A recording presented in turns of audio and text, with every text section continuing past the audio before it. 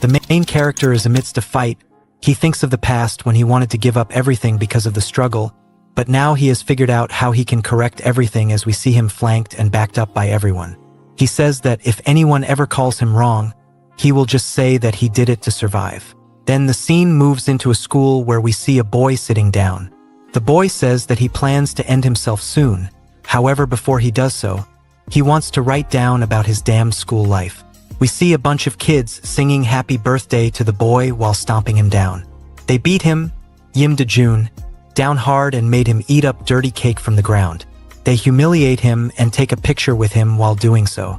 Dajun writes this down in his note. We then see more scenes from that day, as the bully Doyen and his buddies bully Dajun some more and tell him to bring another cake tomorrow to celebrate his next year's birthday in advance. The class bell rings and Doyen and his friends leave quickly to catch the class and not get chewed up by the teacher. Meanwhile, Dajun slowly crawls his way back up and slowly makes his way back to the class, where he is scolded by his teacher for being late. We see students around Dajun make fun of his situation as they speculate correctly about him getting bullied again. One student also says that Dajun should end his life instead of bearing with this and have a good laugh about it. Dajun writes it all down and says that he would get first place for writing a final will if this was a competition.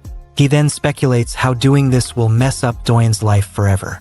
He says that despite the fact that he won't be able to see it with his own two eyes, he is still happy from the thought of being able to mess up Doyen's life.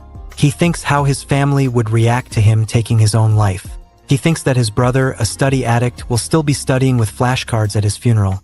His sister will still be on her phone, and his parents won't really care much about him because he isn't really good at anything. However, he thinks that he should still inform his family and say his final goodbye. During the family dinner, Dajun asks his sister where their mom is.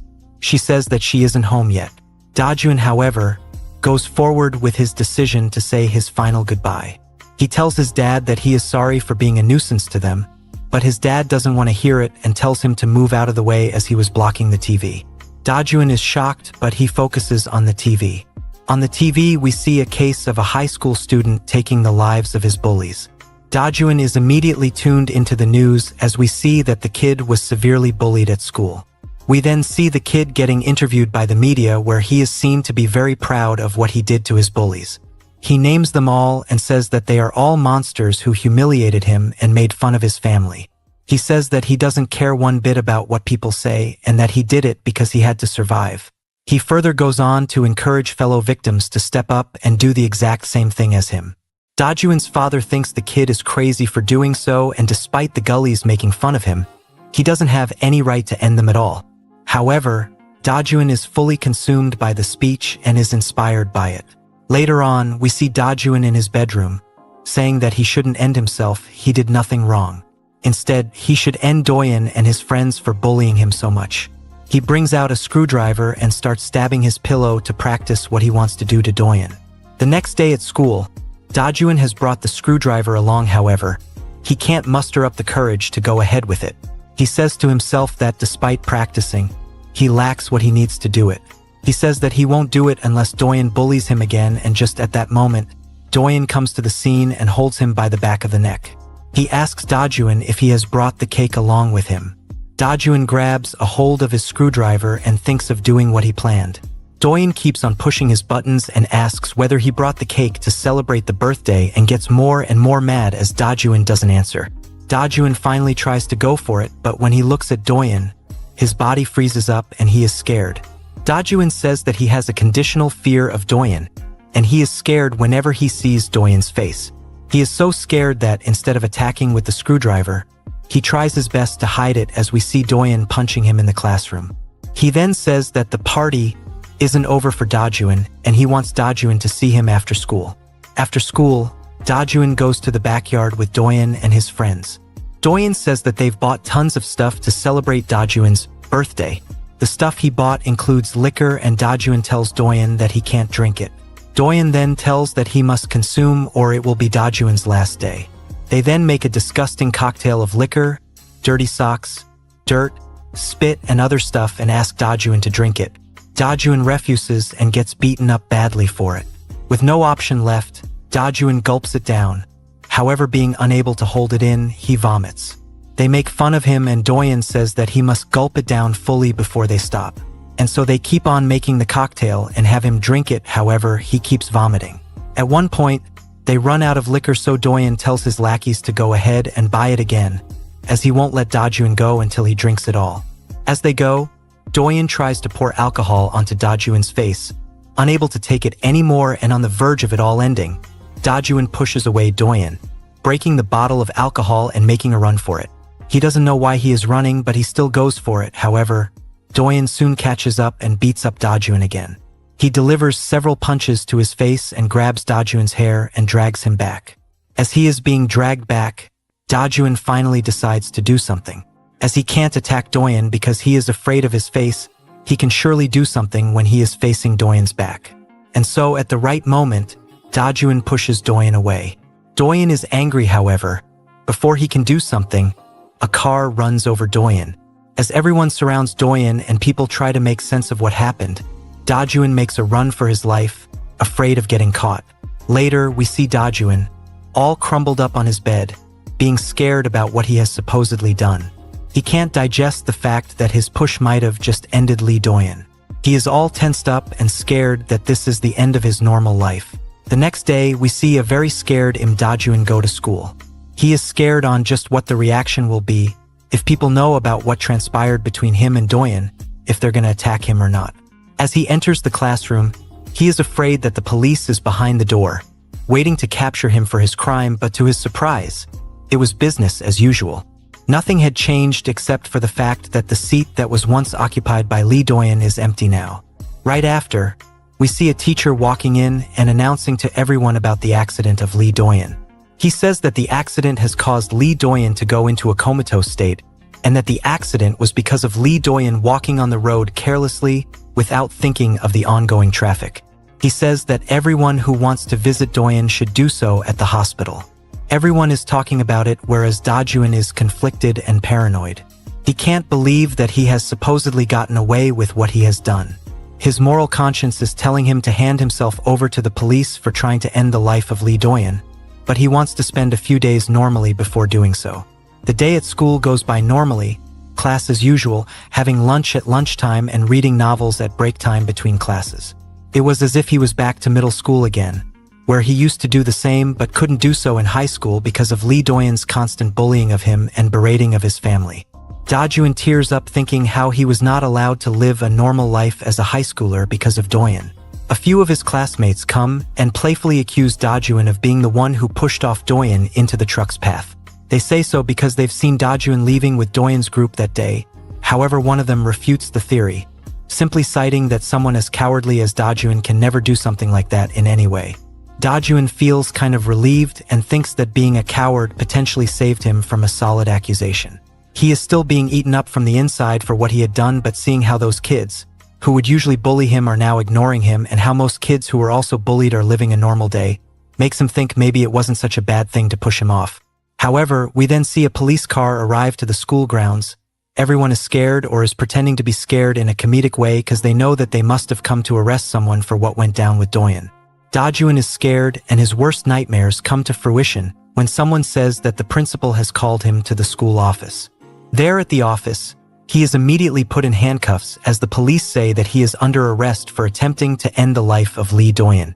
The teachers ask how and why is it going down this way, as the police had told them that Doyen's accident was caused by him jaywalking, but the police tell them that it was because they hadn't seen Dajun in the truck's black box, and after inspecting a local CCTV camera's footage, they found out that Dajun was the one who pushed Doyen into harm's way. The teachers are devastated and they ask Dajun just why had he done what he had done. Why couldn't he continue to be a normal kid? Dajun has no answers for this as he is devastated himself. He thinks that after all, there is a God and he has to pay for what he did. Someone like him can never be happy. We then get to know that Dajun was put into 2 years of probation instead of being sent into a juvenile correction center. Him being bullied, having written a note which indicated that he was going to end himself, and the fact that he was under the influence of alcohol, all contributed to him getting off rather easily. However, he is now ostracized and can't live a normal life. His connection with his family sucks and he feels guilty for what he has done.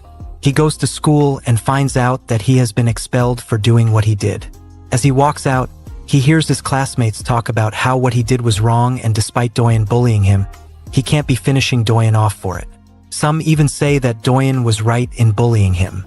This angers Dajuan, as he can't fathom how people who never went through the bullying he did are judging him so nonchalantly. After that, he goes back to the only place he can go back, home. However, upon arriving at his house, Dajuan is immediately told to leave by his father. Heartbroken, Dajuan leaves the house while crying. He is drenched by the rain as he walks the night street, and then he runs into the friends of Doyen, who bullied Dajuan alongside Doyen in the past. The bullies are angered and want to take revenge on Dajuan for what he did to Doyen. They viciously beat down Dajuan, telling him how wrong he was and that despite Doyen being a lowlife, Dajuan has no right to do what he did. One of them gets on top of Dajuan and rains down a barrage of punches on him, leaving him a bloody mess.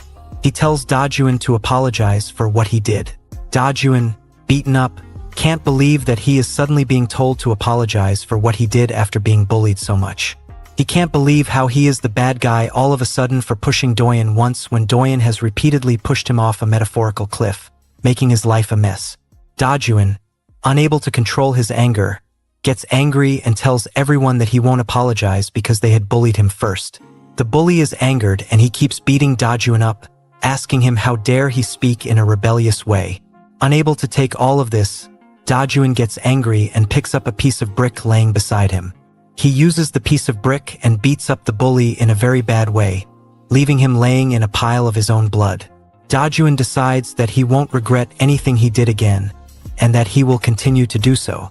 He will continue to end others to survive himself, but such actions from Dajuan makes no real difference to the perception of him to the other bullies. Instead of being scared, they're mad at him for standing up to them and beating up one of their friends. They tell Dajuan that just because they used umbrellas to beat him up first doesn't mean that they don't have other weapons, and they go on and start attacking Dajuan. The group of people surround Dajuan and then start raining down attacks on Dajuan. They beat him up pretty badly as they outnumber him by a lot and have a wider selection of weaponry. Dajuan is defiant though, trying his best to fight off his bullies by using the brick he had in his hand. He attacks one of them, but his comeback is quickly subdued by the other bullies as they raise the intensity of their attacks. Eventually, their beatdown sends Dajuan down to the ground, where the beating continues. They try to get Dajuan to concede, however, Dajuan is still angry and he won't give up no matter what. As the ruthless beatdown continues, a random homeless-looking man arrives to the scene. He tells everyone to not make such a scene at his home. The bullies make fun of him for calling the construction site his home and say that he should leave without interfering in their business. He said that it is indeed their home and he came back to eat. He also says that the brick in Dajuan's hand is his pillow, but now there's blood on it. The bullies are livid from such nonchalant behavior from the man, so they get mad and threaten him to leave. The man quickly accepts and says he will leave for another one of his homes. The bullies make fun of him for leaving cowardly, and as they try to focus on Dajuan, the homeless-looking man returns. He throws his cup of instant ramen on one of the bullies as a diversion to quickly get into his rhythm and deliver a solid jumping kick to the head. The fight continues as the bullies try to attack him. However, it seems that they're no match for the skills of this random guy who came out of nowhere. He delivers a leg kick to one of the bullies and delivers a solid right-handed punch to another guy. He then follows it up with a knee to the midsection on one of them. Another bully comes and tells the guy to leave his friend, so he kicks the guy he had held and sends him flying back onto his friend. He then attacks that bully by using his fingers to attack his eyes. We then see another bully with a stick trying to attack him for looking down onto them. However, he brings out a supposed weapon wrapped around with a paper and asks him if he still wants to continue. The bully is visibly scared because the weapon looks like a knife. He then makes fun of him for being scared now after they see his weapons, even though they have the numbers and weapons advantage. Then it is revealed that the weapon he had wasn't a knife, but instead chopsticks wrapped around with paper. This shocks the bully. However, he has no time to get back in the zone as the homeless man delivers a hard kick to the jaw. Dajuan is amazed by how a guy like him took down Doyen's crew with such utter ease. He feels satisfied by it. The bullies run away as the man makes fun of them for abandoning the friendship. However, Dajuan stands there and thanks the guy for saving his life. The guy is annoyed by Dajuan's presence. Dajuan asks for the guy to teach him how to fight, but he wants to have none of it, He is instead worried about not having anything to eat. Dajuin tells him that he will buy him ramen, so they go to the shop where Dajuin feeds him and tells him his story. The guy praises Dajuin for standing up and taking care of Lee Doyen. He says that people like Doyen don't understand normally, so they need to be taken care of in such a manner. Dajuin takes this chance to ask for his answer to his previous request. He answers it by saying no. Dajuin is devastated and promises to buy him more food in the future, but he still won't budge. He tells Dajuin that he isn't made for fighting and that he can't hang with the bullies. He tells Dajuin that he isn't one for street life and that he should go back home. Dajuin is still adamant on learning how to fight as he wants to take proper revenge on his bullies. So Dajuin starts stalking the homeless-looking man from the next onwards. He starts following everything he does, step by step. He begins by following his routine of wearing clothes from the trash to get used to street life. He then follows his eating habits, where he brings a pack of rice and uses cat food as his side dish. Dajuin tries to do so as well, but he gets caught and gets chased off for stealing cat food. Later on, he sees the man sleeping at a children's playground where all the kids are too afraid to even go near him. Dajuin tries that as well, but the kids don't fear him and instead start playing on top of him. Dajuin starts losing hope in the guy, but then he sees him fighting a bunch of thugs on the street and regains confidence in him. Despite how he is a very skilled fighter. The guy eventually gets annoyed by Dajuin stalking him so obviously and calls him out. He asks Dajuin if he is going to keep following him to learn how to fight. Dajuin says he will keep following him. Then, to Dajuin's surprise, the homeless man agrees to teaching him how to fight, but on one condition. He points to one of the bullies from the Doyen squad nearby and tells Dajuin to beat him up. Dajuin can't do it. He says that Dajuin did well when he used a brick to smash one of the bullies earlier, but what he has been doing isn't called fighting. It's merely him trying to survive, so if he really wants to take revenge, he needs to turn the tables on the bullies. Then we see Dajuin being prepared to jump the bully from behind and start fighting him. Dajuin says to himself that he was the prey, but from this moment onwards, he is the predator. We then see a flashback of when Dajuin and the bully Yonghyun was in school. Yonghyun apologizes to Dajuin, telling him he was sorry for making him strip in front of girls, throwing water onto him, etc., etc. He says he is really sorry for bullying him. Dajuin was shocked by this sudden apologetic behavior, but his classmates tell him to accept the apology because it is so sincere. Yonghyun offers his hand in apology and asks Dajuin to grab it. However, upon grabbing it, Yonghyun crushes Dajuin's hand with sheer force.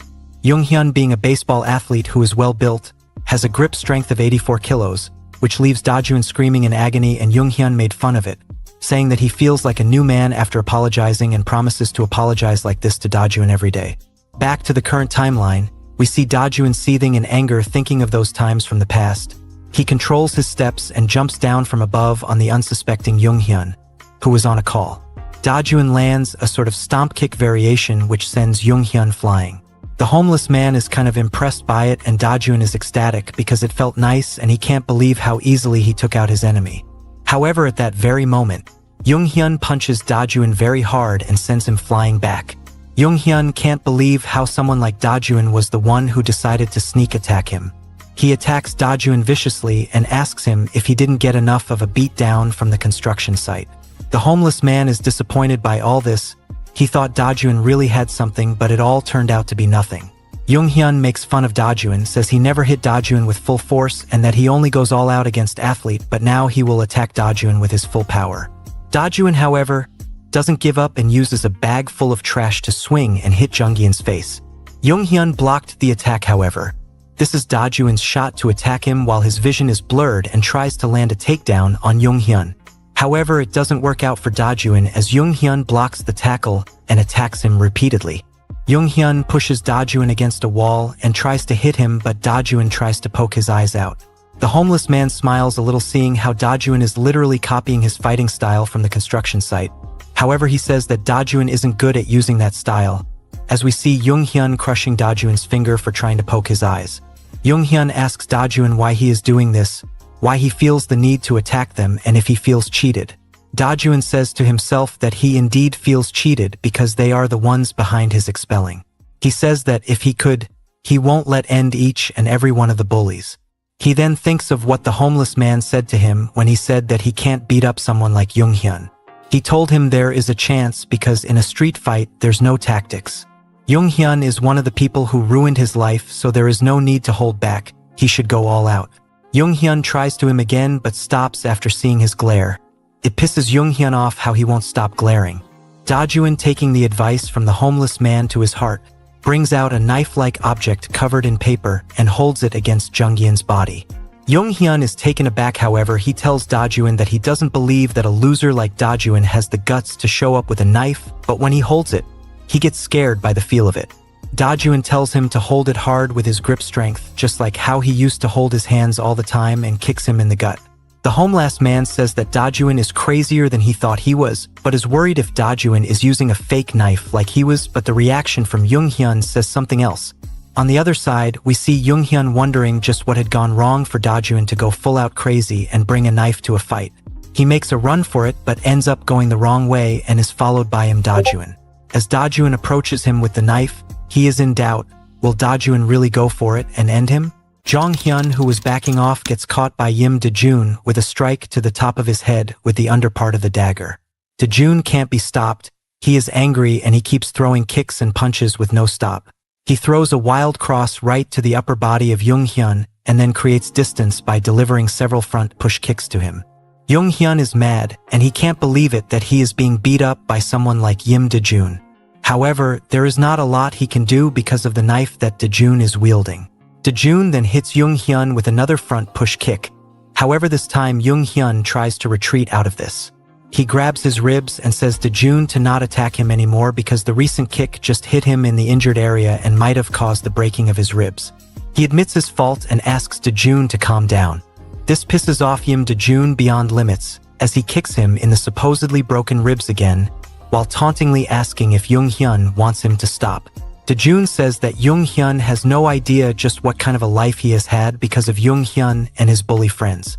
Da-joon keeps unloading with the covered knife. By striking Jung-hyun over and over again, Jung-hyun apologizes and says that it was all his fault. Da-joon says that no one listened to him. He was beaten unconscious with punches and kicks, was made to do very embarrassing things.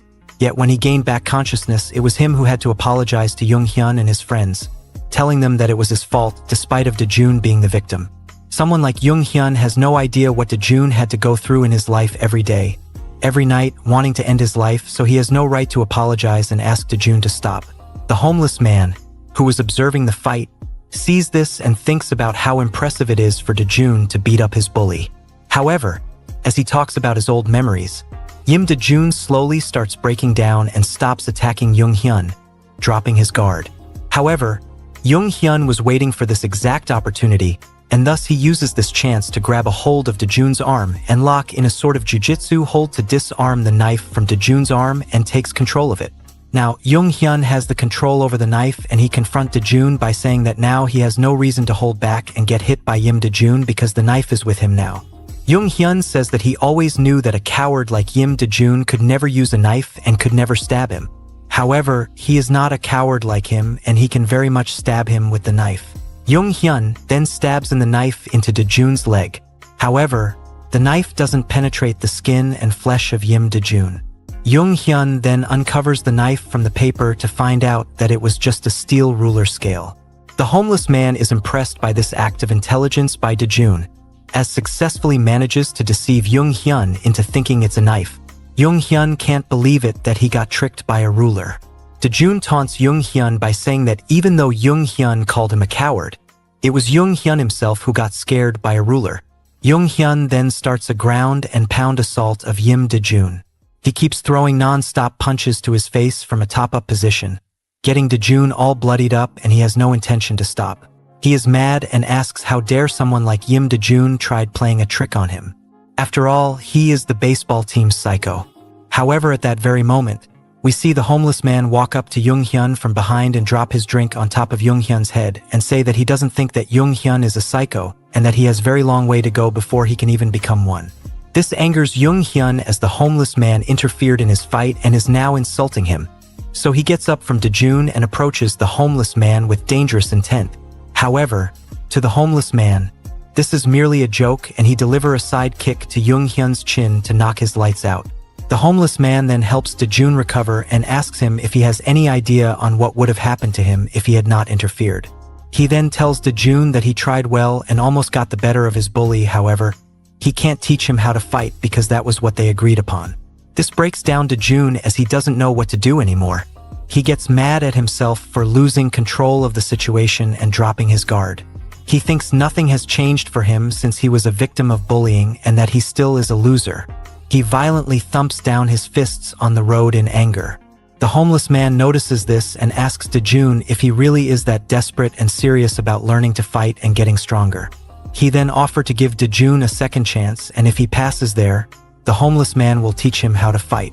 That being said, the upcoming mission for Dejun to accomplish will be way harder than the first one thrown at him. He then asks Dejun to follow him. After a while, we see them walk into a new area. Dejun tells the homeless man that they've been walking for ages now and the homeless man has not been telling him where they're going. He has no idea what is up with this neighborhood as he is new here. The homeless man asks Dejun if he thinks the bullies of his school are the worst humanity can offer, to which Dejun says they indeed are. The homeless man smirks and says that they're not even close to being the worst. In fact, there are way more worse people than them. For example, people so bad that even the schools couldn't control them and they had to move away from the normal school life. He says the people of that kind all gather in this area and live here in a much different and violent life than what he can imagine. Dejun is scared and asks him why he would bring Dejun to such a dangerous place, to which the homeless man says that Dejun has also been expelled from his school and kicked out of his house, and for him to live in the street and toughen up, he should learn to live here in this neighborhood. The homeless man then kicks Dejun into a dark room and tells him to survive this room if he wants the homeless man to teach him how to fight and live the street life. Dejun is left shocked and overwhelmed as he looks up to see very intimidating figures surrounding him. Now Dejun needs to figure out how he will survive in such an hard environment with dangerous people surrounding him and looking to get him. Then we see Dejun on his knees, being interrogated by the group of people living in that home. The red-haired guy asks Dejun if he needs to live in this house and survive to learn how to fight. Dejun says that is the case. He then asks just who asked him to do this and dumped him here unceremoniously. Dejun tells them that it was the homeless-looking man, Cho Hang-il. They are then really disappointed by this thing that Cho Hang-il has done. The red-haired guy then asks Dejun if knows how to fight, to which Dejun says that he can't fight.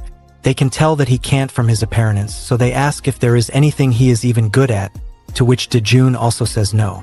The girl asks Dejun if he has ever worked somewhere, to which Dejun once again says that he hasn't and doesn't know how to work. The red-haired man is frustrated because Dejun can't do anything for them and is basically useless to them as an asset. The man says that he has no idea why Cho Hang-il would choose to let someone as useless as Dejun into their group. However, they can't even kick him out of the house either because Cho Hang-il sent him here after all. The other person then says that it is too late for them to ponder about what to do with him and that they should at least let him sleep over for the night. The man then grabs Dejun's hand and takes him to a room. He opens a door and tells him to sleep in that room. Dejun is left flabbergasted as the room he has been told to sleep in is a laundry room which is already more than half occupied by a washing machine. The red-haired man then tells Dejun that there is no reason for him to be so overwhelmed and grateful yet, because they're not going to let him live for free. He says that if Dejun really has no real abilities to help their group, he can at least put his body to work, so Dejun should look forward to the upcoming day. We then see that Dejun is doing the entire house's work on his own from the next morning onwards. He is seen washing the bathroom and toilet. He is seen carrying plants in the garden to help the girl. It's all very hard work, however, he can't oppose it because at least he is getting to live there and get food to eat, which is a lot better than going to the school or living on the streets. We then see the group having good food together for lunch, whereas Dejun is seen alone inside the small laundry room, eating much less and cheaper food. We also learn that Dejun has started exploring the outside neighborhood as he has to go out quite often to buy groceries and run errands. Dejun says that this place is a lot tougher and harsher than anything he has ever seen. It's a crime-filled city and it seems like all the gangsters live there. Dejun mistakenly makes eye contact with one of the gangsters while walking home with groceries, which pisses off the gangster. He approaches Dejun and asks him why he looked at them and accuses him of staring at his girlfriend's leg. Dejun thinks that he really must be a bully magnet because this always happens to him. He threatens Dejun, saying that he will let him go if he bows down and apologizes to them, because if not, he will teach Dejun a lesson. Dejun stays calm and quiet, not saying anything but getting angry inside. He realizes that the guy is showing off to his girlfriend and it pisses him off, but he keeps quiet. However, the gangster is angered by it and he tries to attack Dejun. Dejun says to himself that he would normally take this and move on. However, this is what Cho Hang-il wanted him to survive in, so he will no longer hold back, and he channels his anger to get into a fighting stance and ready to throw a punch. The gangster is shocked, takes a few steps back. But that is because the red-haired man is behind Dejun. The man, named Cha Dae-yob, asks the gangster why they've been messing with his houseboy and pushes the gangster with his shoulder. He then takes away Dejun from there and tells him to not waste time outside if he is done buying groceries. He should instead come back and start cleaning the veranda. The gangster is angered by this, but his friends try to warn him, saying that Cha Dae-yob is a dangerous man with gnarly rumors to his name. Also, he has Kim Taek with him. They're Cho Hang-il's crew and shouldn't be messed with. However, the gangster is angry and doesn't want to be a coward like his buddies, and he rushes to sneak attack Cha Dae-yob with a knife. However, Dae-yob sidesteps and uses the guy's own momentum to slam him down hard on the road, using a judo technique. Cha Dae-yob then asks them if anyone else wants to fight, to which all the goons run away. Yim Dejun is left in awe, as he realizes that Dae-yob is just as strong as Hang-il. He wonders if all of Hang-il's friends are just as strong as this. We then see the humiliated gangster, who is back up from the attack of Dae-yob, banging his head on a wall, in anger as his friends try to stop him. He is mad beyond limits and he vows to finish off everyone in that group. He doesn't care if they're friends with the infamous Cho Hang-il. Then we see an unknown shady figure walk up to them and ask if they're really serious about finishing off Cho Hang-il's crew. The shady man offers to help them in their quest to finish off the crew if they really want to do it. Later the scene changes and we see Cho Hang-il's group sleep together in a room, while Dejun sleeps in his laundry room. That is when we see the gangster who wanted revenge come to their doorstep with a cylinder full of harmful gas. He then leaks that gas using a pipe into the room, which slowly starts suffocating all of the Cho Hang-il crew. Dejun wakes up and smells something weird. He isn't affected much by it because he was in a different room. So he gets out and feels the room filled with harmful gas and everyone choking out. Dejun dashes forward and pushes open the door to let out the air. However, the door smashes into the gangster and Dejun recognizes him. The gangster makes a run for it and escapes. Dejun thinks to himself that these people don't really rate him. They make fun of him for being useless, and while that is true, he still wants to do something for them. So, Yim Dejun runs himself, trying to chase down the gangster who wanted revenge on them. We see the gangster thinking he has created enough distance as he stops to catch a breather. He doesn't understand why Dejun wasn't affected by the gas, wondering if he sleeps in a different room than the Cho Hang-il crew. However, just at that time, we see Yim Dejun arrive to scene, determined to beat up scum like the one ahead of him. He tells him to stop as he gets ready for some action. We then see a flashback to a few days before the gas attack on the Choi Hang-il crew, where we see Yim Dejun standing on the rooftop with Cha Dae-yob. Cha Dae-yob asks Yim Dejun just why is he pestering him. Dejun tells Dae-yob that he wants to learn how to fight from him. Dejun was impressed by how Dae-yob took out the gangster from before with a single blow, and he wants to learn that and be just as effective as him. Cha Dae-yob is left wondering just what he will do with this guy. He wishes that Cho Hang-il would just come and take Dejun away from him, because even though he wants to learn how to fight, he can't because of his lack of talent and physicality. However, then Dae-yob gives Dejun a skipping rope. Dejun is confused with what he received, but Dae-yob informs him that weaklings like him need to train a lot to get better at fighting. Dejun asks Dae-yob how many he needs to do, to which Dae-yob dismissively tells him to do however many he wants. Dejun then asks Dae-yob how many he is capable of doing, to which Dae-yob says that he can easily do 100,000 repetitions. Back when he was still working out crazily, he could do that much with relative ease. This leaves Yim Dejun confused, as 100,000 repetitions of jump ropes is a lot. The next day, we see a yawning Cha Dae-yob walking up to the rooftop, wondering what is Yim Dejun up to and where he is, as he hasn't seen him since the night before.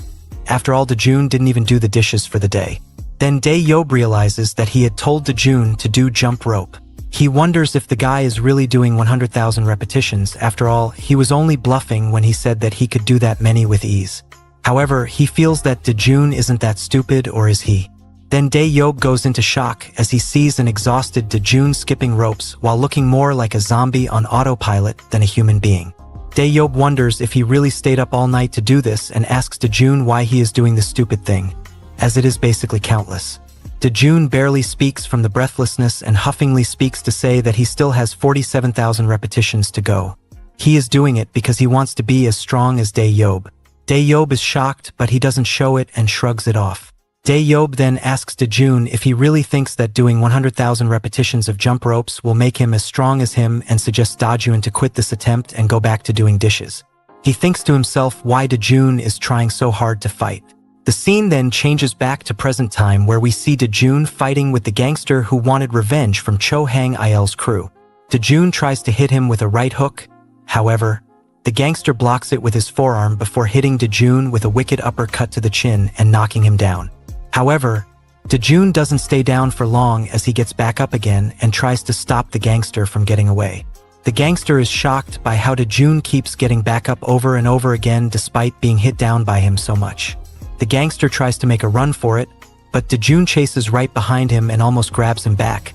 But the gangster anticipates it and he ends up hitting Dejun with a hard elbow, sending him down on the floor again. The gangster makes a run to save himself again. He says that he can't waste his time here and he needs to leave the town as soon as possible because he failed to take revenge on Cho Hang-il's crew. So this means the man who helped him in getting this is going to be mad. He is already a target for the Cho gang because of this. However, as he tries to run down the stairs, Dejun gets right back up again, and he grabs his leg and trips him into tumbling down the stairs, stopping him and hurting him. Dejun then gets ready to take control and tells the gangster that he has nowhere to go anymore and asks him what he meant when he said that he is a target of the Cho gang. However, the tables turn on Dejun pretty quickly when the gangster pulls out a knife to attack. Dejun is frozen and he says that he finally feels what it is like when someone points a knife at you, remembering about a time when he pointed a knife, albeit fake, at Jung-hyun. However, this knife is real and the gangster is unhinged. He will do anything to get out of this predicament, as he is really scared of getting caught by the Cho gang. He swings the knife to land a cut on Dejun. However, Dejun is capable of somewhat dodging these attacks. However, as he is backed against a wall and he trips down and fall. The gangster then tries to use his knife to stab Dejun to finish him off for good. However, Dejun uses his wits to use a concrete tile to block it. However, the tile isn't very strong and is broken into two pieces easily. And now, with nothing to help him block the attack, Dejun is on the verge of getting stabbed by this psycho gangster. The scenes then change to the house, where we see that the Cho Hang-il crew is already woken up. They're trying to regroup, wondering what caused them to feel so breathless and dizzy and who was the one behind it. They assume that it must have been the gangsters from before, trying to take revenge on them. Then they wonder who saved them from choking out on the gas, and how they did it. Cha Dae-yeob interrupts the conversation and says that it was Yim Dejun who helped them and saved their lives. The others then say that the people who attacked them must be dangerous people with dangerous intentions. So what is Dejun thinking when he went after them? Because he will end up being all finished when he tries to fight those people. However, Cha Dae-yeob assertively says that Dejun will survive. Then we see a flashback of when Dejun saved them. Dae-yeob was half awake, so Dejun tells him that now the group owes them one because he almost choked out himself trying to drag everyone from that gas-filled room, and that he has saved their lives by doing so Dae-yeob should teach him how to fight. Dae-yeob is speaking gibberish, so Dejun wonders if Dae-yeob is even awake enough to understand him. However, he keeps on going as he asks Dae-yeob to divide the house chore fairly and that he will also take a part-time job to support them and that he wants to be let in on the meat-eating parties they do. Dae-yeob refuses, but Dejun realizes that Dae-yeob is awake enough to understand. So he puts out a deal where he promises to bring back the man who attacked them with gas by himself, and if he manages to do so, Dae-yeob will accept him and train him properly. He then forcefully takes his hand and does the promise handshake.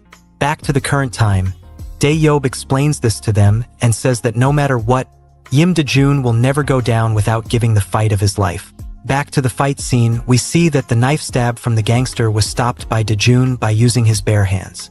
This shocks the gangster as he can't believe how crazy Dejun is for doing that.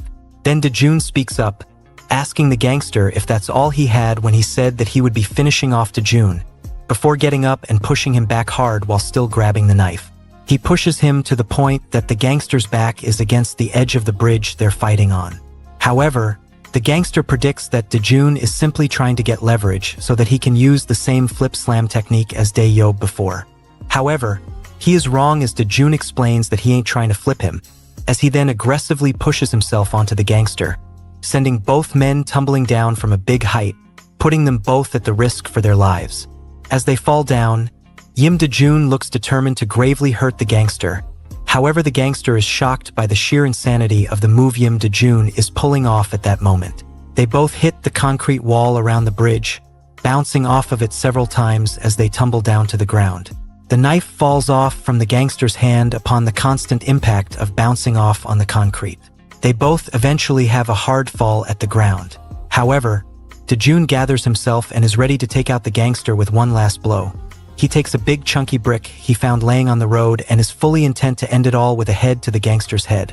However, he finds out that the gangster is already down and out from the blow he received upon hitting the ground and his head hitting the pole.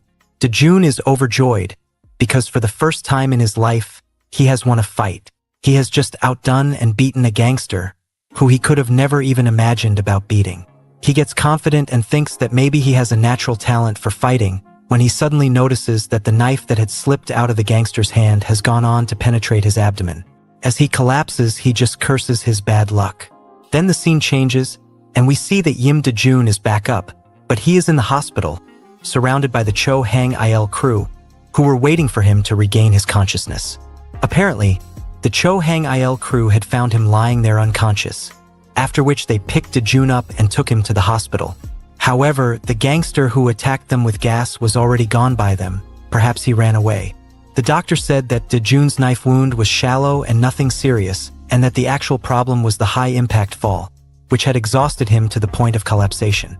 Cha Dae-yob tells Dejun to man up as his injuries weren't serious and that he will be fine in no time. He also tells Dejun that he doesn't need to feel down even though he lost and failed to keep his promise. However, they also decide to accept Dejun's deal with Dae-yob, where he asked for similar privileges and fight training, despite him not catching the gangster. Dae-yob tells him that despite everything, they owe him one for saving their lives and trying so hard. They also praise him for doing something so courageous as jumping off a bridge with the gangster, which is fitting of someone who was brought in by Cho Hang Il. Then we see Cho Hang Il himself at the hospital. He tells Dejun that he has learned to survive and that Dejun will soon start training to learn how to fight. However, if he doesn't want to, he is open to leaving the group. However, Dejun is determined and says that he will be starting the training as soon as he is discharged. The scene changes to where we see the Cho Hang Il crew granting one of Yim Dejun's biggest wishes other than wanting to learn how to fight, him wanting to join in with them to eat pork belly together. They are really shocked how this was one of his key wishes and how he could have asked for something way better than to eat pork belly. However, Dejun is like a man possessed. He is really excited about eating pork belly and he eats a lot of it. They're amazed by how much he likes eating pork belly. Cha Dae-yob says that by the way Dejun is eating, he is looking like they've starved him for days. This statement puts everyone in silence because they've been feeding him bad for a while after all. One of them says that they've been feeding Dejun only tuna since he came, but Dae-yob is mad because they all agreed to feeding him despite everything. Then they all collectively apologize to Dejun for feeding him bad food for so long. However, they did it because they're also runaway people with their own issues, so they can't just be treating a random somebody with equal value right after he comes to the place. Dejun then breaks into tears, saying that he didn't want to live a life like this. However, it was forced on him, and he can't believe it why he of all people needs to suffer so much.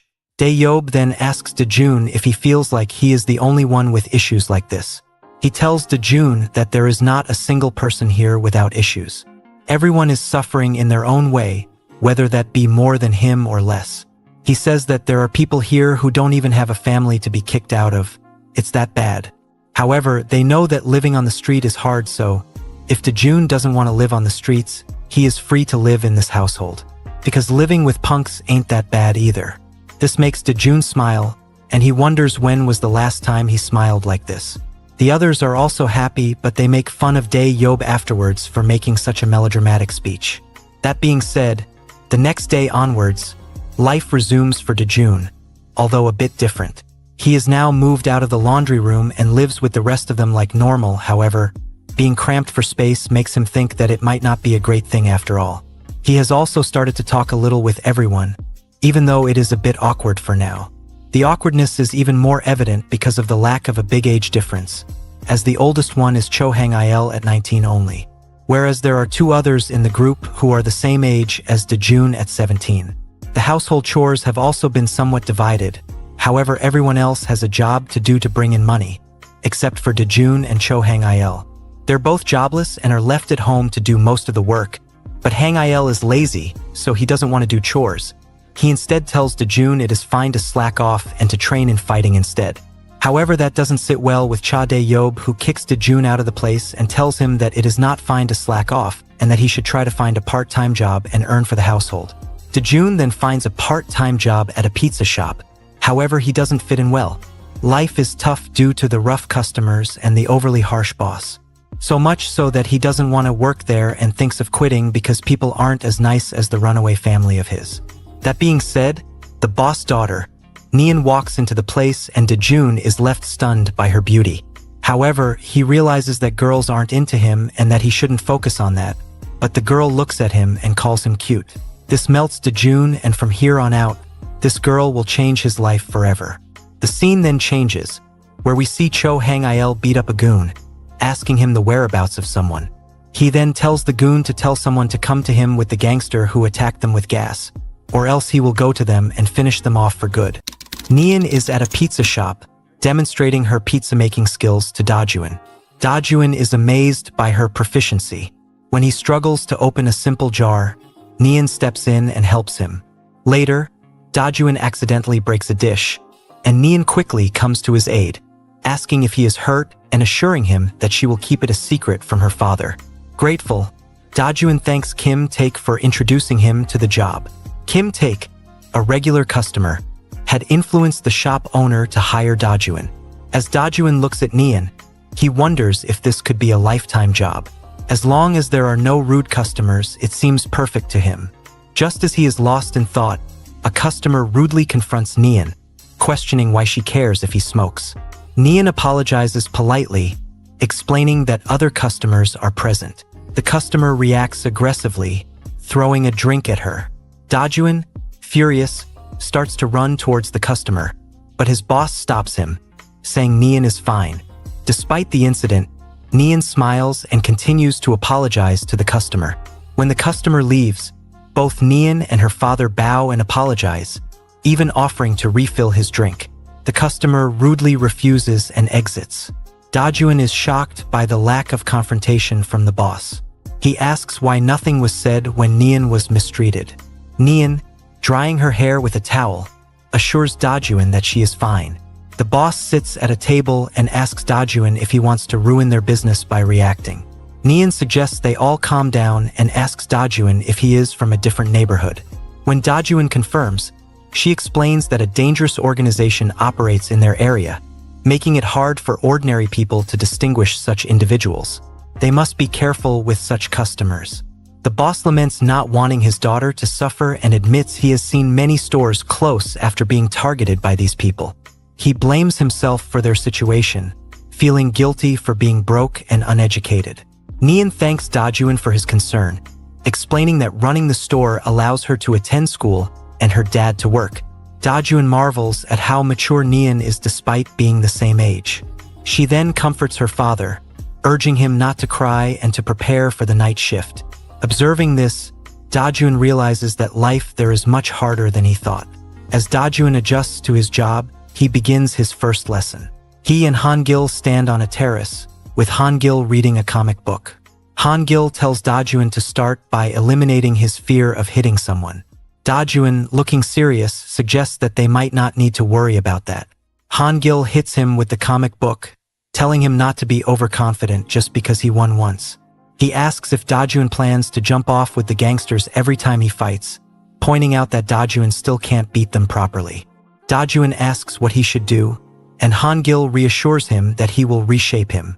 Hangil asks if anyone from Dajun's family has come looking for him. Dajun responds that even if they find him, he has no reason to leave. Over the next few days, Hangil drives Dajuin hard, making him do push-ups, squats, sit-ups, and odd footwork exercises while Hangil reads comic books. Dajuin doubts if this is proper training, noting that he hasn't thrown a single punch. After his exercises, Dajuin approaches Hangil, saying he is fine with the footwork but asking if Hangil has a guaranteed way to always win. Hangil replies that he has already shown him to use his surroundings, stop the opponent's movements, block their vision, and look for an appropriate weapon. Finally, Hangil smiles, acknowledging that developing these senses is difficult, but encourages Dajuin to work hard. Suddenly, Dajuin shows Hangil a boxing match on his phone, expressing a desire to fight like that. Hangil stands up and tries to strike Dajuin with the comic book again, but Dajuin dodges. Surprised, Hangil strikes 3 more times, and Dajuin dodges each one. Hangil smiles and says he will now teach Dajuin how to use his fists properly. Preparing for a punch, Hangil notices Dajuin's fear. A few days later, in an abandoned warehouse, another gangster, Chun Ki-woong, is beating up a man wearing a helmet with a baseball bat. 3 other men watch and ask Ki-woong what they should do about Cho Hangil, who has been going around attacking their guys. Ki-woong rests the bat on his shoulder and asks what they want him to do. He then places the bat on the shoulder of the man who spoke earlier, implying that they should let him handle the situation without causing more trouble. Suddenly, the helmet of the beaten man is removed, revealing him as the gangster responsible for the blast incident. Ki-woong tells him that it's all his fault.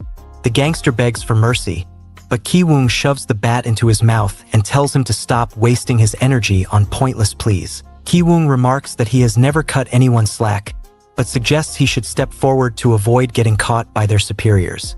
One of the 3 men comments that it would be easier if he did.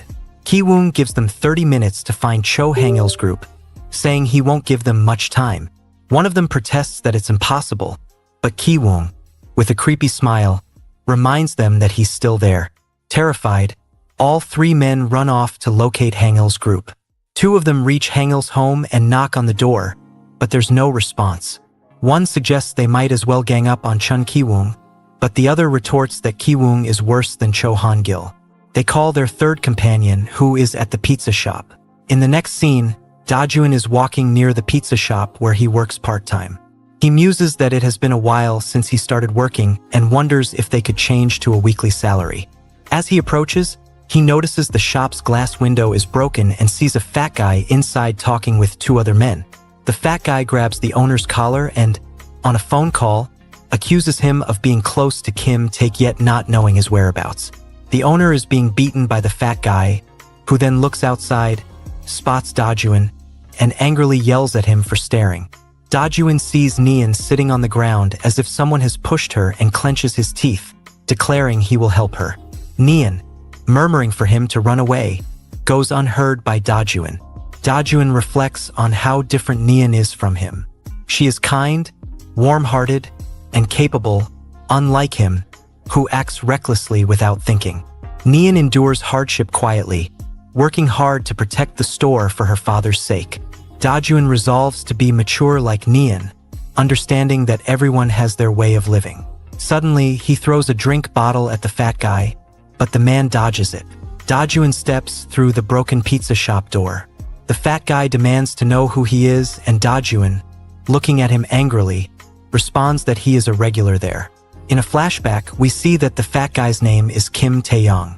Despite his large body being all muscle and no fat, he has never worked out a day in his life. Kim Tae-young used his natural gifts solely for violence. Unlike Dajuin, he got expelled for a different reason. No one could stand up to Kim Tae-young, at least inside the school. Outside of school, only Chun Ki-woong was his natural enemy.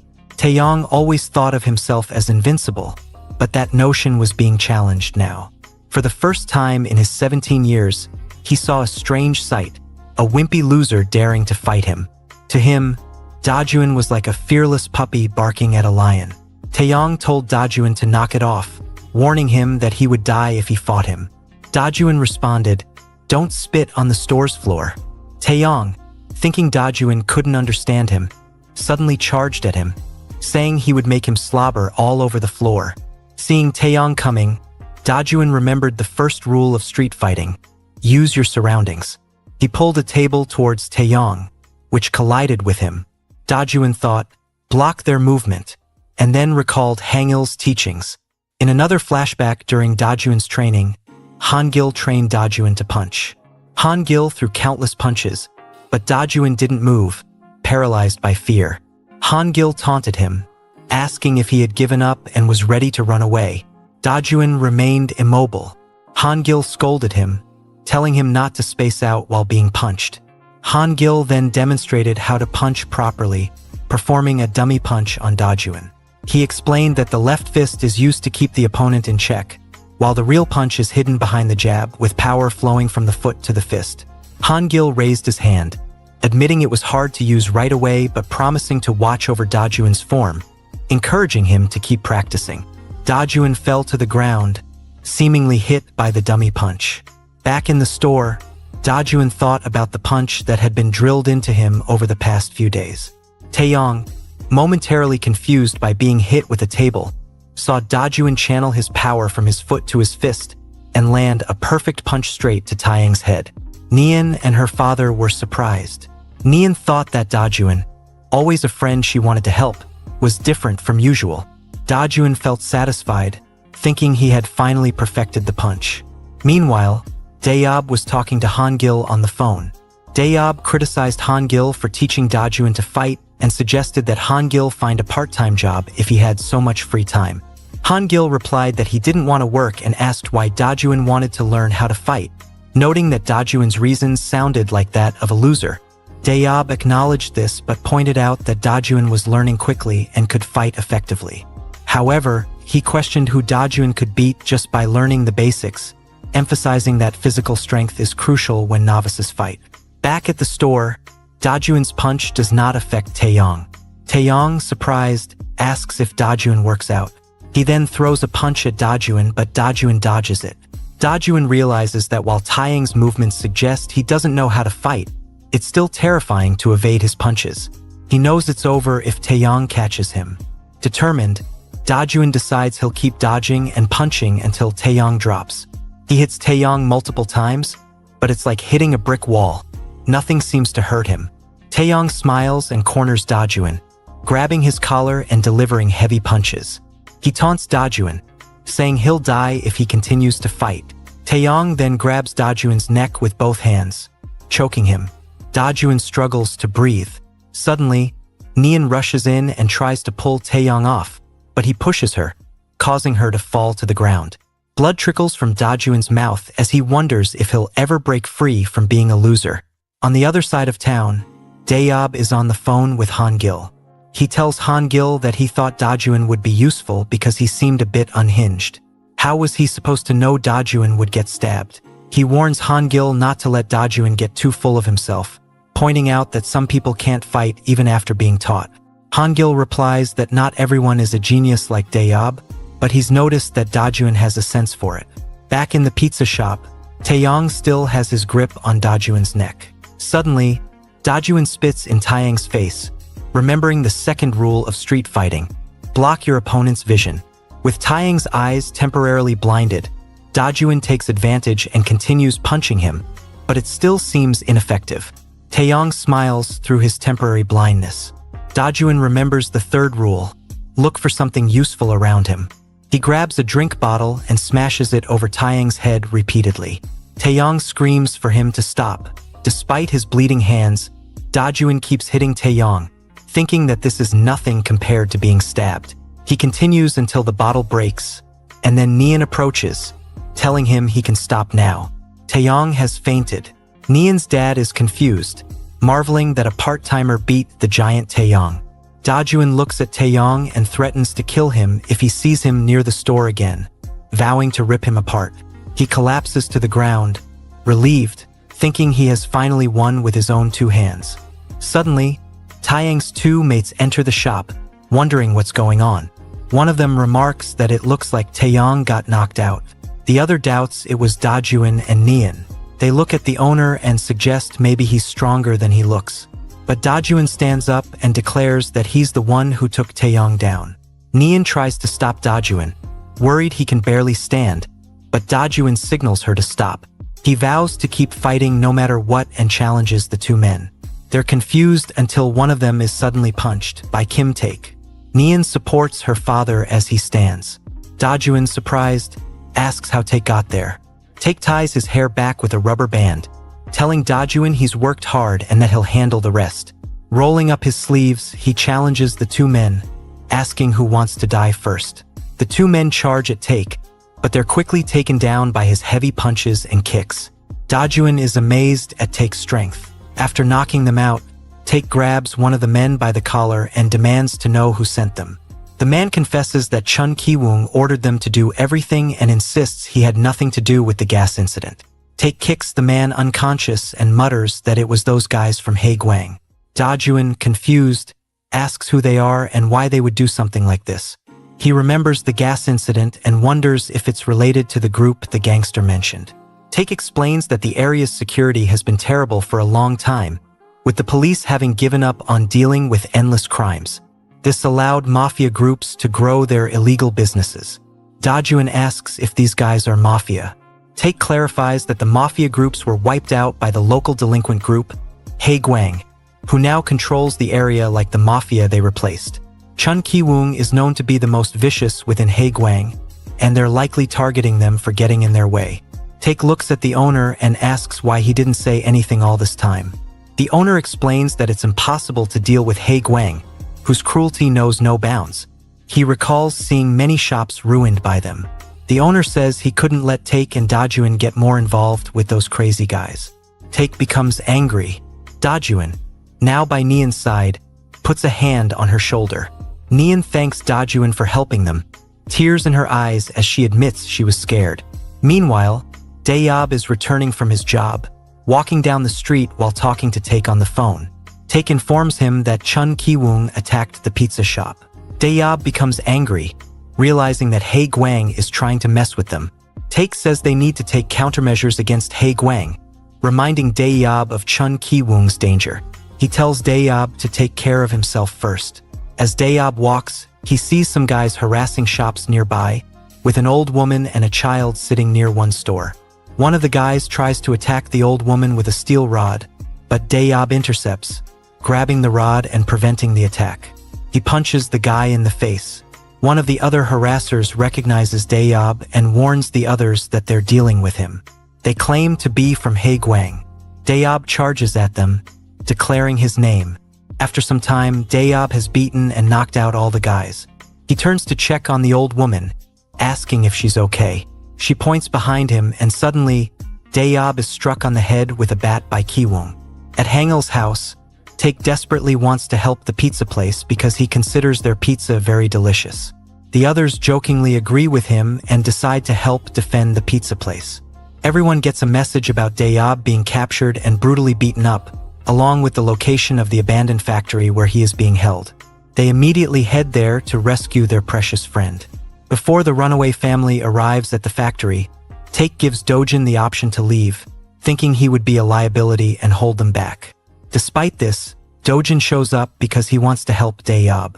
At the factory, they find 15 Haegwang members, but there are only 4 of them. In reality, it's more like 3, since Dojin is seen as useless. Ki-woong welcomes them by smacking and stepping on Daeyob right in front of them.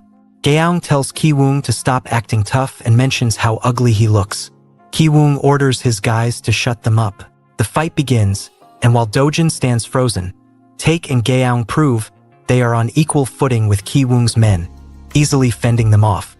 Dojin tries to protect Gaeong, thinking she is fragile, but she shoves him aside and uses her flexibility to compensate for her lack of strength. Realizing all 3 of them are strong, Dojin calculates that they have already beaten half of Ki-woong's men. Seeing enough, Ki-woong approaches Taek with his metal bat. Meanwhile, Dojin struggles to even throw a punch at one of Ki-woong's normal guys. He tries to use his surroundings to gain an upper hand but ends up being taken hostage due to his inexperience. Proving himself a liability, the fight pauses as Ki-woong demands the runaway family kneel if they want to see Dojin alive. Taek refuses to surrender, and Dojin tells him to leave him if he becomes baggage. However, Dojin's recklessness shows as he stops a shard of glass with his bare hands. Impressed, Take realizes Dojin is the wildest and craziest among them. Dojin defeats his captor and tries to stop the blood flow from his wounds. The others are shocked to see that Take has single-handedly defeated Kiwoong. With Kiwoong on his knees, Take begins a victory speech, but Kiwoong interrupts, saying the fight isn't over. Kiwoong gets up to attack again. While he uses his metal bat, Take is barehanded, making it an unfair battle. Take looks for an opportunity to launch a decisive move to end the fight quickly, but Kiwoong is one step ahead and uses his men to catch Take from behind. After he starts beating him up, Dojin comes from behind and uses a wooden plank to hit Kiwoong on the head. However, this barely does any damage and only makes Kiwoong even more furious. Approaching Dojin with a menacing aura, Kiwoong asks if he wants to die. Paralyzed by fear, Dojin realizes he has never fought anyone so violently and cannot bring himself to move. Kiwoong wastes no time, using his bat on Dojin and making him gag. With one shot to the belly, Dojin falls to the ground, admitting defeat. Despite his minimal contribution, Dojin's actions buy the runaway family enough time to defeat Kiwoong's men. The trio then charges at Kiwoong from 3 different sides, their excellent teamwork briefly neutralizing his movements. However, Kiwoong's strength allows him to break free, remaining unharmed no matter what the trio throws at him. He mocks them for their weakness and offers them one last chance to give up and work under him. Gaeong retorts, asking if he has hit his head, and declares she would rather die than serve someone so ugly. In response, Kiwoong summons dozens more men and finally defeats Take and his friends. He tells Take that he is sending someone to burn his favorite pizza place to the ground. Before he can make the call, Dojin crawls up and bites his leg, unwilling to see Nian and her father suffer. He bites as hard as he can until Kiwoong shoves him away with his bat. Kiwoong proceeds to call the person to burn the pizza place, but the call is answered by Hangil. Hangil has already beaten up the person for arson and vows to show no mercy for hurting his friends. Kiwoong, who originally thought Hangil had run away like a scaredy cat, is greatly amused to see him standing there. Hangil sees Take and the others defeated and knocked down, realizing they must have been beaten badly to be in such a state. He remarks that it's been a while since he has seen Take in such a sorry condition. Hangil tells Kiwoong that he won't leave in one piece after what he did to his family. A brainless thug attacks Hangil, thinking he is all bark and no bite, but Hangil demonstrates that he is in a completely different league. He provokes the others to attack him, but seeing his skills, Kiwoong's men are too scared. To motivate them, Kiwoong puts a $1,000 bounty on Hangil's head. Using his Ultra Instinct, Human Edition, Hangil defeats his opponents one by one, picking up anything he can find to use as a weapon. Dojin, barely able to keep his eyes open, is amazed at Hangil's abilities. Realizing he is about to lose, Kiwoong threatens to break Take's arm. But Hangil remains unfazed and continues beating up Kiwoong's men one after another. Take tells Kiwoong that Hangil isn't the type to be swayed by threats. If he were, he wouldn't have made it this far. Despite this, Kiwoong breaks Take's arm to make Hangil regret his decision. However, Hangil remains resolute, moving steadily towards Kiwoong. Kiwoong recalls a warning from his boss, who had said that Hangil was as strong as the Haiguang leader and advised him to avoid Hangil at all costs. His boss had even emphasized leaving Hangil alone if he got in their way. Ignoring this advice, Kiwoong had messed with Hangil and now had to face the consequences. When Kiwoong attacks, Hangil dodges effortlessly, continuing to defeat everyone else. Hangil informs Kiwoong that he's no match for him and quickly knocks him down with a few punches. Unfinished, Hangil demands Kiwoong get back up. Kiwoong attempts a surprise attack but ends up with a broken arm. Hangil accuses Kiwoong of orchestrating the gas incident and what happened to Daeyob, asserting that eliminating him would be best for everyone. Kiwoong threatens to inform the big boss about Hangil, but Hangil is undeterred, moving closer to the fire pit. Kiwoong remembers why his boss feared Hangil. He never ended things easily after defeating someone. Proving his boss right, Hangil shoves Kiwoong's head into the fire pit. Kiwoong screams and begs Hangil to stop, but Hangil reminds him that he started this conflict and must face the consequences. Hangil tells Kiwoong that his friends would have died in the gas incident if Dojin hadn't woken up at the right moment. He chastises Kiwoong for messing with them if this is all he is capable of. After giving Kiwoong a second-degree burn on his face, Hangil releases him. Kiwoong screams in agony, but Hangil silences him by shoving a foot in his mouth. Dojin watches in shock, witnessing Hangil's terrifying ruthlessness for the first time. Hangil then goes to Daeyob and gently taps his cheeks to wake him up. But Daeyob is completely knocked out, so Hangil carries him on his back. He then looks over at Dojin with a big smile and tells him they can go home now. Thanks to Hangil's efforts, the runaway family survives their fight against Hae Gwang and comes out victorious. However, things are about to take a bad turn for Hangil's crew as their conflict with Hae Gwang intensifies. Daeyob, Dojin, Taek, Gaeong, and Songbin are admitted to a hospital. Financial difficulties arise as none of them can go to their jobs. The pizza place's owner, in gratitude, steps in to pay their hospital bills. Meanwhile, Hae Gwang keeps a low profile, and rumors spread that Hangil had taken down Kiwoong. Dojin believes everything is going to be resolved, but Hangil corrects him, warning that Hae Gwang will be back soon. He tells them that more people in Hae Gwang are even stronger than Kiwoong. Hangil believes that another member of Hae Gwang will come to their neighborhood to take over Kiwoong's role and seek revenge. Hangil gives them two choices: leave the neighborhood quietly to avoid further trouble, or stay and brace themselves for what's coming. Daeyob points out that Hangil was the one who brought them to this neighborhood and wants him to choose the best option, reminding him that they have nowhere else to go. Hangil goes to the roof to clear his thoughts, and Dojin follows him. Dojin asks if there's a way to get stronger faster, but Hangil thinks he is learning quickly enough. Dojin explains that he has changed but still feels like a liability. He wants to be as strong as Hangil or the others to face Hae Gwang when they come. Hangil, seeing his determination, considers a tougher but faster training method for him.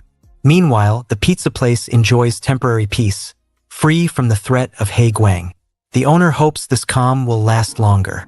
Dojin returns to work and sees Neon coming back from school.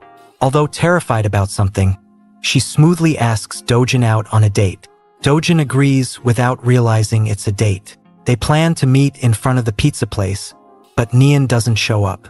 So, Dojin goes to her school, dressed up as a bad boy under Daeyob's influence, and waits for her.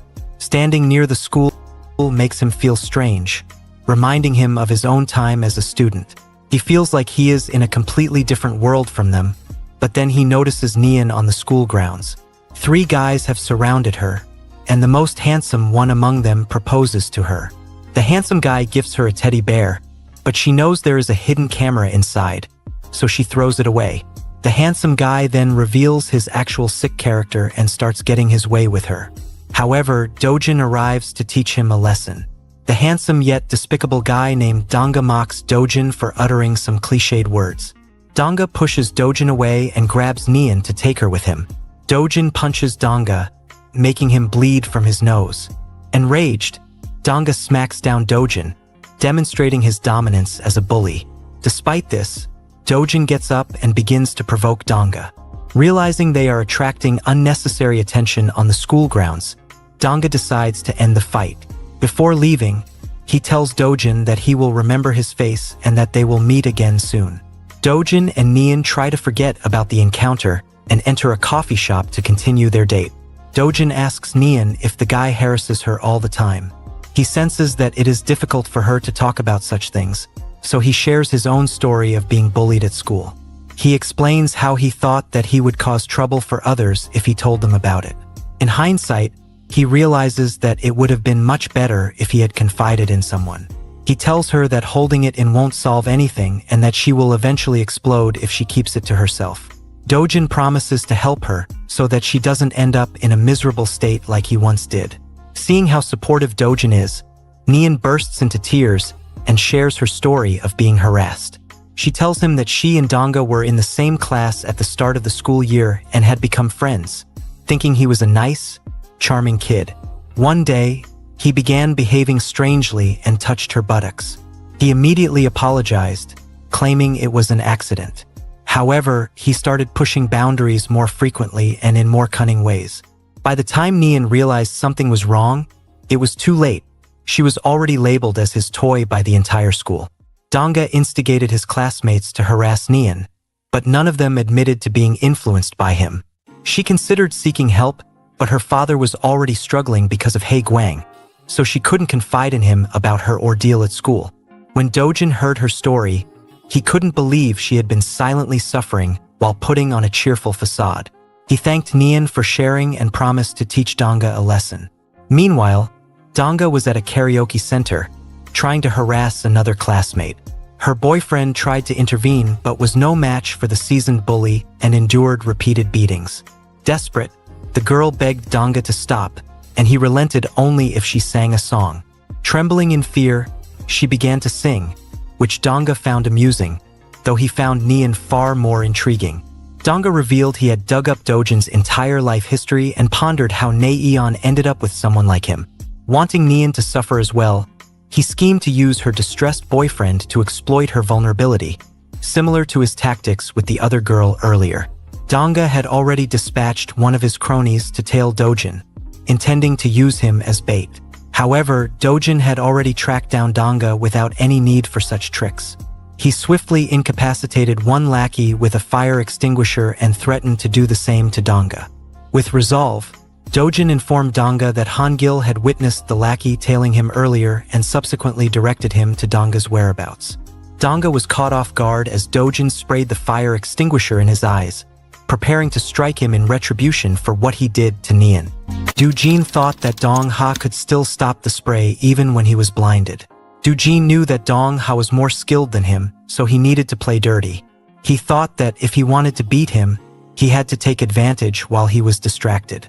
He tried to distract him, but Dongha was way ahead of his petty tricks and started pounding on him. Dojin tried to get his guard up, but he couldn't even lift his hands against Dongha. Dongha smashed Dojin's head with his fists, hitting him countless times and sending him flying to the ground. He told Dojin that he intended to get his way by using him to blackmail Nian and thanked him for coming there himself. Dongha began to have more perverted thoughts in his sick mind. He thought that if he beat up Dojin, then Nian would do anything for him. Hearing that, Dojin got mad and lunged towards Dongha, but Dongha overpowered him again. Dojin wondered why he couldn't even land a hit on this scumbag. He realized that his skills were not strong enough, so he decided to give up fighting like a man and return to fighting dirty again. He opened the metal door to intervene in Dongha's attacks and damage his right hand. Dojin then came at Dongha again to just land one hit. But once again, he got knocked back again and again. Dongha told him to stop trying, but Dojin told him to stop with the bullshit speaking. Dojin noticed that ever since he punched the door, Dongha hadn't used his right hand. Dojin knew he could beat him now that his right hand was completely unusable. But Dongha was surprised that Dojin noticed that and was confident he could beat Dojin using only his left hand. So he came pounding at him again and again. But this time, Dojin had his guard up and stepped slowly forward while getting hit. Dongha realized that Dojin was coming for his right hand, so he desperately tried to punch him away. But Dojin remained resilient and finally grabbed Dongha. Dojin remembered the technique Hangil had taught him to use against a trained boxer like Dongha as the special lesson. In the flashback, we see Dojin worried that Hangil was not going to teach him a new boxing move. Hangil replied that even if he learned something now, it wouldn't work against a former boxer. Hangil said that he told him to get into real fights because losing also helps. Dojin looked at the floor, concerned that he couldn't lose. He had to defeat that punk. Seeing Dojin sad, Hangil put his hand on his head and said that if he was certain Dongha was a former boxer, then he just had to remember one thing. When there was an opportunity, dig in deep and grab him. In technical terms, it was called clinching. It's a type of defensive boxing technique where one boxer closes the distance, wraps the opponent's arms, and holds onto them to prevent movement. So in the present, Dojin followed Hangil's instructions and grabbed the back of Dongha's head with his hands. Then he delivered a knee kick to the gut as hard as he could and then went at him wherever he could, repeatedly. Dongha's rib bones began to crack, so he tried desperately to get out of Dojin's hold and began to step back. Hangil also said that if he clinched, Dong-ha would instinctively retreat if he was a boxer who didn't know how to counter knee kicks. Do-jin remembered Hangil's instructions and followed up with a kick right at Dong-ha's head. Dong-ha wondered why he couldn't beat a loser like Do-jin. When he first learned how to box, everything went his way at school. Whatever he did, whoever he fought, everything worked out for him in the end. But now, why not this time? Well, to put it simply, it's because Do-jin was the main character. Do-jin kept punching Dong-ha and made him admit defeat. Dong-ha begged for mercy and promised to never go near Nian again. But that didn't fool Do-jin, as he had been a victim of bullies and knew that jerks like Dong-ha made fake promises. Do-jin remembered when he spared his bully once because he begged for mercy. But right after, that bully tried to attack him. So this time, he was not falling for that. He made it clear to Dong-ha that if Nian ever talked about him, he was dead. At that very moment, one of Dong-ha's friends saw Do-jin beating him. So he slammed Do-jin on the ground and began to choke him. Dong-ha got up, grabbed the extinguisher, and got ready to murder Do-jin. But Hangil came out of nowhere, kicked Dong-ha away, and came at Dong-ha's friend, swinging his elbow right at his face. Hangil revealed to Do-jin that he had been watching the fight all along to analyze everything so that he could give Do-jin feedback afterward. But he had to intervene as the fight wasn't fair anymore. Hangil told Do-jin that he would have won if the fatso didn't interfere and told him that he did great with all of the techniques that he was taught. But Hangil added that there was one big problem with Do-jin, and that was that he was too soft. The threats he made earlier didn't work on savages like Dong-ha, and he kept coming back at him because he didn't end it then and there. So Hangil told Do-jin that he should finish things from now on before the opponent came and staggers him in the back. Hangil then showed how to finish things and squeeze Dong-ha's testicles like lemons. Meanwhile, the girl and her boyfriend, who were being abused by Dong-ha before, wondered where her abuser went. She overheard a crying noise coming from the toilet and peeked to find that Dong-ha and his friends were half naked and being taught a lesson by the bully of the bullies, Hangil. Hangil filmed them in their miserable state and promised to upload this video if they ever troubled Nian again. Do-jin saw the girl peeking at them, so he told her to quietly leave the place. He saw that she was carrying her knocked-out boyfriend, so he realized that she must have also been abused by Dong-ha. He realized that Dong-ha was not only after Nian but other girls too. Hangil threatened them, saying that if they caused any trouble, he would make them the top story at their school. Do-jin told Dong-ha to never screw with anyone again. 2 days later, Hangil went to the pizza shop with Do-jin and Nian to eat pizza. Do-jin learned from Nian that Dong-ha had stopped harassing her and had become a guy who had lost all motivation in life. Nian thanked Do-jin for his help and became worried after seeing several cuts on his body. Hangil liked being the third wheel and continued to enjoy watching them silently. Nian told Do-jin not to worry about her school life anymore. But Do-jin revealed that he knew there were more harassers like Dong-ha. He told her that when he beat Dong-ha, he searched through his phone to delete the schoolgirls' photos and found a group chat full of perverted jerks who had a common interest in harassing women. Nian finally told the truth. There are a lot of bad guys in her school who are just like Dong-ha. She thinks this neighborhood has something to do with the rise of unscrupulous pigs like Dong-ha. Meanwhile, the girl who was bullied before is forced to tell some other thugs from her school about the guy who attacked Dong-ha. But she can't just give up the only righteous person who stood up against her abuser. She claims not to know him, but one of the bullies is sure that she knows something. The girl insists that she doesn't know anything and that Dong-ha didn't come back after leaving the Noribang. So she goes home. However, the bullies don't believe her, and one of them begins to pull her hair to torture her. An innocent pedestrian, Hangil, sees this and steps in to stop their vile act. Hangil grabs the hand pulling the girl's hair and tells them to stop. One punk asks who he is. Hangil answers that he is just an average runaway teen, and he is hungry. He asks them if they have seen the tuna cans that cat moms put out. The punk grabs Hangil's collar and accuses him of making fun of them. Hangil messes with them for a while until they raise their hands at him. He messes with them again and screams for help. Help comes dashing towards him. A flashback at the restaurant shows Hangil figuring out that a few of Nian's harassers are probably hanging around in the neighborhood. So, he proposes to use them for Do-jin's fighting lesson. Do-jin arrives to help Hangil and gets ready to use Nian's school bullies as his punching bags. Hangil tells Do-jin that these punks are his live training dummies. One of them swings his fists at Do-jin, but he dodges and counters with his punch. Another guy comes straight at Hangil, but Hangil makes it clear that he will not be fighting today and tells the guy to wait his turn to fight with Do-jin. Hangil then looks at Do-jin beating up the punk and sees that he is fighting better than before. Do-jin is dodging attacks using his footwork and landing hits at the same time. Hangil commends him for becoming the best of all the losers in the world.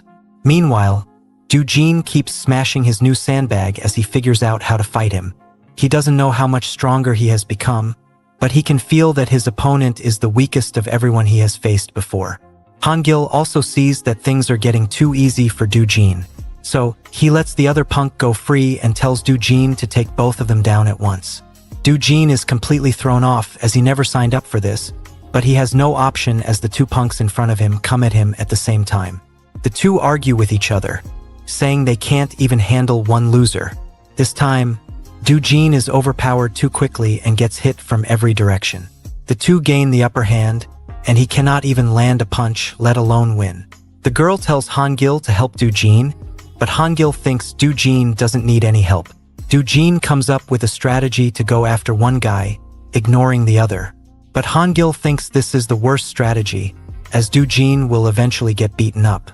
However, it seems this is the best strategy Do-jin can come up with.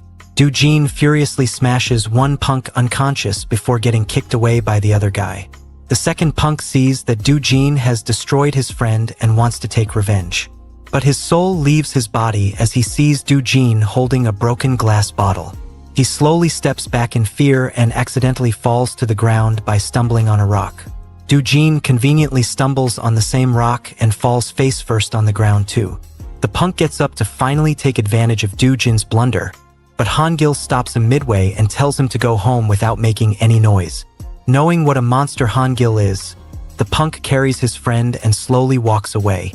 Hangil sees that Do-jin is still unconscious, so he carries him on his back and slowly walks back home. At home, Gaeong scolds Do-jin for getting into a fight every day while treating his wounds. Hangil asks Do-jin how he is going to take revenge on his bullies if he can't even beat two people at once. Hangil tells him that since bullies always stay in groups, Do-jin must increase his skills if he wants to seek revenge. Otherwise, he should forget about revenge altogether. Sometime later, in a park, bullies forcefully take all the money from one boy and begin to beat him up. Do-jin and Hangil find their way there, and Hangil points at them, signaling Do-jin to take them all on at once. A flashback shows Hangil telling Do-jin to take on a group of bullies. Since Do-jin doesn't have enough skills, Hangil advises him to use any dirty moves, considering it's a street fight. Hangil even teaches Do-jin more dirty techniques, promising him that using these techniques, he will win against any number of people. That's why Do-jin is here to take on 4 bullies at once. We see Do-jin's training session on the rooftop of the house where Hangil taught him how to use a hook. Hangil says to Do-jin that he can knock someone out with one good hook to the chin. Hearing that, Do-jin wonders if he can take several people out with a single hook. Do-jin replies that even if he learns the hook, he can't knock them out. Do-jin can learn the proper motion, but in order to knock someone out in one shot, he has to hit them right on the chin. Hangil mentions that even if he learns it, he will still need to have his opponent in the correct position to knock them out. Hangil then teaches Do-jin how to place a hook on the jaw of the opponent. Back to the present, Do-jin follows Hangil's instructions, goes up against the group of bullies, and immediately throws the first punch. The first bully comes crashing to the ground and gets knocked out. The others wonder what just happened. While they are still trying to figure out what's going on, Do-jin goes to beat up another bully, but fails to knock him down as he can't hit the jaw. The third bully comes from behind and knocks Do-jin down, and the 3 of them start beating him up. They ask the nerd if Do-jin is his friend, but learning that he doesn't even know him, they get confused. Meanwhile, Do-jin remembers his sensei Hangil's words again. Hangil told him that it would be hard for him to win against a group even if he landed the first punch. He will need to take down at least half of them before they get ready to fight. And if there are more than 3 people left, the only way to fight them all at once doesn't exist. Not for a loser like Do-jin. So, the only option is to run away. And Do-jin runs away.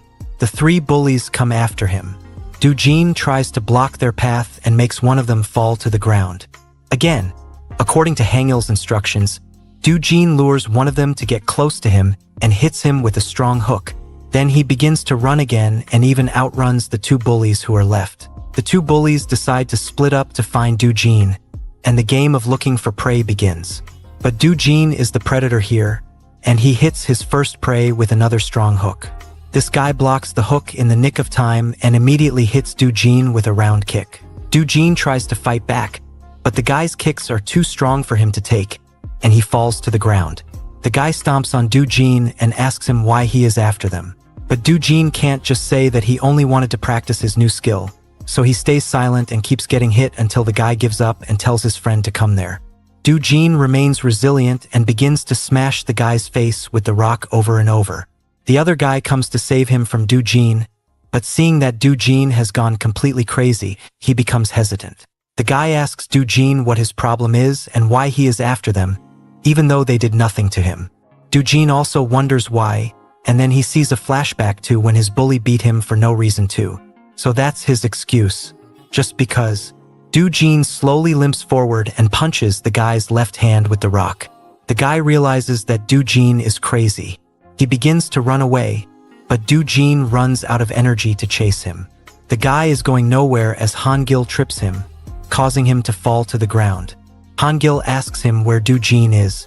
The guy loses his temper for no reason and comes at Hangil. He stands up and tries to punch Hangil, but Hangil still looks confident. Instead of the guy's punch hitting Hangil, Hangil punches the guy in the face. Hangil's one punch knocks him unconscious. Hangil leaves the area, telling the unconscious bully not to ask him where Doojin is, but that he can probably go back to where he came from to find him. Hangil then goes to find Doojin and sees him limping his way. Hangil asks Doojin why he let one of them get away even after he was taught how to fight a group. Doojin explains that he ran out of energy and struggled because one of the four was a lot stronger than the others. Hangil laughs and congratulates Doojin for taking on a gang of bullies alone, telling him that he is no longer a loser. Of course, he must mention that Doojin's strength still doesn't come close to that of his other runaway family members. 2 days later, at Nian's school, Jungran High School, two gangsters discuss the new bastard going around beating up bullies at their school. One of them, Sehyeon, asks the other guy, Dongjin, if Dongha was weak. Dongjin doesn't want to go into the matters of the past and tells Sehyeon to find the guy who is beating up everyone before the reputation of Jungran School's bullies gets tarnished. Dongjin tells Sehyeon that the guy they are looking for wears a hoodie and has a teammate with a wolf-style haircut. Of course, they are talking about Doojin and Hangil. Dongjin mentions that the guy in the hoodie always shows up whenever a bully is beating someone up. While talking, they see two guys washing up at a sink, and one of them splashes too much water, which falls on Dongjin. Seeing this, Sehyeon kicks that guy in the stomach, causing him to fall to the ground. He then comes closer to the guy and hits him countless times with his leg. His mate grabs Sehyeon's shoulder from behind and tells him to stop because they are in the second year, and those are third-year athletes. But suddenly Sehyeon turns around, ready to punch the guy who spoke, and says, "What if they are from the third year?" But one giant guy blocks Sehyeon's punch, Han Jisoo, the student-athlete leader. Jisoo stands in front of them and says, "Do you think the third year has been ignoring your trashy behavior?" He also adds that they were busy training to get into athletic colleges, which is why they were not doing anything. Suddenly, they pick up a fight with Jisoo. But Sehyeon isn't scared of Jisoo and kicks him hard. Jisoo blocks his kick and gets the upper hand. Sehyeon spits in his eyes to throw him off and kicks him in the face. Then he begins to strangle Jisoo with a pipe and smashes his head on the sink until he gets unconscious, filling the sink with Jisoo's blood. That shows what a monster Sehyeon is, and Dongjin is reportedly even stronger than him. After the fight is over, Sehyeon calls the two guys who were washing their faces and tells them to follow him if they don't want any trouble. On the street, we see Doojin looking happy and smiling because he is on an unofficial date with Nian. Doojin thinks that he has been through a lot more difficult times since running away, but this moment is different because he is with Nian. Nian wants to go to karaoke, but on their way, Doojin sees a guy getting beaten up by some bullies. He wonders whether he should help them, He becomes selfish and thinks that he should spend his time with Neon rather than helping someone in need. But then he remembers the horrors he faced in the past because he was a victim of bullying. So he takes a temporary leave from Neon, making an excuse to go to the bathroom, and goes to confront the bullies.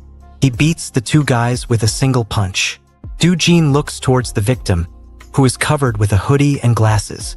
The victim says that Do-jin seems good at fighting. Seeing that the victim is fine, Do-jin turns back and starts leaving the place. But suddenly, the victim asks if Do-jin wants to fight with him. Hearing that, Do-jin is surprised. Then suddenly, the victim grabs Do-jin's hoodie from behind and reveals his identity. It's Sehun in disguise, and he catches Do-jin red-handed. Sehun attacks Do-jin with a kick, and he realizes that Sehun must be here to get revenge for the bullies from Jungran High School. Sehun replies in the affirmative and tells Do-jin that he will be punished for hurting his fellow bullies. Do-jin gets ready to fight back, thinking he can take on Sehun as they have similar physiques. But he couldn't be more wrong. Sehun hits him so hard consecutively that Do-jin falls to the ground. Sehun runs toward him and punches Do-jin in the face. Do-jin's fists can't even reach him. Sehun mocks Do-jin and tells him to land at least one hit. Do-jin gets mad, but his tantrums get him nowhere as Sehun slams him on the ground and proceeds to pound his face. Do-jin regrets coming to this alley in the first place and tries to think of a way to escape. He grabs some dirt off the ground and throws it at Sehun's face, temporarily blinding him. Rather than running away, Do-jin goes for a surprise kick, but Sehun blocks it and counters with a dirty low blow. Sehun can't imagine how a loser like Do-jin went around beating up bullies. Thinking of it hurts his pride, so he begins to beat him again. He kicks Do-jin between the legs, causing him to fall to the ground. Then Sehun continues to hit Do-jin's face.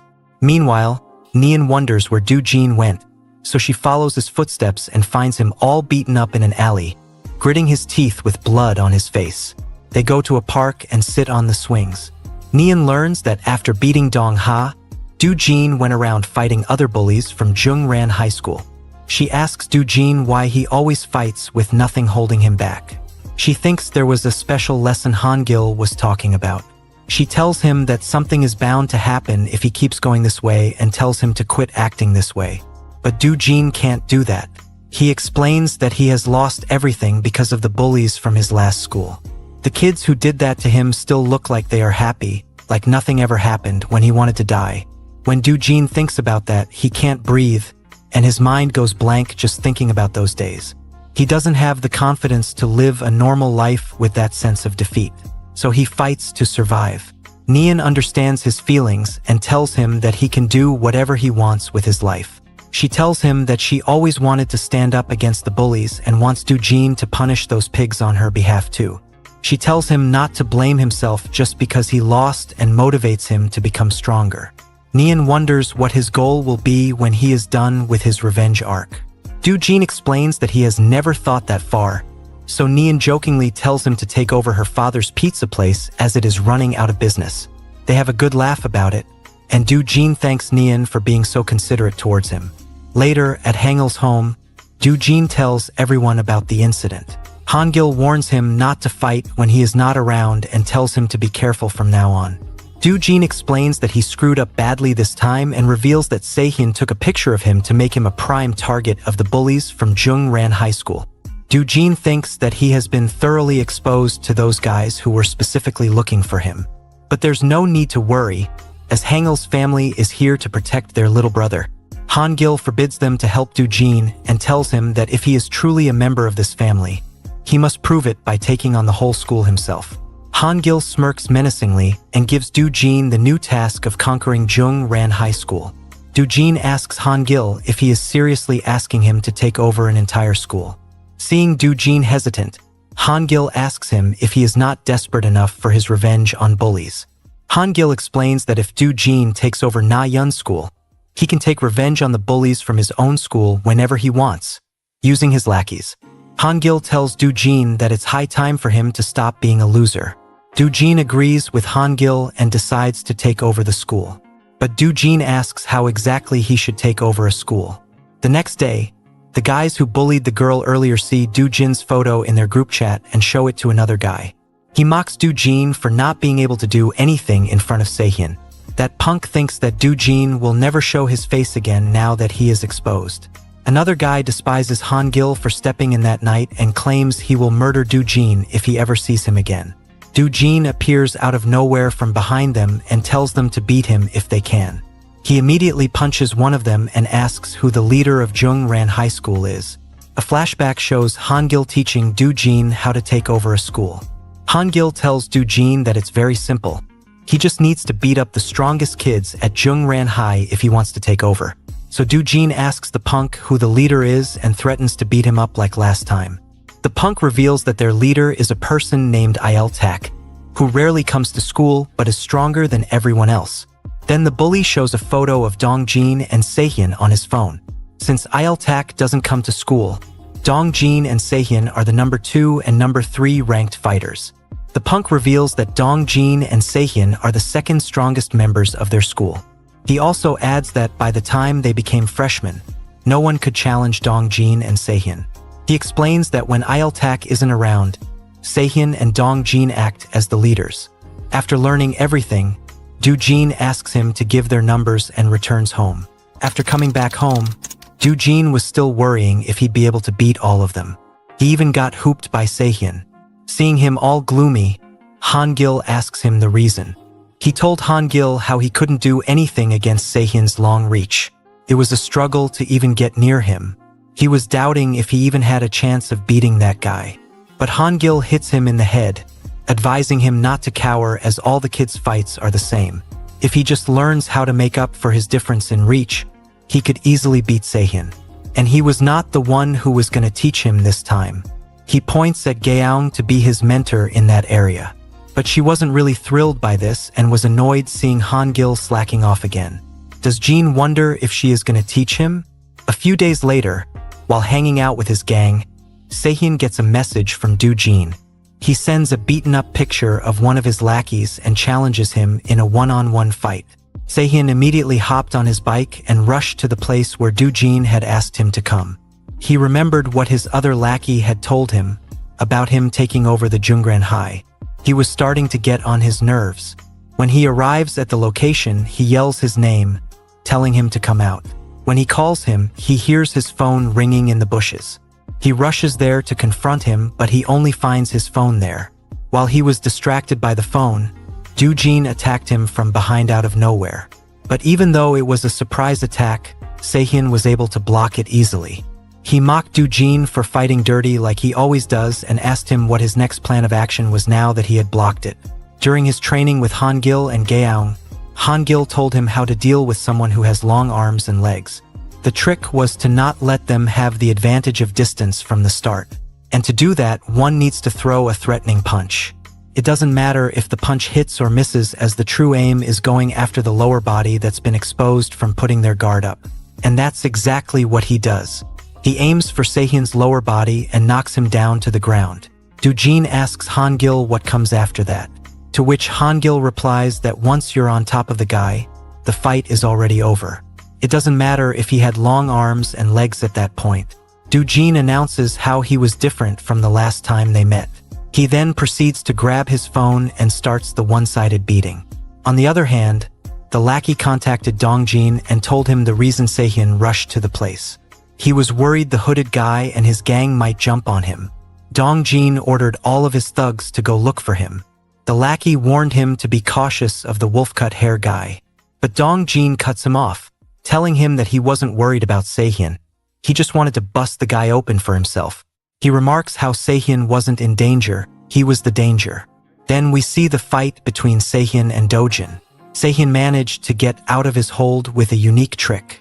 He warned him to reveal any other trick up his sleeve because if that was all he had, he was done for. Do-jin's head went blank.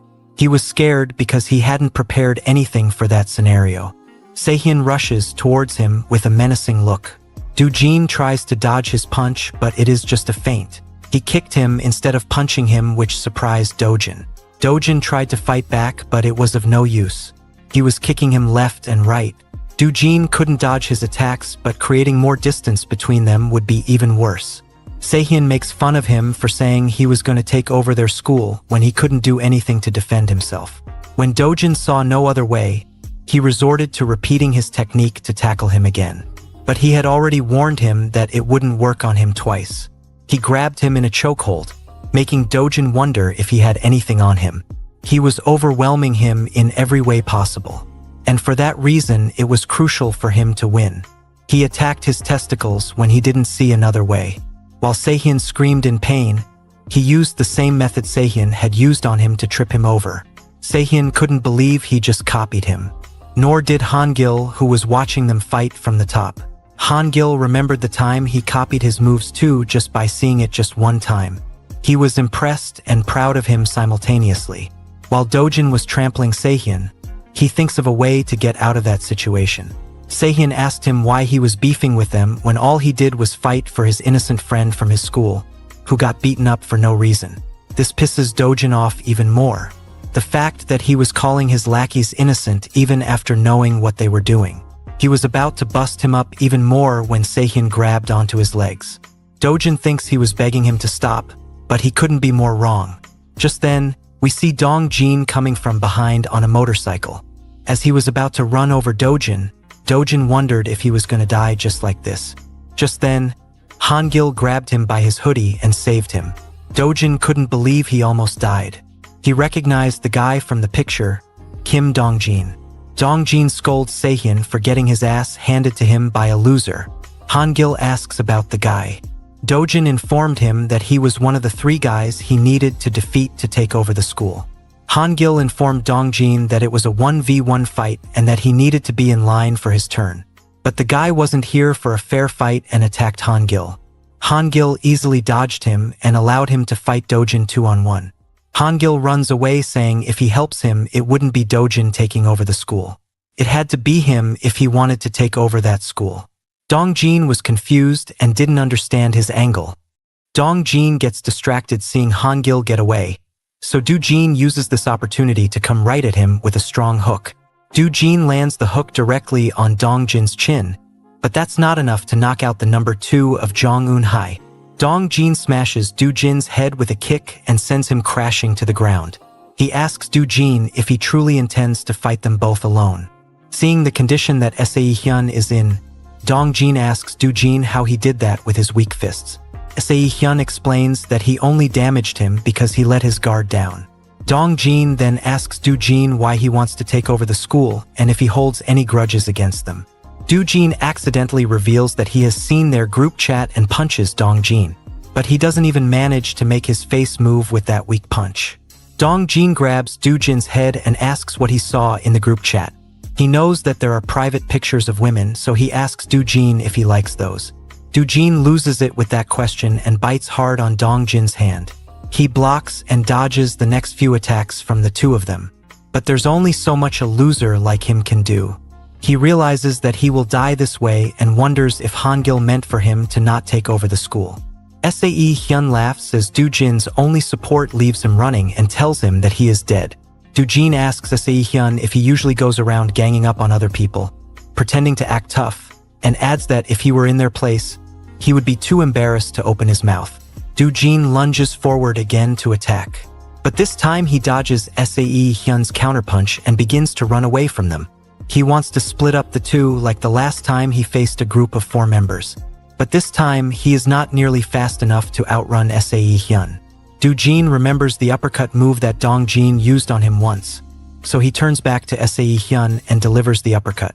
Dojin then goes for Dongjin, using Seihyun's back kick move, but Dongjin blocks it. Dongjin then trips Dojin over and begins to beat him up. Dojin runs away again to look for another similar chance. But before he can do so, Seihyun comes from behind and grabs him to turn him into a living punching bag. This was never a fair fight to begin with, so Dojin can't complain and silently gets beaten up.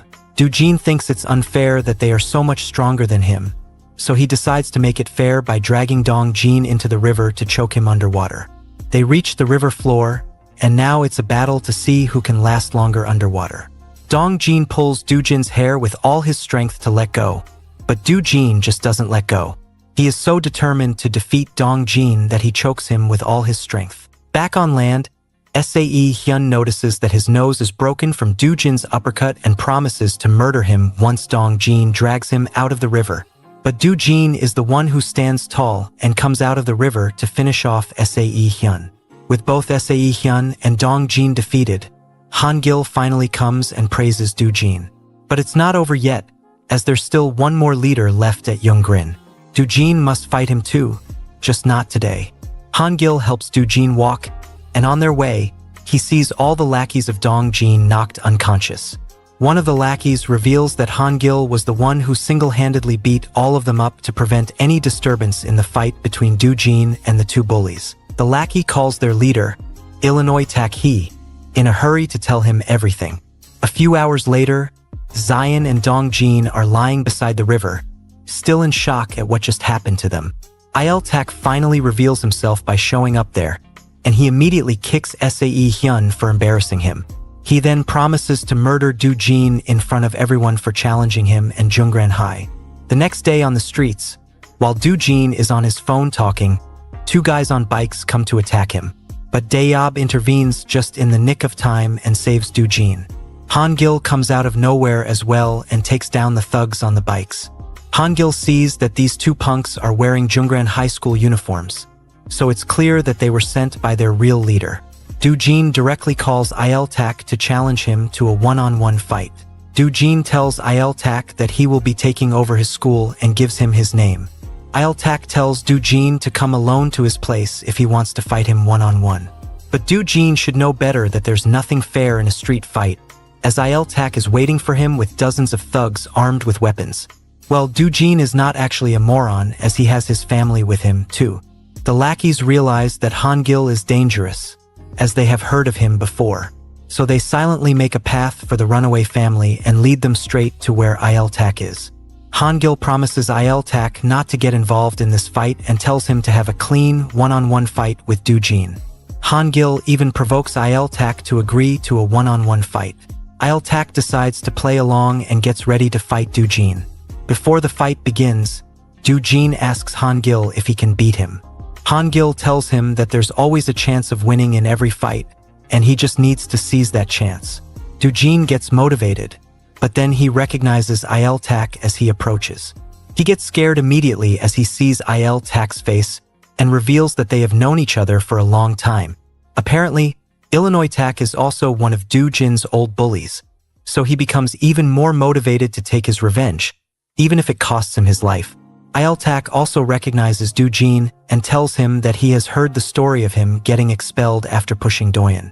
Tak takes a closer look at Do-jin and sees that he has changed. He promises to make him return to his old, scared face in no time. Do-jin remembers the first time he saw Tak. His body flinched as he witnessed Tak beating some kids half to death while playing pool, all because those kids had bumped into him. Upon learning that Do-jin was Doyen's plaything, Tak began harassing him every day and treated him as his human ashtray. He even beat up Do-jin for the cigarette burns and continued until Do-jin was completely broken. To exact his revenge, Do-jin must overcome his fears and confront one of his biggest enemies. He attacks Tak but misses completely as Tak smoothly dodges every move. Tak can see that Do-jin is scared, so he uses that to his advantage and continues beating him up. However, Do-jin gathers courage once more and forces Tak to step back. Tak asks Do-jin if he remembers being his human ashtray, while knocking him down with a kick. Tak tells Do-jin that he is still a loser and that nothing has changed. Han wants to intervene, thinking Do-jin is out cold, but Daeyob tells her to wait a little longer as he still has faith in him.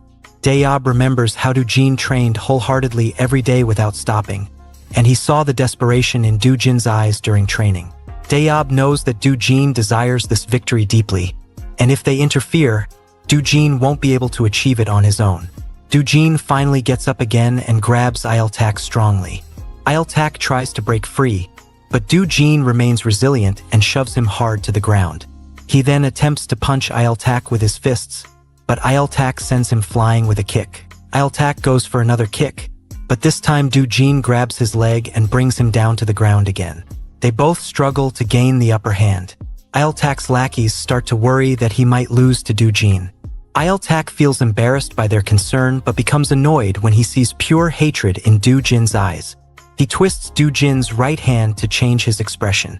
Do-jin recalls when Daeyob asked him if revenge was the most important thing to him. Daeyob suggested living peacefully with his runaway family, but Do-jin explained that he couldn't forget his past of being bullied. As night falls, he can't stop thinking about the faces that tormented him. Despite trying to forget, they haunt his dreams like nightmares. Even when things are going well, memories of his helpless face during bullying resurface unexpectedly, driving his need for revenge. This determination pushes him to endure the brutal training, fighting lessons from Hangil, and beatings from adversaries. Do-jin remains resilient and repeatedly smashes his head against Tak. Tak remains conscious and tries to snap Do-jin's neck. The runaway family tries to intervene, but Hangil and Daeyob stop them, still having confidence in Do-jin. It's time for another flashback.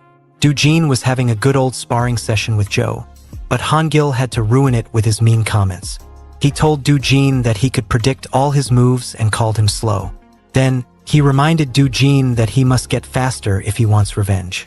In response, Do-jin stepped on Hangil's foot and managed to get close enough to make Hangil use both of his hands to stop him.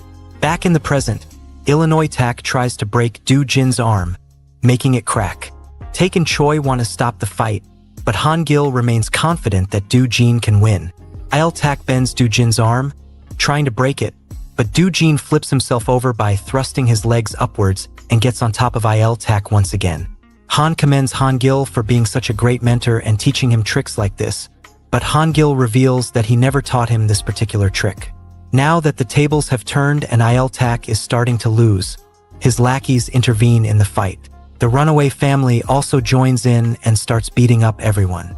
Tak gets up and reprimands his lackeys for attacking Do-jin, expressing humiliation at their belief that he would lose. He commands everyone to stay put and approaches Do-jin to end the fight.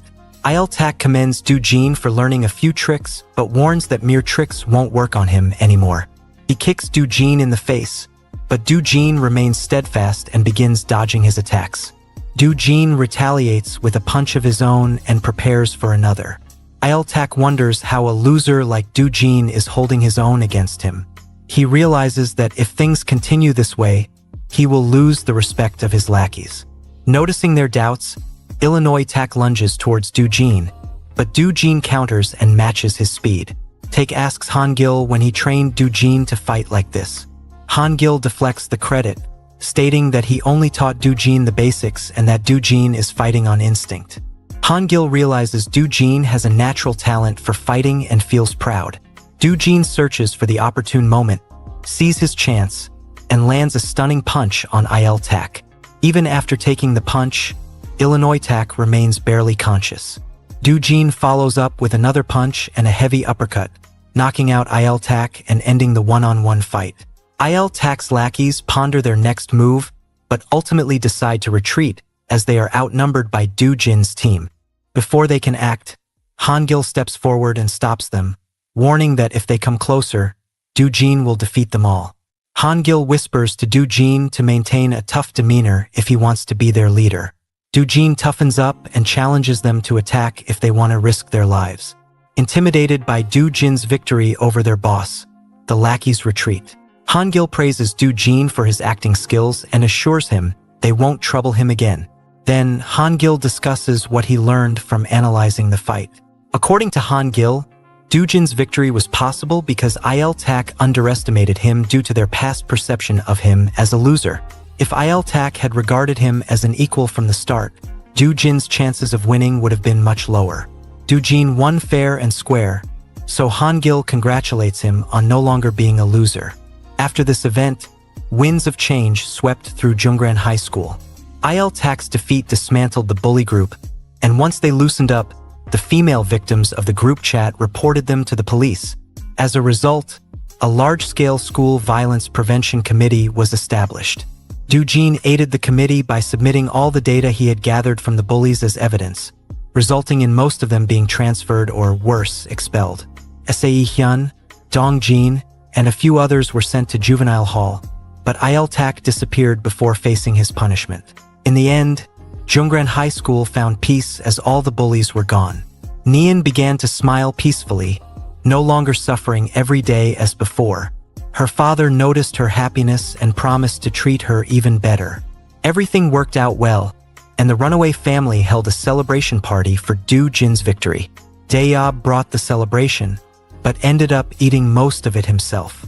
Take cooked pork for Do Jin, expressing his surprise at how much Do Jin had changed in such a short time. Sung Bin also expressed confidence that Do Jin was now capable of seeking revenge. They ate together and celebrated. Later that night, Do Jin went to the rooftop because he couldn't sleep. Hangil followed him and asked what was bothering him. Do Jin explained that this was the first time he had gotten revenge on someone who used to bully him. He felt a sense of satisfaction, but at the same time, he felt that life was still unfair. No matter how much revenge he exacted, he couldn't return to how things used to be, so he felt cheated. Hangil asked if Do Jin was thinking of giving up on his revenge. Do Jin said no, that wasn't it. He still wanted to get back at those Woojin high punks as soon as he could. Suddenly, Hangil put his hand on Do Jin's head and reminded him that his revenge arc wasn't over yet, and he should think about his other goals in the future. Hangil promised Do Jin that he wouldn't regret his runaway life and assured him that he would ensure Do Jin enjoyed everything. Dayob overheard their conversation and pondered something. The next day, as Do Jin got ready to go to work, Dayob told him to stay, saying he had given him the day off. Dayob then asked Do Jin to follow him and took the entire runaway family out to have some fun. He took them to a karaoke club where Gaeong sang her favorite songs. Then they played video games with Do Jin, and afterward, they went to a bowling alley where Sangbin showcased his talent. They had fun the entire day, which made Hangil happy as well. Do Jin finally began to see his runaway family as his real family, but then his father showed up in front of him after abandoning him for months. Do Jin wondered what he should do and considered walking away.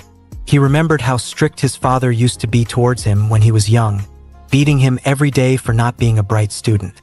But his mom told him that his dad did it out of love, so he believed her and kept studying hard to live up to his dad's expectations. Do Jin succeeded in getting good grades, but that wasn't enough to impress his dad.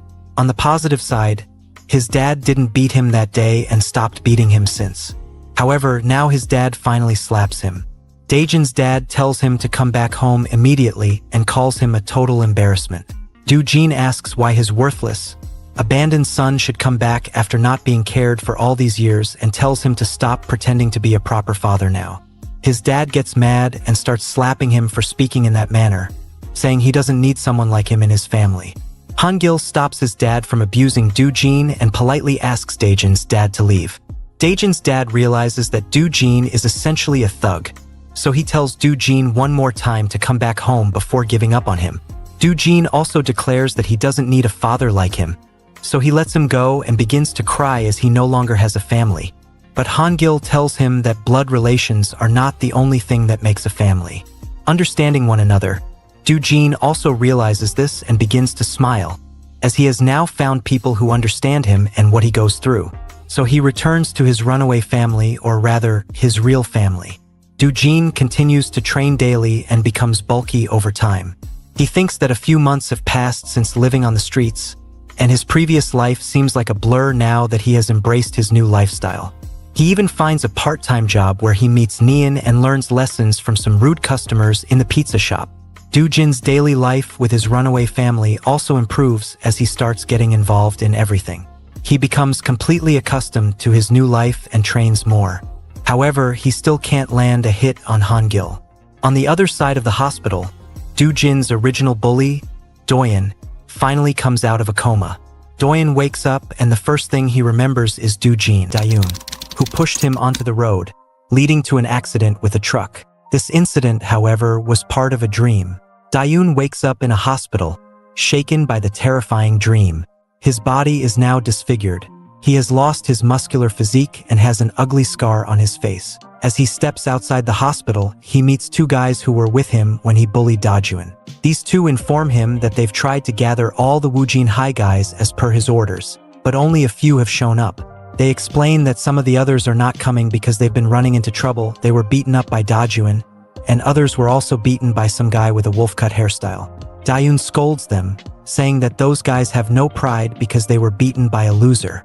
One of the guys informs Dayun that the school has also set up a committee to monitor school violence, so they need to be cautious. This news angers Dayun and he grabs the guy's jacket, yelling that he is not a patient, he is a victim.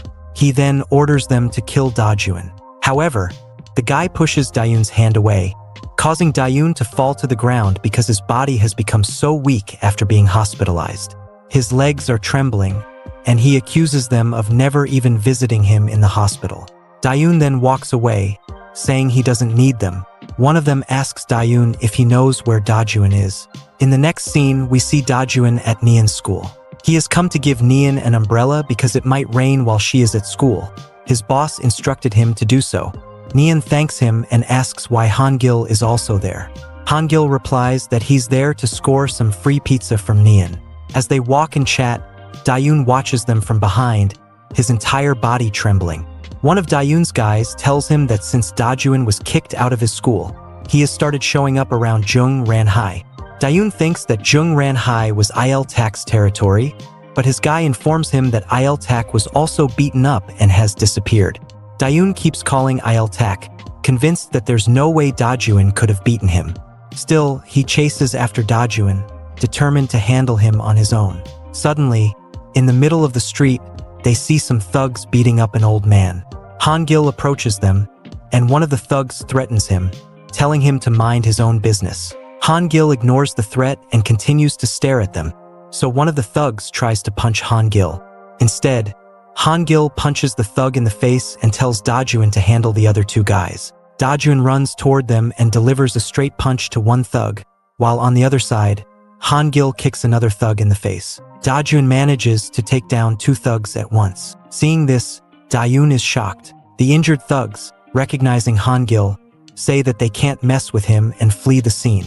Hangil asks Dayun if he can handle guys like that now, and Dayun agrees. Nian approaches the old man and asks if he's okay. Hangil advises the old man to be careful and not pick any fights, given how dangerous the area is. The old man explains that the thugs were targeting him specifically. They started beating him after confirming his identity. He suspects someone around him instigated the attack. Meanwhile, Dayun, hiding behind a wall, watches them and wonders if Dayun really did beat Il-tak. He realizes that if Dayun has indeed become this strong, his own weakened body won't stand a chance. He notices his trembling hand and realizes it's shaking because of Dayun, the same Dayun who used to be a loser. Suddenly, someone puts a hand on Dayun's shoulder. There's a guy passing by, eating candy, who slaps Dayun and declares that they are bullies. Dayun can't believe he's being punked by such guys. The two demand money and his wallet, but Dayun, fueled by misplaced confidence, punches one of them. However, due to his weakened state, he is easily overpowered, and they start beating him up. One of them puts his foot on Dayun and mocks him for trying to fight back. They kick him repeatedly, angry that he dropped their ice cream. Dayun begs them to let him go, but one of them replies that it's not that simple. They only let him go if he eats the ice cream off the ground. They force Dayun's face near the ice cream, and he remembers how he used to bully Dayun, forcing him to do similar humiliating things. But just as Dayun is about to give in, someone punches one of the bullies, knocking him out. The other guy stands up to fight but is also quickly knocked out. Dayun is shocked and confused by what just happened. It was Dayun who helped him, but Dayun can't see his face because Dayun is wearing a hoodie. Dayun asks if Dayun can stand up, and as Dayun realizes who it is, his entire body starts trembling. In the next scene, in the flashback, we see that Lee Dayun was a fat guy. He was a loner because of his weight. Other kids looked down on him with pity and ridicule. He never spoke up and kept his eyes lowered. Each day was humiliating for him until he started using his fists. As he looked down on those he beat up, he found a new perspective on life and vowed never to go back to how it was before. Ever since then, he never allowed anyone to look down on him. In the present, Dayun offers him a hand to help him stand up, but Dayun thinks he needs to run quickly. If his identity is revealed, he's dead. He somehow manages to stand up and tries to walk away and run, but he can't because his legs have become weak. Dayun comes closer to help him, but Dayun is terrified. Suddenly, it starts to rain, and Dayun continues walking. Hangil suggests to Dajun to let him go because he doesn't look like he needs help. Dajun notices that Dayun's legs are trembling. Dayun manages to put some distance between himself and Dajun, thinking that Dajun isn't following him anymore. He considers bringing more guys later to kill Dajun. Suddenly, someone puts an umbrella over him. It's Dajun, offering him protection from the rain. Dajun tries to be helpful, but Dayun flips out and pushes him back. Dajun wonders why Dayun is acting like that, even in his condition. Dajun requests that he at least take the umbrella, but Dayun tells him to get lost. Hearing this, Dajun is shocked because he hears it quietly, barely audible over the rain. However, it's a voice that instinctively triggers unpleasant and eerie memories for Dajun. He thinks that maybe it's because of the rain, but that day he begrudgingly lets him go. The rain continues, so Hangil comes under Dajun's umbrella. After some time, Dayun is far away from them and walking on a highway bridge. Suddenly, his legs give out and he falls to the ground. He reflects on how his early life has come back to haunt him. He then stands on the edge of the bridge and thinks it would have been better if he had never woken up. He just wants to sleep again. On the other side, at Hangil's house, Hangil announces that based on Dajun's last test and other fights, Dajun has passed the requirements with good grades. His fighting lessons are officially over, and Hangil appreciates how hard he has worked. Hangil gives him a jacket as a completion gift. All the other members congratulate him and take a photo. Dajun wears the jacket, but it seems a size too big for him. Dayob tells him that there's no more reason to delay it. All that's left now is for them to go to Wujin High. But Dajun tells them that it's his own issue, so they don't have to come. He needs to deal with it personally. Dayob replies that it's not just his issue anymore because he's a member of the Hangil family now. Hearing this, Hangil is surprised, and they also tell him that they won't interfere if he's having trouble while fighting. Just give them a signal. Hearing this, Dajun becomes very happy. After coming out onto the street, he reflects on how much his life has changed. The reason why his once lonely and miserable life has improved to this point is thanks to the Hangil family. He's no longer alone. Now he just needs to deal with his past. He looks so confident and tells everyone that he will set the date and start his new life. Then some gossip starts about Hangil's family ranking. On the other side, Dayun is standing on the edge of the highway bridge. He thinks it's all over for him and considers jumping. But suddenly his phone rings. It's Ayeltak's call. Dayun, not wasting any time, answers the call, and on the other side is Ayeltak's voice. Ayeltak asks Dayun why he's been looking for him so desperately since he woke up. Dayun screams, asking why Ayeltak is only picking up the call now. Ayeltak tells him that Yim Dajun has put him in a tough spot and that Dajun has changed a lot. Dayun probably won't be able to do anything against him. Ayeltak assures him that he'll take care of it. Dayun responds that he heard Ayeltak lost to him too, and the guys won't even gather at Jungran. Ayeltak says that doesn't matter anymore. From behind Ayeltak, we see a guy pulling out another guy's teeth, and the guy screams. Dayun asks about that, and Ayeltak replies that he's joined a more interesting group that Jungran High can't even compare to. He's joined a group called Haegwang. These guys will go on a hired assault against anyone as long as they're paid. Dayun asks if that's really possible. Ayeltak replies that they don't just assault people, they also blackmail, kidnap, they'll do anything. The simple thing is, Dayun just needs to get money. Ayeltak plans to use these guys to send Yim Dajun to hell, and there's no need to feel guilty toward that loser. Hearing this, Dayun changes his mind and decides not to jump off the bridge. He makes the decision to kill Dajun. In the next scene, in the morning, we see some thugs chasing a guy who is running from them. He is wearing a red cap and carrying a bag. Meanwhile, Dajun has also left for work, walking on the footpath. He has some free time before heading to work. Ever since the fighting lessons ended, things have been a bit more carefree. The lessons were hard, but he endured them because he had people supporting him, especially Nian. He thinks about thanking her again, and after he gets his revenge, he plans to get closer to her. However, not everything will go as Dajun wants. One thing that's bothering him is the rumor that Haegwang has returned. The Hangil family doesn't know when they will show up. They might target them and those around them. Since the Hangil family decided not to run away, if Haegwang pulls any nonsense, they will show them who they are. After some time, Dajuin arrives at a pizza shop and wonders if he can protect the shop now that he's stronger. He opens the door and sees that his boss's hand is fractured and that he seems sad. Dajuin asks him about his arm and also if the Haegwang guys were behind it. His boss simply replies, "No." Dajuin is desperate because he wants to help him, but his boss says the truth is he just fell while walking. Dajuin smiles and asks why he was being so secretive about it. His boss replies that it was embarrassing. It seems like his boss won't be able to work for a while. Dajuin then enters the kitchen and is shocked to see the situation inside. He sees that Nian is holding a handsome guy. Seeing this, Dajuin feels jealous. Nian explains to Dajuin that the guy is a new part-timer while her dad's injury heals. The new guy extends his hand toward Dajuin for a handshake. They both shake hands, and the new guy introduces himself as Sungo. He is attractive and younger than Dajuin. From Dajuin's expression, it's clear he's jealous. The entire day, they both work together. Dajuin shows off his pizza-making skills, which shocks Sungo. When Sungo is washing dishes, Dajuin insists that he has to wash off all the grease marks. When Sungo accidentally spills drinks on a customer's table, Dajuin steps in and handles the situation. Sungo apologizes for his mistakes, but Nian tells him not to worry because he'll get used to it with time. Suddenly, Sungo asks Dajuin to join him for a smoke.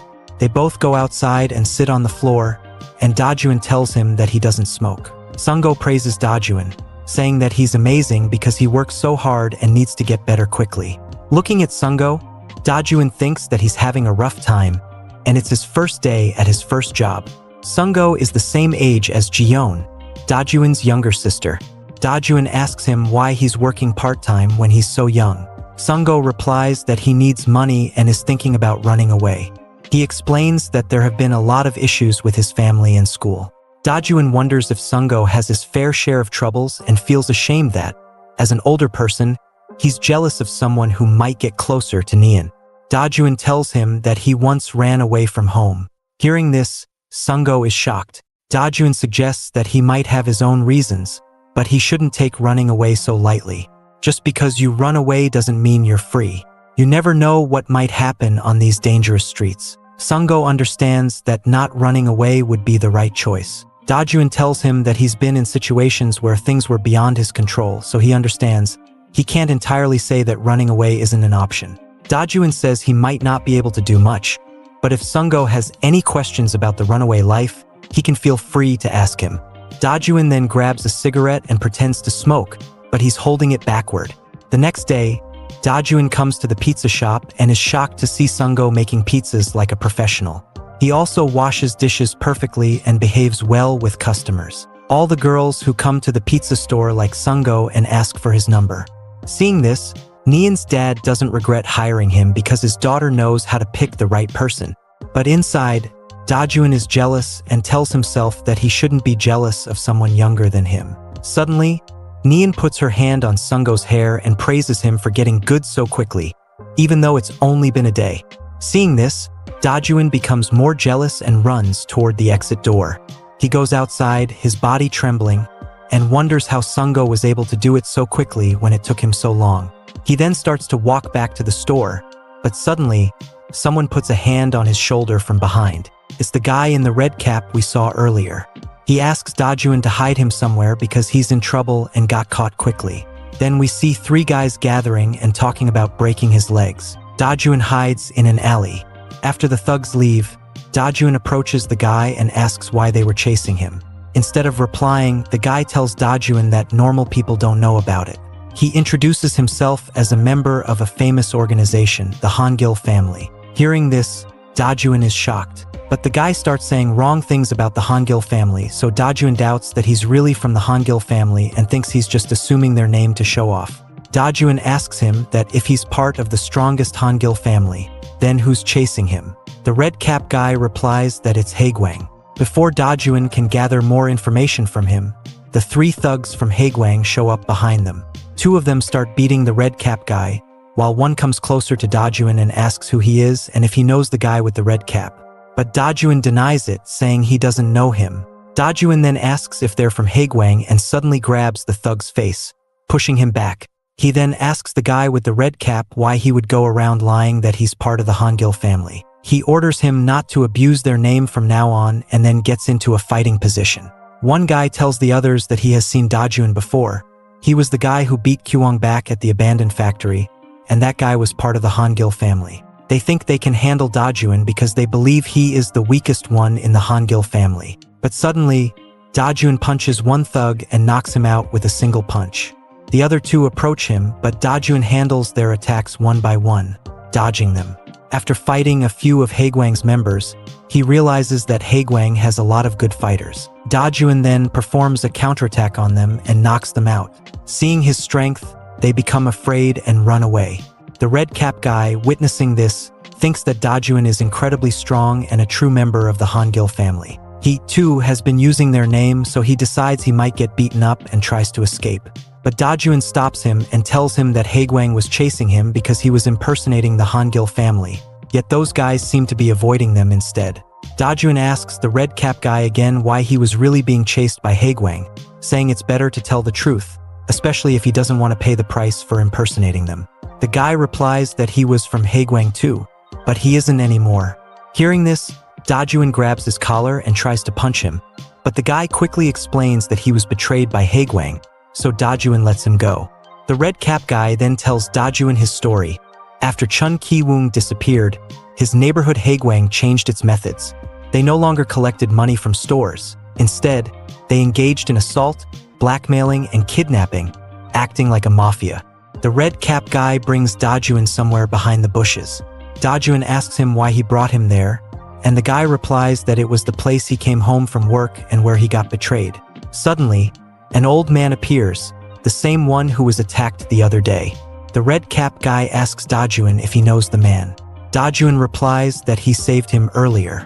Dajun then asks the red cap guy who he is. The guy, looking angry about hearing that the old man got attacked, replies that the old man is the district representative of the area, and also his father.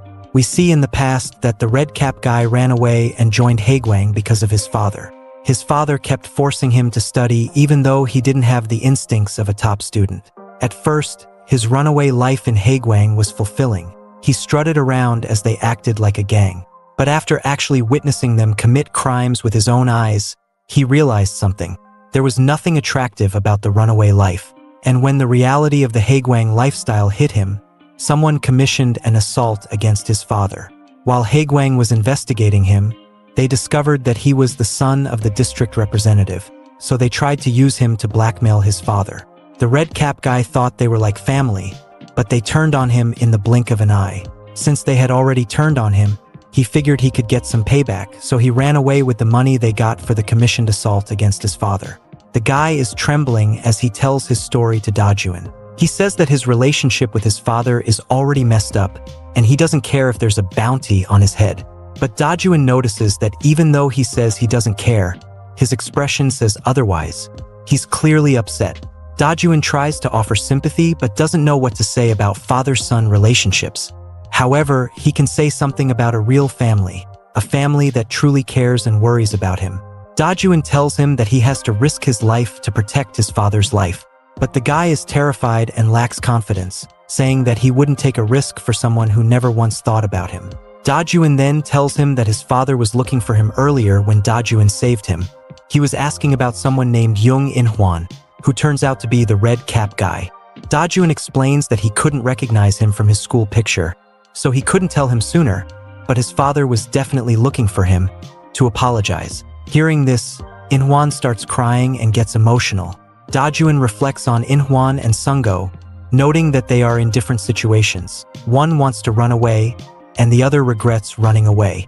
Dajun assures him that he doesn't know where to start with dealing with his father's issues, but he will help In-hwan. In-hwan still has a chance to make things right. On the other side, we see Chun Ki-woong, a former executive, looking angry and punching a guy. But suddenly, a big muscular guy comes up behind him, grabs his head, and pushes him down.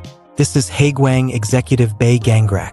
Gangrak asks him about the damage he caused. Hearing this, Ki-woong becomes afraid.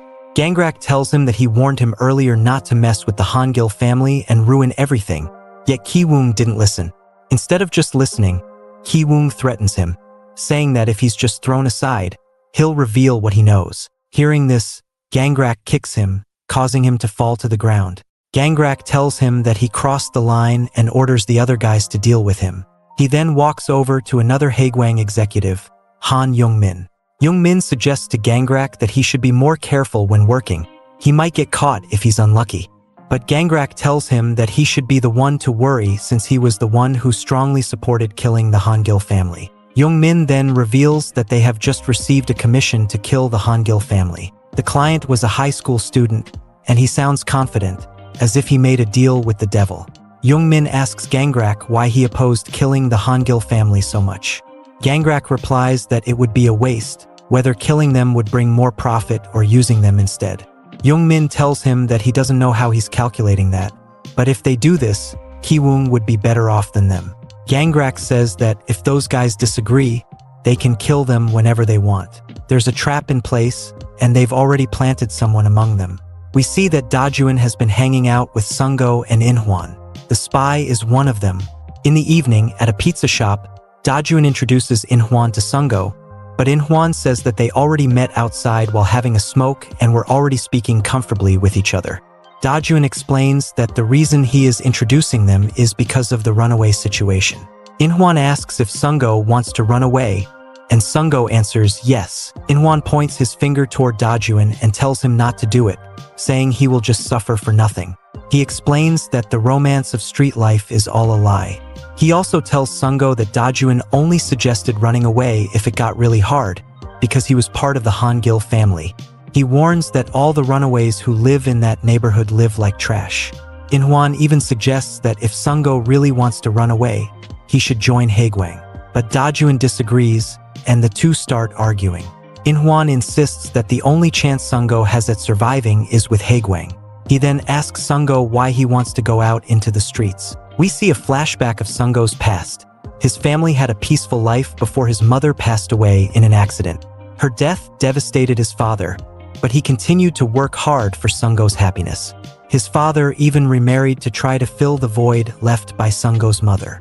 His stepmother treated him like her own child, and he was happy again. But things changed after the baby was born. Now that she had her own child, his stepmother viewed him as an unnecessary concern and was determined to drive a wedge between him and his father. Sungo wanted to tell his father the truth, but he had suffered so much for Sungo's sake, and he looked happier than ever with his new family. Sungo couldn't bear to take that happiness away from him, which is why he was thinking about leaving. He believes they could be a happy family if he weren't there. Sungo asks Dajuan what he should do. Dajuan, uncertain about the situation, tells him that he shouldn't leave his home. He says that if Sungo's father truly cares about him, he wouldn't want him to leave, and that Sungo should take care of himself first. Inhwan also agrees with Dajuan and suggests that they could use some stolen money to get a place and be roommates. Sungo smiles and thanks them for their suggestions. Sungo then asks Inhwan what he plans to do about his father. Inhwan, still thinking about it, says there is no other option but to fight Haegwang. They have more people and are much stronger than them. Dajuan considers telling the Hangil family about Inhwan's situation. Sungo suggests finding the client who commissioned the assault and having them cancel the request. Inhwan remembers something. When he left with the bag, he saw a name written in the ledger. After all the chit-chat, they step outside the pizza shop, and Sungo thanks them for listening to his problems. Inhwan asks Dajuan why he is doing all this for him. Dajuan replies that fellow dwellers help each other out. To Dajuan, both of them seem like good people. But suddenly, Inhwan grabs Dajuan's neck and tells him that he is being too nice. After Dajuan leaves the pizza shop, we hear a call with Gangrak, in which his guy reports that, after observing Dajuan up close, he has concluded that Yim Dajuan is too naive. In the next scene, we see Dajuan at the Hangil family home, telling the entire story of Inhwan to the Hangil family. Dayob understands that in order to save the father of some guy he met on the street, Dajuan needs the help of the Hangil family. Dajuan says that the guy's story is quite sad, but Dayob sternly reminds him that they are not heroes of justice and questions why they should help a guy who was in Haegwang. Take adds that while they do help the business owners of the neighborhood if they are in trouble, helping other runaways is a different story. Gaeong tells Dajuan that he joined the peaceful Hangil family as soon as he ran away, so he wouldn't know, but most of the runaways in that neighborhood are very dangerous. She shares that the first runaway family she joined was planning to sell her to a brothel, so she ran away from there as well. Dojin says he understands, but the guy he met hasn't been on the streets long and seems like a good person. Hangil tells Dajuin that while he may seem good, the only ones from that area that he can trust are the Hangil family. There is no one else he can trust. In the middle of the night, while all the Hangil family members sleep, Dajuin thinks about what they said. Maybe he shouldn't have said anything. Everything they said was right, but that guy, he wants him to be able to return to his family. The next day, we see Dajuin and the other two hiding behind a wall, keeping watch on a nightclub. They see an old, overweight man who is also a district representative, Kim Hyunchul. He is the one who commissioned the assault on Inhwan's father. Dajuin has one option. They can either persuade or threaten him to cancel the commission. They see Hyunchul entering the nightclub, and they decide to wait until he comes out. Inhwan suggests they go inside, but Dajuin reminds him that they are underage, and there's nothing they can do. However, they manage to get inside the nightclub using some fake IDs Inhwan has. The three of them try to find Hyunchul. Inside the club, we see Hyunchul, who is very drunk, surrounded by many girls in his room. He grabs two girls by the shoulders and tells them they have to drink until they die. Some girls are not interested because they don't like Hyunchul. He notices one girl who isn't drinking and asks her why. Another girl explains that the new girl worked last night and probably hasn't recovered. But Hyunchul ignores her and slaps the new girl, saying some nasty things. All the girls then leave the room, which Dajuin and the others notice as they hear the loud noise coming from inside. In the room, Hyunchul blames the bar director for not training the workers properly. Suddenly, the three of them enter the room, and Inhwan tells Hyunchul that they need to have a conversation. Hyunchul becomes angry. Inhwan tells him that he knows he is the one who commissioned Haegwang for the assault and demands that he cancels it right now, or they will blow the whole story up. But Hyunchul doesn't seem too afraid. Instead, he hurls some insults about Inhwan's father, which enrages Inhwan, who grabs his collar. But suddenly, the bar manager arrives and tells Dajuin and the others that they better let him go if they don't want to die. Hyunchul tells the manager to teach them a lesson, threatening never to come back if he doesn't. The manager apologizes to Hyunchul and tells Dajuin and the others to come with him.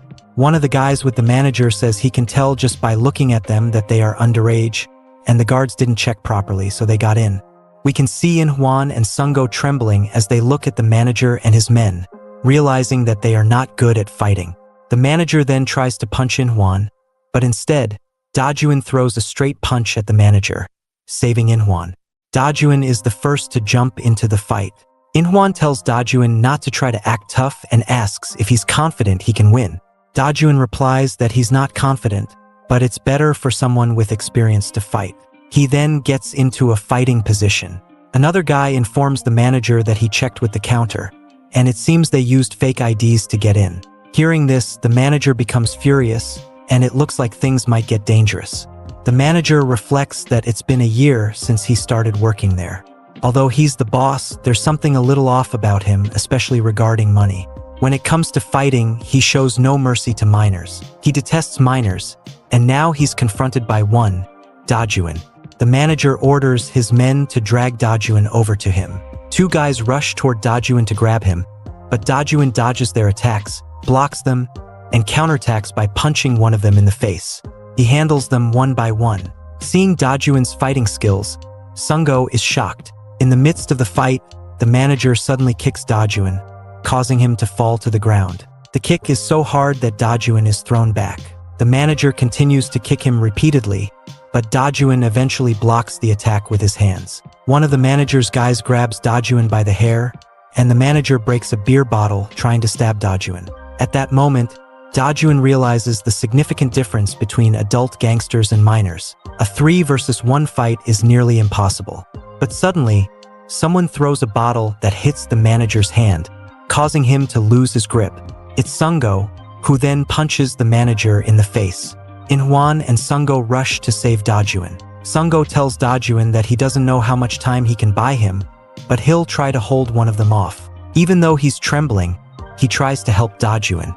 Dajuin stands up, and all three of them get ready to fight. Dajuin thanks them but then pushes them aside.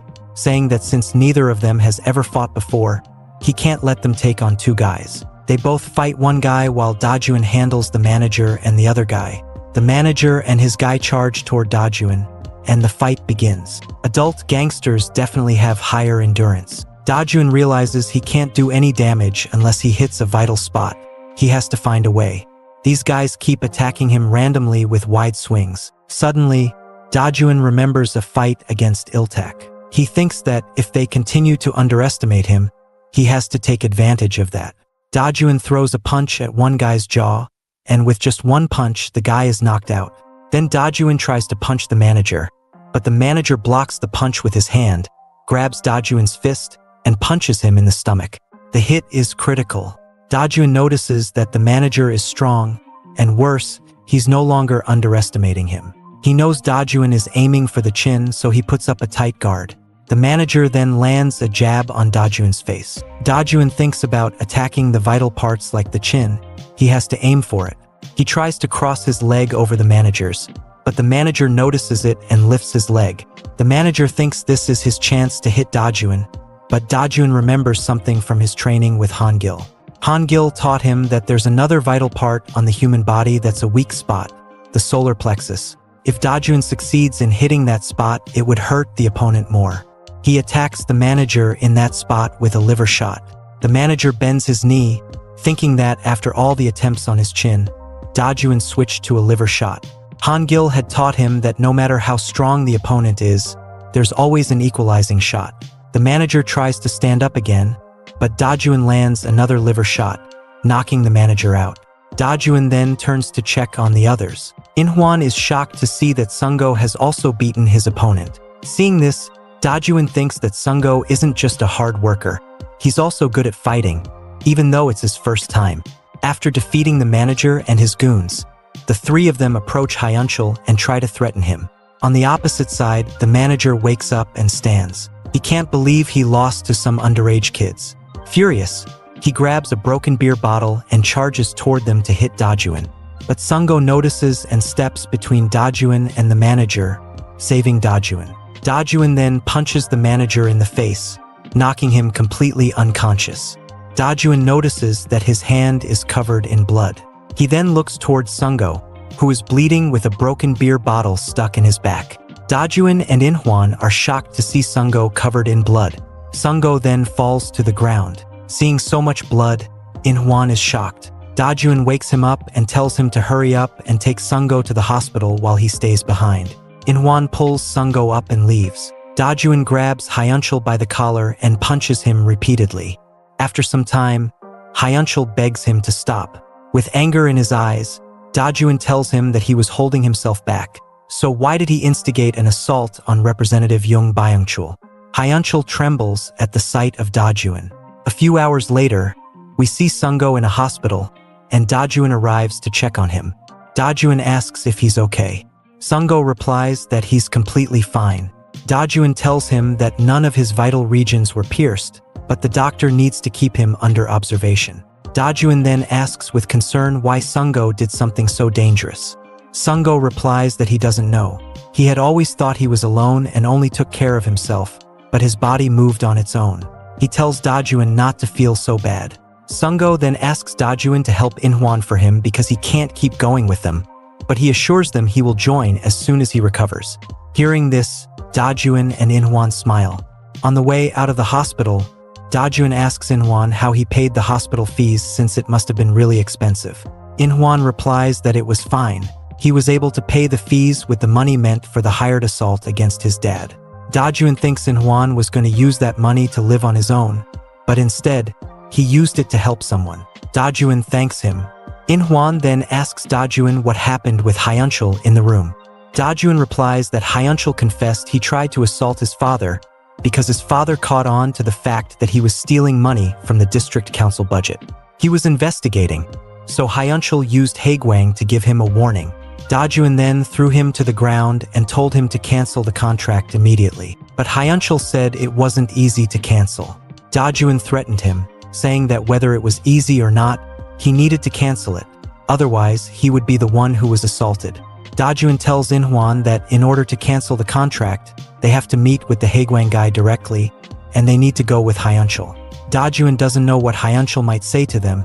He might convince them to target him, though Dajuan did get his embezzlement evidence to prevent that. They have to make sure the contract is cancelled themselves. Inhwan suggests that he will go by himself since Sungo has already been hurt, and he doesn't want anyone else to get hurt. But Dajuan insists that they have come this far, so they should finish it together. Dajuan then places his hand on Inhwan's shoulder and reassures him not to worry. He has his own reasons for wanting to help. On the other side, we see Han-gil hiding near the alley, eavesdropping on their conversation. The next day, Han Young-min arrives at the bar where Dajuan had been the night before. He asks the waiter where the others are. The waiter replies that they've hidden them from the police. At that moment, Young-min is on a call with Gangrak. He opens the door to a room and tells Gangrak that he thinks he understands why he wants to recruit the Han-gil family a bit more. He then checks the manager's wounds. The manager tells him that Dajuan was not an ordinary guy. Young-min tells Gangrak that none of the guys have any fatal injuries. Young-min then asks what Gangrak's decision is on Dajuan. Gangrak responds that Dajuan is too soft, and they don't need guys like him in Haegwang. Meanwhile, at night, Dajuan and Inhwan are with Hyunchul, heading to meet Haegwang directly. Inhwan doubts Hyunchul, thinking he might be suspicious, so he grabs Hyunchul's collar and questions him. Hyunchul says that they need to talk to Haegwang in person for their own security. Hyunchul warns them that after he cancels the contract, they should erase the embezzling evidence. Inhwan angrily responds that he won't let them get away with what happened to his father. Hyunchul says he doesn't want to meet that guy again. Dajuan is confused about who he's talking about. When they arrive, they see a group of Haegwang thugs. Inhwan and Dajuan hide in the bushes to observe the situation. Hyunchul approaches one guy and asks for a meeting, but the guy replies that his boss isn't there yet, so they need to wait. Inhwan wonders how many bases these Haegwang thugs have. Dajuan notices there are about 5 guys there. Suddenly, Dajuan spots a man with a spade. Seeing this man, all thoughts of making Haegwang surrender through strength melt away like snow. Dajuan realizes that the pressure he feels is different from what he felt when facing Kiwoom. It's like facing a mountain beast. The man is Gangrak. Dajuan is terrified at the sight of him and thinks that they need to forget about fighting him. They just need to confirm the contract's cancellation and get away. Gangrak tells Hyunchul that he was late because he had to take care of some business. Hyunchul says he wants to cancel the hired assault against Representative Jung Byung-chul because it's gone far enough. Gangrak replies that it doesn't matter as long as he can pay the remaining balance. Even though he cancels the contract, he still needs to pay. Hyunchul thinks that if he doesn't end the transaction, the evidence will spread and he'll waste a lot of money. He has no choice but to pay the remaining fees. He agrees to pay the fees, but suddenly Gangrak brings up the embezzlement. Hearing this, Hyunchul wonders how Gangrak knows about it. He starts to worry about being blackmailed.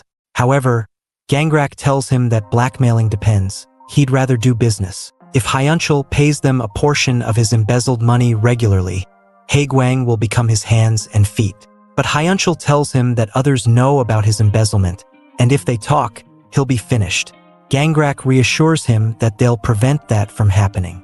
He declares that from now on, anyone who knows about the embezzlement besides them or anyone who tries to investigate it will disappear. Even though the contract is cancelled, Representative Jung Byung-chul will also be included.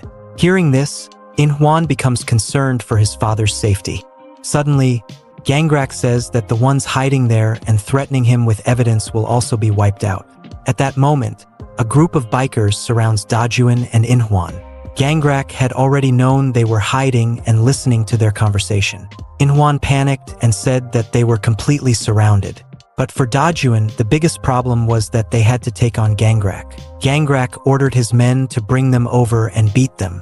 All the bikers closed in on them, but Dajuan pushed Inhwan aside to save him, facing numerous attacks in the process. The bikers rushed at such speed that Dajuan didn't even have a chance to fight back.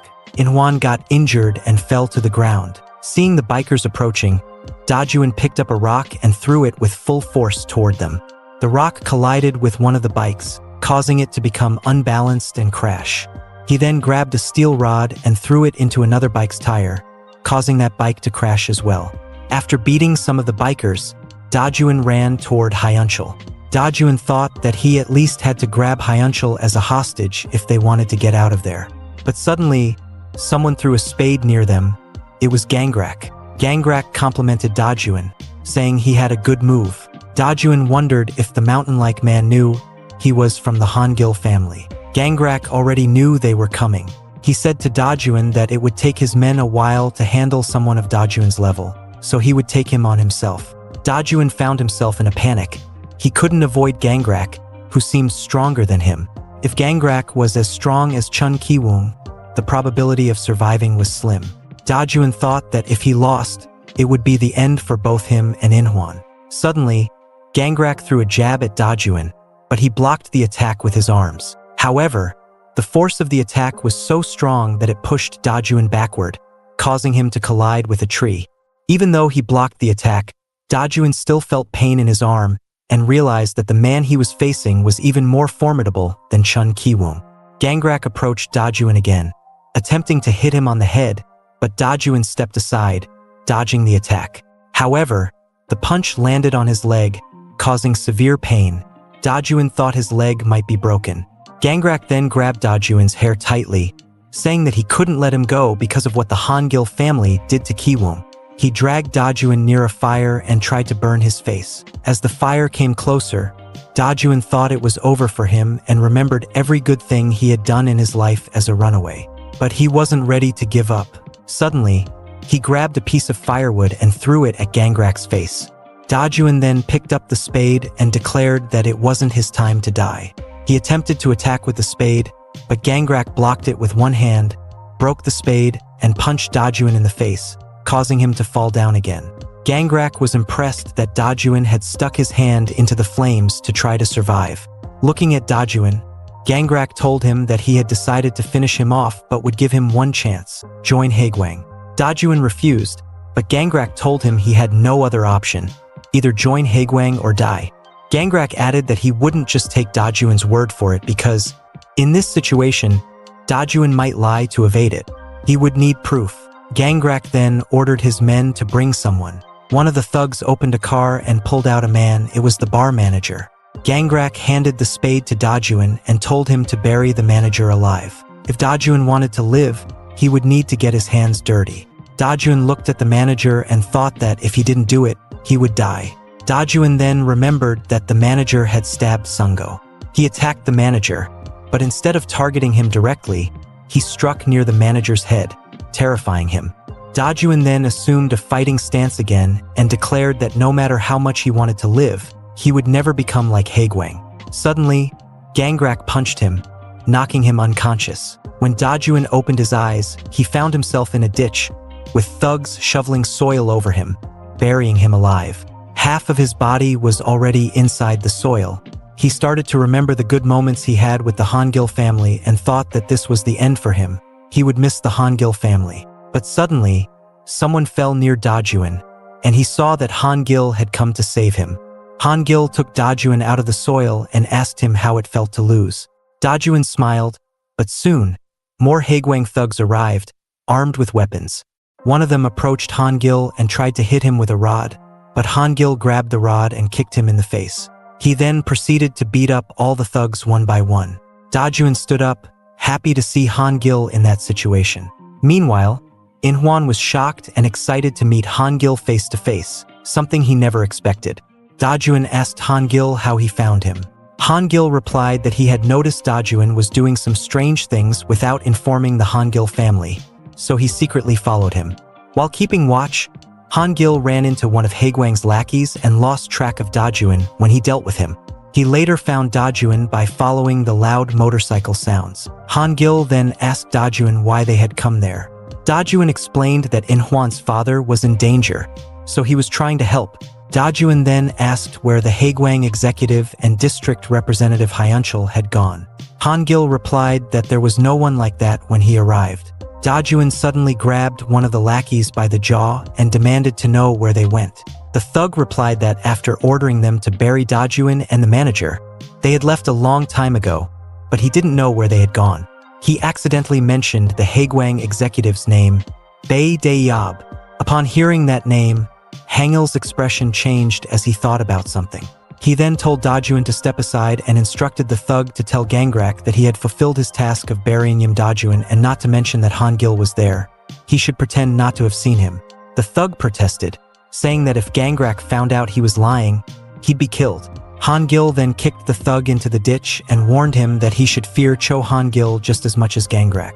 After that, Dajuan and Inhuan sat at a table with Hangil and drank cold drinks. Inhuan was so excited that he took a selfie with Hangil, who even signed his hand.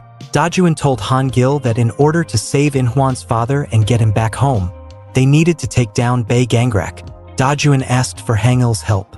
Inhuan quickly added that it was okay, and Hangil didn't need to involve himself. Suddenly, Hangil pulled Dajuan aside, away from Inhuan, and told him that he couldn't beat Gangrak. Hangil warned Dajuan not to involve himself with Inhuan's problem. Since Gangrak believed Dajuan was dead, there shouldn't be any further issues. Dajuan replied that even if he couldn't beat Gangrak, Hangil could easily take him down. But Hangil explained that he couldn't touch Gangrak because doing so would escalate the fight beyond just the two of them. For everyone's sake, Hangil suggested that Dajuan should step back. Dajuan became upset, unsure of what to do since Hangil wouldn't help him. Hangil advised Dajuan not to involve himself with other runaways, as that world wasn't meant for someone sympathetic like him.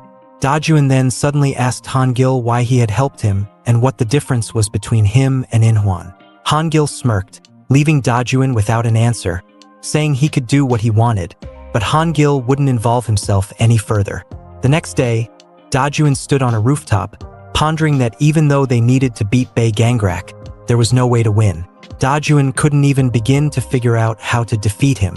He also wondered how Gangrak had known they were there, as they had kept District Representative Hyunchul with them the whole time.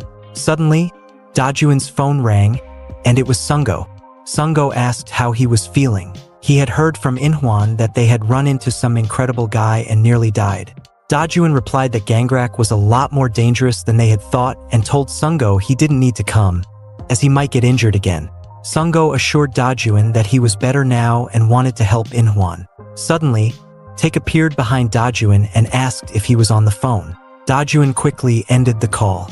Taek asked who he was talking to, and Dajuan replied that it was just a part-timer who worked with him. Suddenly, Taek threw a punch at Dajuan, but Dajuan blocked it with his hand, though it still hurt. He wondered why Taek was suddenly attacking him, especially with his injured arm. Taek told him that he had heard from Hangil that Dajuan had been meddling around lately and wanted to fight the Haegwang executive. Taek explained that the Haegwang executives weren't ordinary people, and if Dajuan wanted to talk about being able to fight them, he would first have to be able to beat an injured version of Taek. Dajuan was shocked to see that other Hangil family members had also come, and he realized he would have to fight them if he wanted to take on the Haegwang executives. The morning after the fight with Bei Gangrak, Hangil told Taek that Dajuan wanted to fight a Haegwang executive alone, and they both laughed about it. Hangil told Taek to knock some sense into Dajuan so he wouldn't go looking for a fight. On the rooftop, Dajuan admitted that there was no way he could win against them. Taek asked him how he planned on beating Gangrak then. Dajuan was visibly upset. Taek told him that if he was going to stir up trouble without any plan, then he needed to convince them with his skills. He had to beat one of them. But Dajuan was still thinking about taking on Gangrak. Dajuan's first fight was against Gaeong. She rushed toward him, but Dajuan wasn't ready for the fight and didn't want to hit her.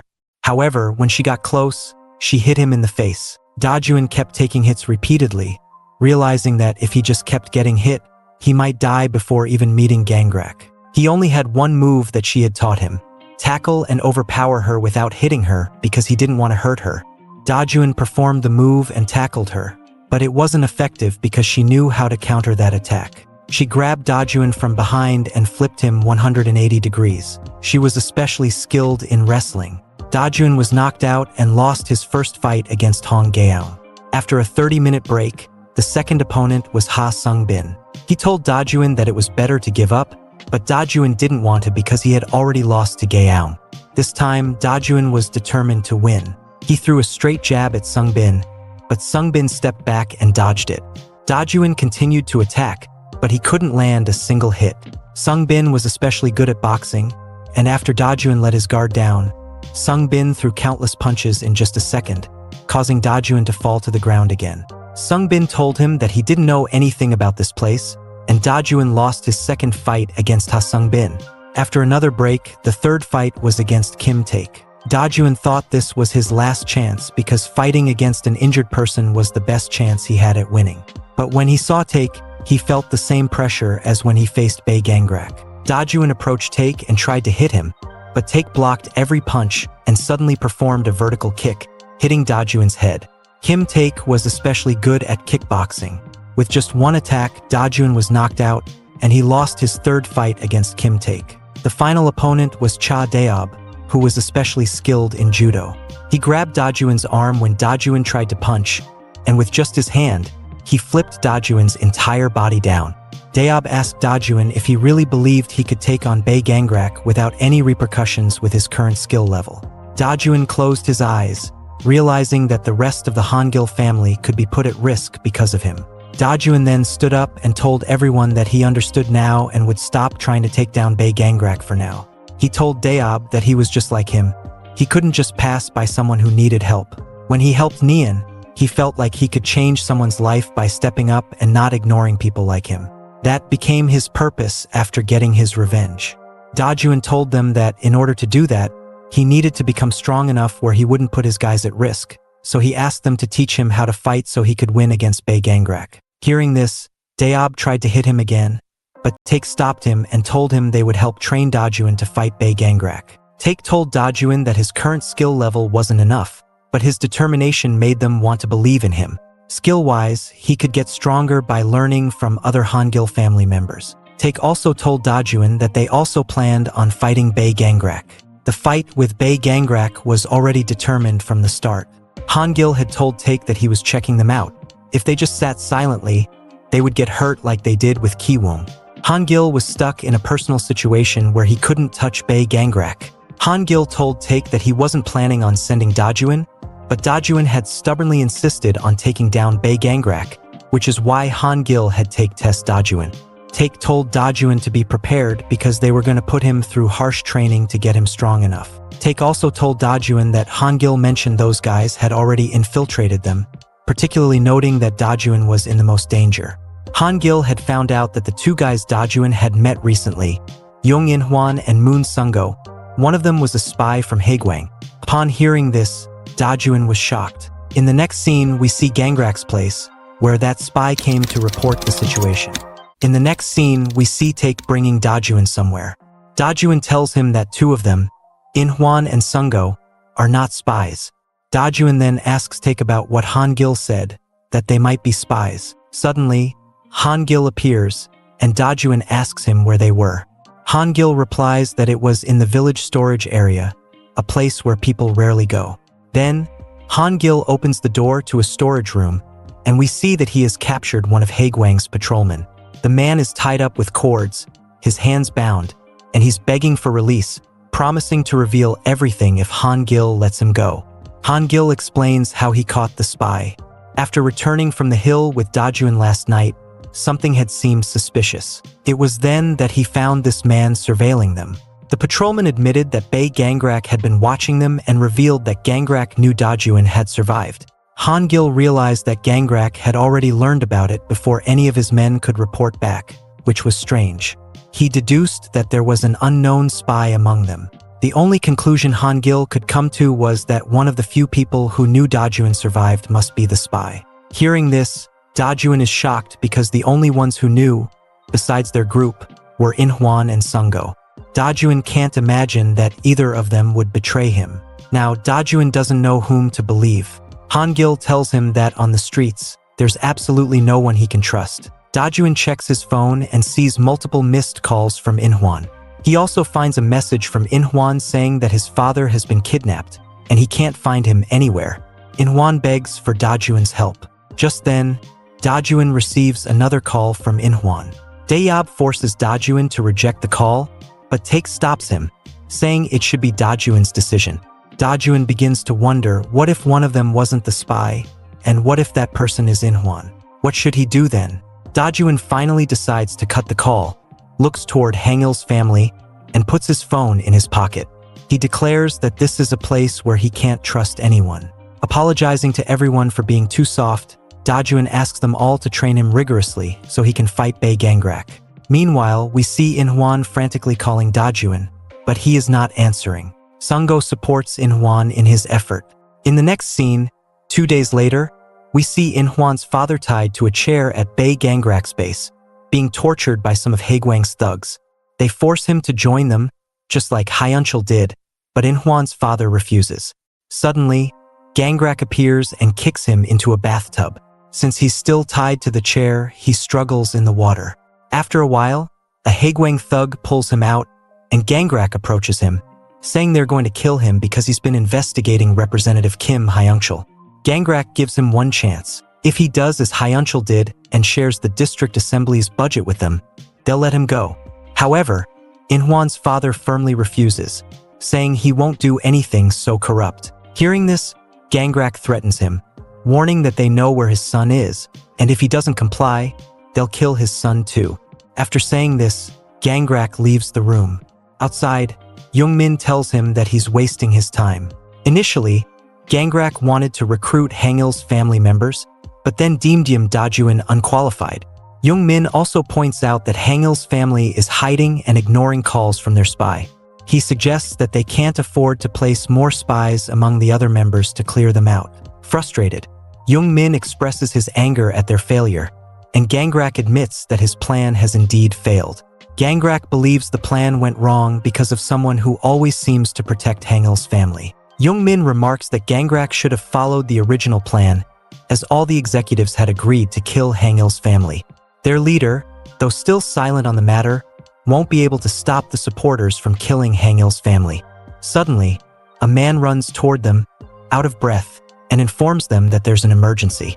In the following scene, we see 2 lackeys outside Gangrak's base, watching the surroundings and providing surveillance. Suddenly, they spot 2 men and try to stop them.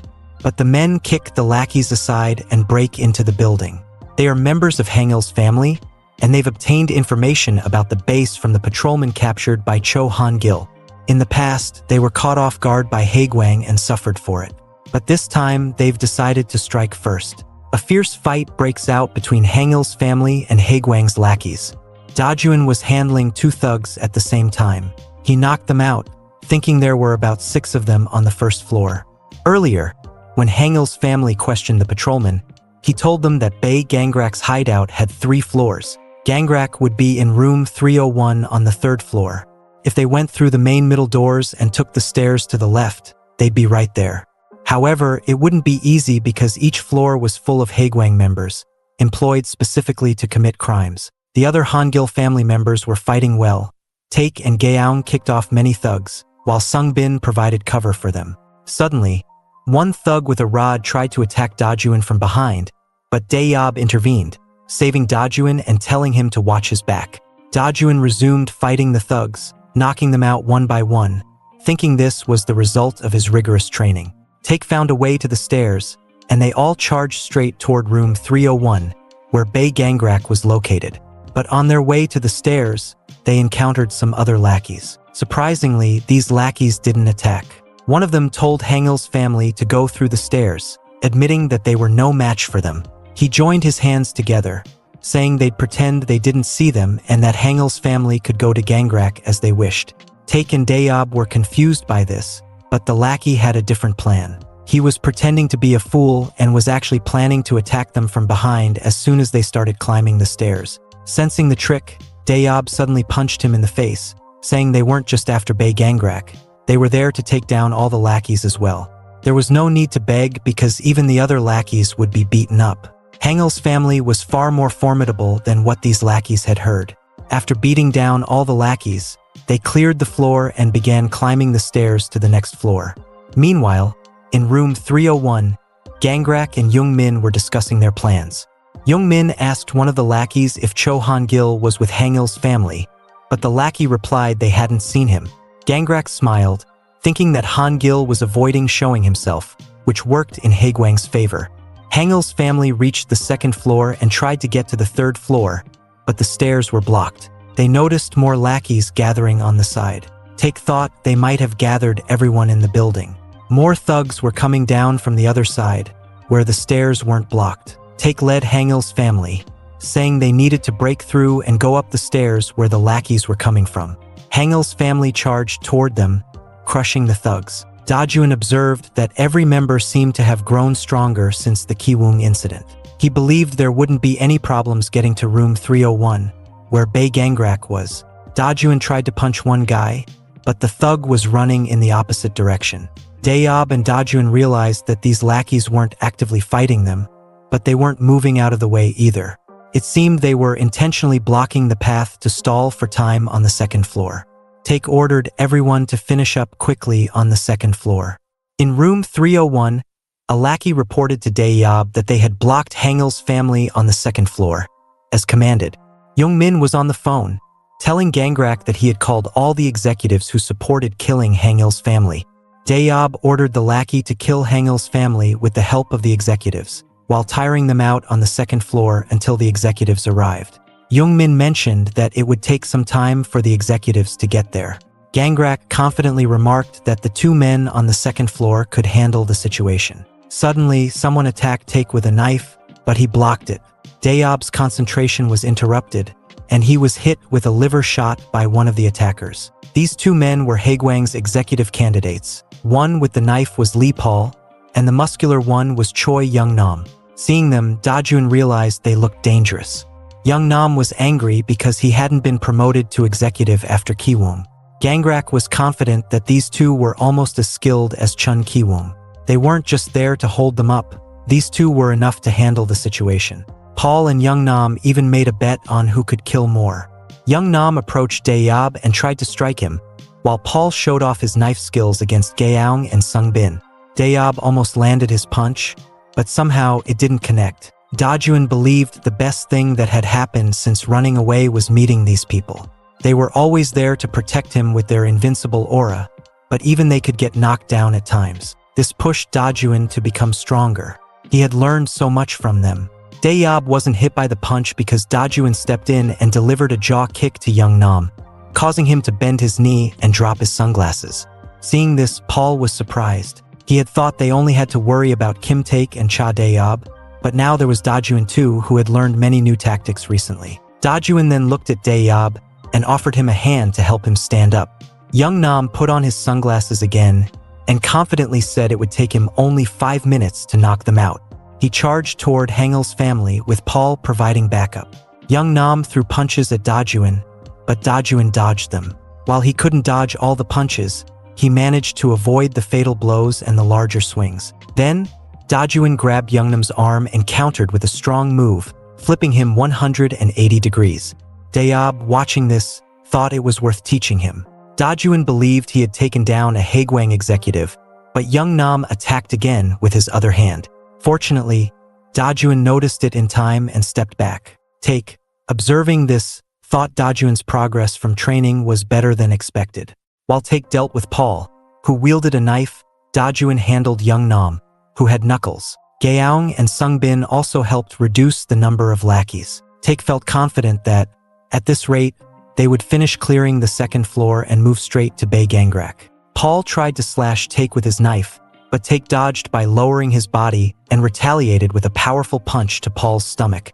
Paul fell to the ground, surprised by Take's strength. Take thought that if he could avoid Paul's knife, he could finish him quickly. But suddenly, Take noticed that Paul had managed to cut him on his injured arm. Take hadn't even seen the moment Paul struck and realized he needed to focus more. Frustrated, Take remarked that this was becoming too much of a hassle. He didn't need to be the one to kill them all since the other executives would soon arrive. Young-nam was only fighting because he got easily excited, and their real job was just to stall until the executives arrived. Paul then ran toward the other side, striking anyone in his path with his knife. The other lackeys had completely blocked the way.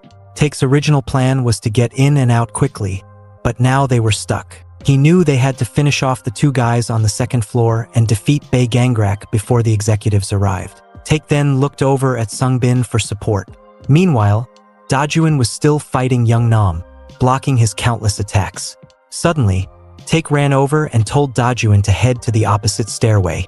Dajuan, Take, and Daeyob started running toward the opposite stairs, taking down any lackeys who got in their way.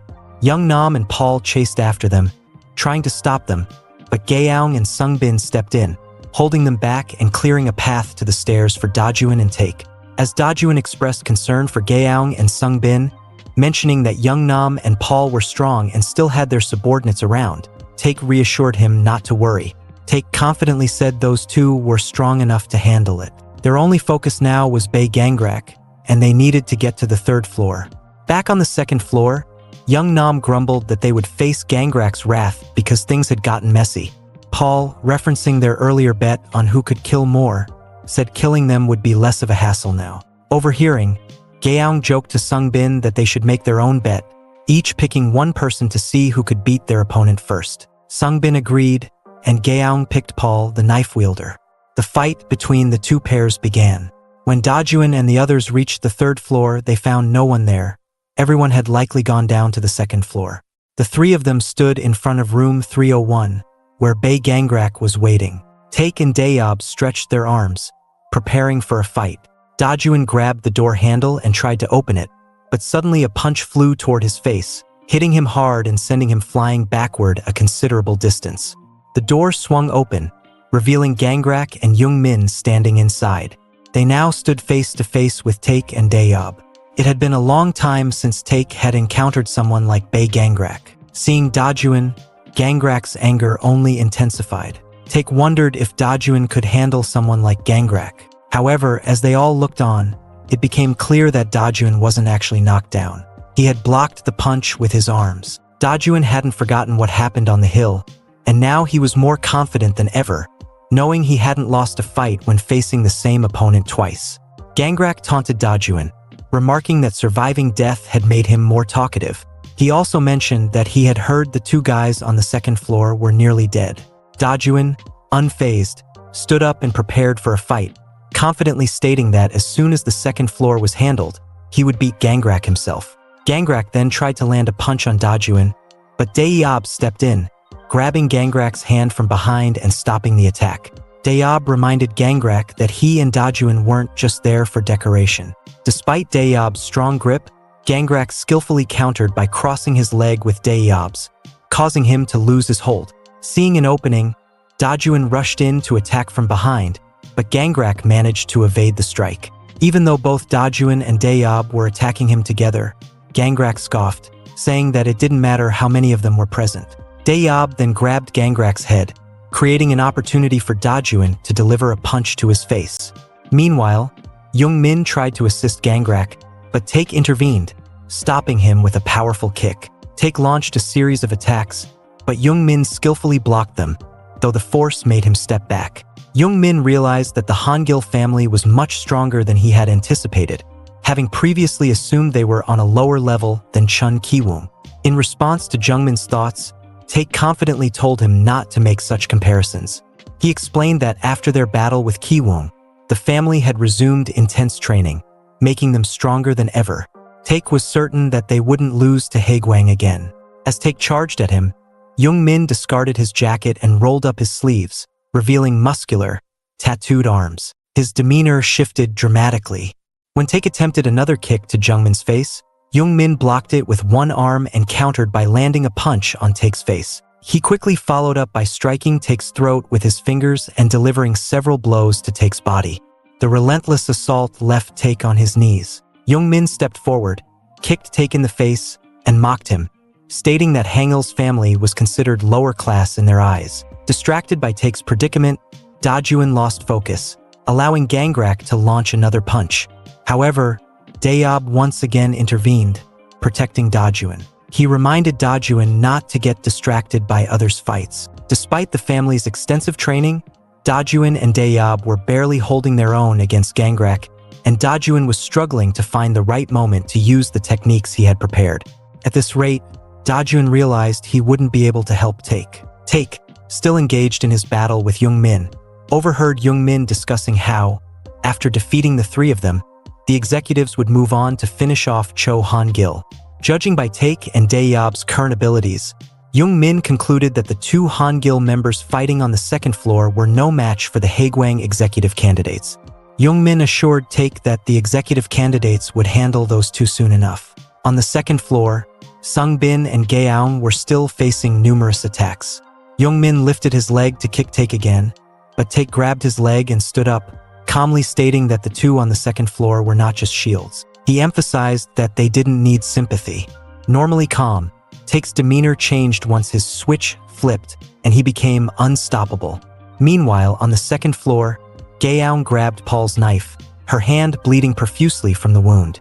She had several injuries on her legs, but despite this, she managed to flip Paul to the ground, although she received another cut on her arm in the process. Paul rushed toward her again, but before he could reach her, Sungbin stepped in and punched Paul, sending him stumbling back. The other lackeys, angered by this, charged at Sungbin from all sides. However, as they approached him, Sungbin swiftly knocked them all out in an instant, none of them able to see when he struck. Back on the third floor, Take informed Youngmin that neither he nor Daeyob were the main force of Hangil's family. He pointed out that Sungbin, who was on the second floor, was the strongest member of the family after Hangil himself. On the second floor, Sungbin had effortlessly defeated all the lackeys. Paul and Youngnam were left stunned by his overwhelming power. Sungbin draped his jacket over Gaeong, apologizing for being late. He then prepared to face the two executive candidates, ready to take them on single-handedly.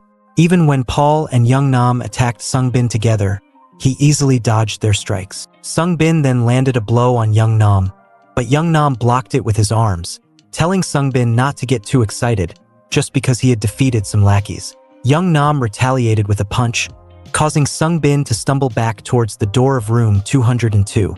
Youngnam kept delivering punches, each one so strong that it broke the door behind Sungbin, sending him into the room. Sungbin, having taken numerous blows, sat on the ground as Youngnam taunted him, telling him to get up so he could beat him again. Despite Youngnam joking about Sungbin's punches, Sungbin suddenly stood up and landed a fast punch to his face, so quick that Youngnam couldn't even see it. Sungbin followed up with a barrage of punches, each one faster and more precise than the last. In just a few seconds, Youngnam was knocked out cold. Witnessing this, Paul removed his jacket and threw it towards Sungbin, blocking his vision momentarily. Paul used this distraction to strike with a knife, cutting the jacket in two and wounding Sungbin's arm. Despite the injury, Sungbin didn't stop. He punched Paul and, noticing a weak point, kicked him away. However, Paul managed to stab Sungbin, the knife embedding itself in his left side. Paul attempted another strike, moving closer to stab him again. Meanwhile, on the third floor, Dajuan and Daeyob were relentlessly attacking Gangrak with countless strikes, but Gangrak evaded their blows. His massive body worked to his advantage as he pushed them back. Dajuan realized that there was no way they could win if the fight continued like this. In a flashback, Dajuan recalled a moment during his training when he was practicing kicks on a dummy. Hangil had approached him and noted that Dajuan was working hard, even though it was late at night. Dajuan explained that he was practicing what the others had taught him earlier that day. Hangil then asked if Dajuan thought that would be enough to defeat Bae Gangrak. Feeling discouraged, Dajuan admitted his doubts, as Gangrak's strength seemed overwhelming. Seeing this, Hangil decided to teach him a new skill. Back in the present, Daeyob asked Dajuan what they could do to defeat such a monstrous opponent. Dajuan told him he had something in mind and asked Daeyob to buy him some time. Daeyob agreed and charged at Gangrak, throwing a punch at his face, but it had no effect. Gangrak responded by headbutting Daeyob with such force that it left him reeling. Dajuan realized that if they kept exchanging blows like this, Daeyob would soon be outmatched in terms of strength. Knowing Daeyob wouldn't be able to hold out much longer, Dajuan rushed forward. Earlier, Hangil had told Dajuan that there was no way to win head-on against strong, well-built opponents. In those situations, the first thing to do was to take them down with a tackle. With Daeyob taking heavy hits, Dajuan hurried to his aid, but Gangrak kicked him away, sending him flying across the room. Even from that distance, Gangrak was still able to maintain his advantage. Dajuan knew he had to somehow knock Gangrak over in order to use the skill Hangil had taught him. At that moment, Gangrak grabbed Daeyob by the collar, making it nearly impossible to attempt to tackle. Daeyob was getting beaten down as he tried to create an opening for Dajuan. Gangrak punched Daeyob repeatedly, mocking him and telling him that nothing he tried would work. He then threw Dayob to the ground and continued to strike him. Dayob, weakened from the constant assault, seemed defeated. Seizing what looked like a last opportunity, Dajuan attacked from behind, but Gangrak noticed and kicked him away again. Dajuan, lying on the ground, blamed himself for Dayob's condition. But then, suddenly, Dayob grabbed Gangrak's leg, holding it tightly. Realizing the opportunity, Dajuan smiled and leaped at Gangrak, grabbing his head and striking him with a knee. Gangrak was unable to dodge because Dayob had locked his ankles. Dajuan successfully knocked Gangrak out, and Dayob smiled in relief. Dajuan then sat on top of Gangrak and prepared to use the skill that Hangil had taught him during training. Dajuan sat on Gangrak and said it was his turn to attack. In a flashback, Hangil had taught Dajuan this very skill with a demonstration, sitting on top of Dajuan and explaining that he was halfway there once he had knocked his opponent down. From that position, Dajuan could block any strikes, even if he was overpowered or outclassed. There was still a way to win joint locks. Hangil had shown him that this technique allowed smaller fighters like Dajuan to defeat larger opponents. Dajuan now performed the same technique on Gangrak, locking his joint tightly. For a few minutes, Gangrak resisted, using his other hand to push back. But Dajuan recalled Hangil's advice. He shouldn't be alarmed if the opponent resisted. No matter how strong they were, they couldn't fight back effectively from that position. Following this, Dajuan tightened his grip and stretched Gangrak's arm with full force, causing Gangrak to scream in pain. Dayob, watching, felt his efforts had not been wasted. Meanwhile, Taek was ready to fight again, telling Young-min that he would regret messing with the Hangil family. Young-min, holding his head, remarked that Taek had no idea who Bae Gangrak really was and had underestimated Haegwang. Young-min then punched Taek and admitted he didn't particularly like Gangrak, but Gangrak wasn't just a big guy. Even though Dajuan had locked his arms, Gangrak could easily lift himself up. Among the Haegwang executives, Gangrak was the true monster. Gangrak then dragged Dajuan along the ground, the impact so severe that Dayob, concerned, tried to stand up. Taek too worried that Dajuan was facing an executive opponent too soon. He rushed toward Dajuan to help, but Young-min stopped him with a kick, telling him he wasn't in a position to help anyone else. Gangrak continued to slam Dajuan into the ground and lifted him up again. This time, Dajuan was sure he heard his arm break. Gangrak taunted him, saying that even with a broken arm, he could still crush him. He then threw a massive punch, causing Dajuan to be thrown far back, landing in a room. Kneeling on the ground, Dajuan spotted a bathtub nearby and saw a man tied to a chair in the corner of the room. As he approached, Dajuan realized the man was Inhwan's father. He remembered how Inhwan had called him multiple times for help, and now Dajuan regretted rejecting his sincere requests. Inhwan had been telling the truth. His father had really been captured, which meant Inhwan wasn't the spy. At that moment, Gangrak entered the room, mocking Inhwan's father, calling him a fool. He said things would have been easier if he had listened to them like District Representative Kim had. Dajuan, stunned, asked if Sungo was the spy. Gangrak smirked, replying that the identity of the spy didn't matter.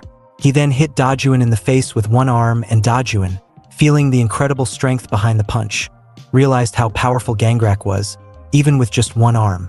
Gangrak punched him again, this time on the head, leaving Dajuan trembling from the relentless attacks. Gangrak mocked him, saying that Dajuan was foolish for not taking the opportunity he had offered earlier. He grabbed Dajuan by the mouth, reminding him that despite his skill, he had been tricked by a spy and betrayed. He continued, saying that the other Hangil family members had tried to act tough, only to be beaten by Haegwang. Lifting Dajuan, Gangrak placed him over the bathtub and taunted him, saying that being good at fighting wasn't enough. Only the strong could survive. He declared that today would mark the complete destruction of the Hangil family. He then pushed Dajuan into the bathtub, submerging him in the water. As Dajuan struggled, thoughts raced through his mind. He wondered if it was truly impossible for good people to survive in this world, and if only the vicious, like Haegwang, could manage to stay alive. His breath became short as he fought for air. His hands went numb, and Gangrak, thinking it was over, left him. But suddenly, Dajuan's hand re-emerged from the water, grabbing Gangrak's second arm and locking it in a joint hold. even while still half submerged.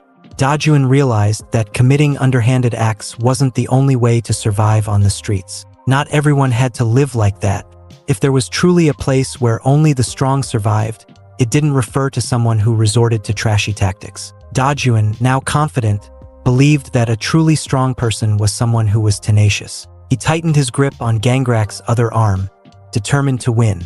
On the second floor, we see Haegwang's lackeys knocked down on the floor, and Sungo, severely injured. Paul tells him there is no point in protecting Gaeong because she is useless. Hearing this, Sungo moves closer to Paul and throws a punch, but Paul blocks it. Despite his injuries, Sungo is still able to fight Paul. Running toward him, Sungo demands that Paul take back his words about his friend being useless. Sungo is deeply concerned about protecting his friend. He attacks Paul again, but Paul resists with his knife. Sungo becomes more and more aggressive, and Paul thinks that if Gaeong weren't there, he would have lost already. Suddenly, Paul flips and leaps toward Gaeong, thinking that if he captures her, Sungo will surrender. However, Sungo steps in between them and saves her again. Paul asks him why he is sacrificing himself for her. Sungo responds that he can sacrifice himself because he is the only useless one in the Hangil family. Paul assumes Sungo is tormenting himself because he's about to die. Planning to kill them both, Paul charges toward them. In a flashback, we see that the Hangil family had found Sungo as a near corpse on the streets and gave him a second chance at life. As Paul approaches, Sungo screams that he has always been willing to give up his life for their sake. On the third floor, Taek is punching Youngmin, but Youngmin has his own techniques to resist. He strikes Taek's weak point, his broken arm. Taek feels immense pain from the impact. Youngmin repeatedly punches Taek's broken arm, causing even more pain. In response, Taek kicks Youngmin, but Youngmin grabs his leg. However, Taek lifts his entire body and kicks with his second leg, successfully forcing Youngmin to step back. But Youngmin quickly stands up and hits Taek aggressively, knocking him to the ground. Taek is in unbearable pain from the continued hits to his broken arm. Youngmin doesn't stop there. He places his foot on Taek's broken arm and presses down hard. He is deliberately targeting Taek's injury. Dayob, seeing Taek being beaten up, becomes concerned. Suddenly, Sungbin arrives on the third floor and pushes Youngmin away from Taek. Sungbin declares that it doesn't matter if he dies, but the Hangil family must survive. That is why he will protect them with his life. Seeing Sungbin come to the rescue, Dayob smiles in relief.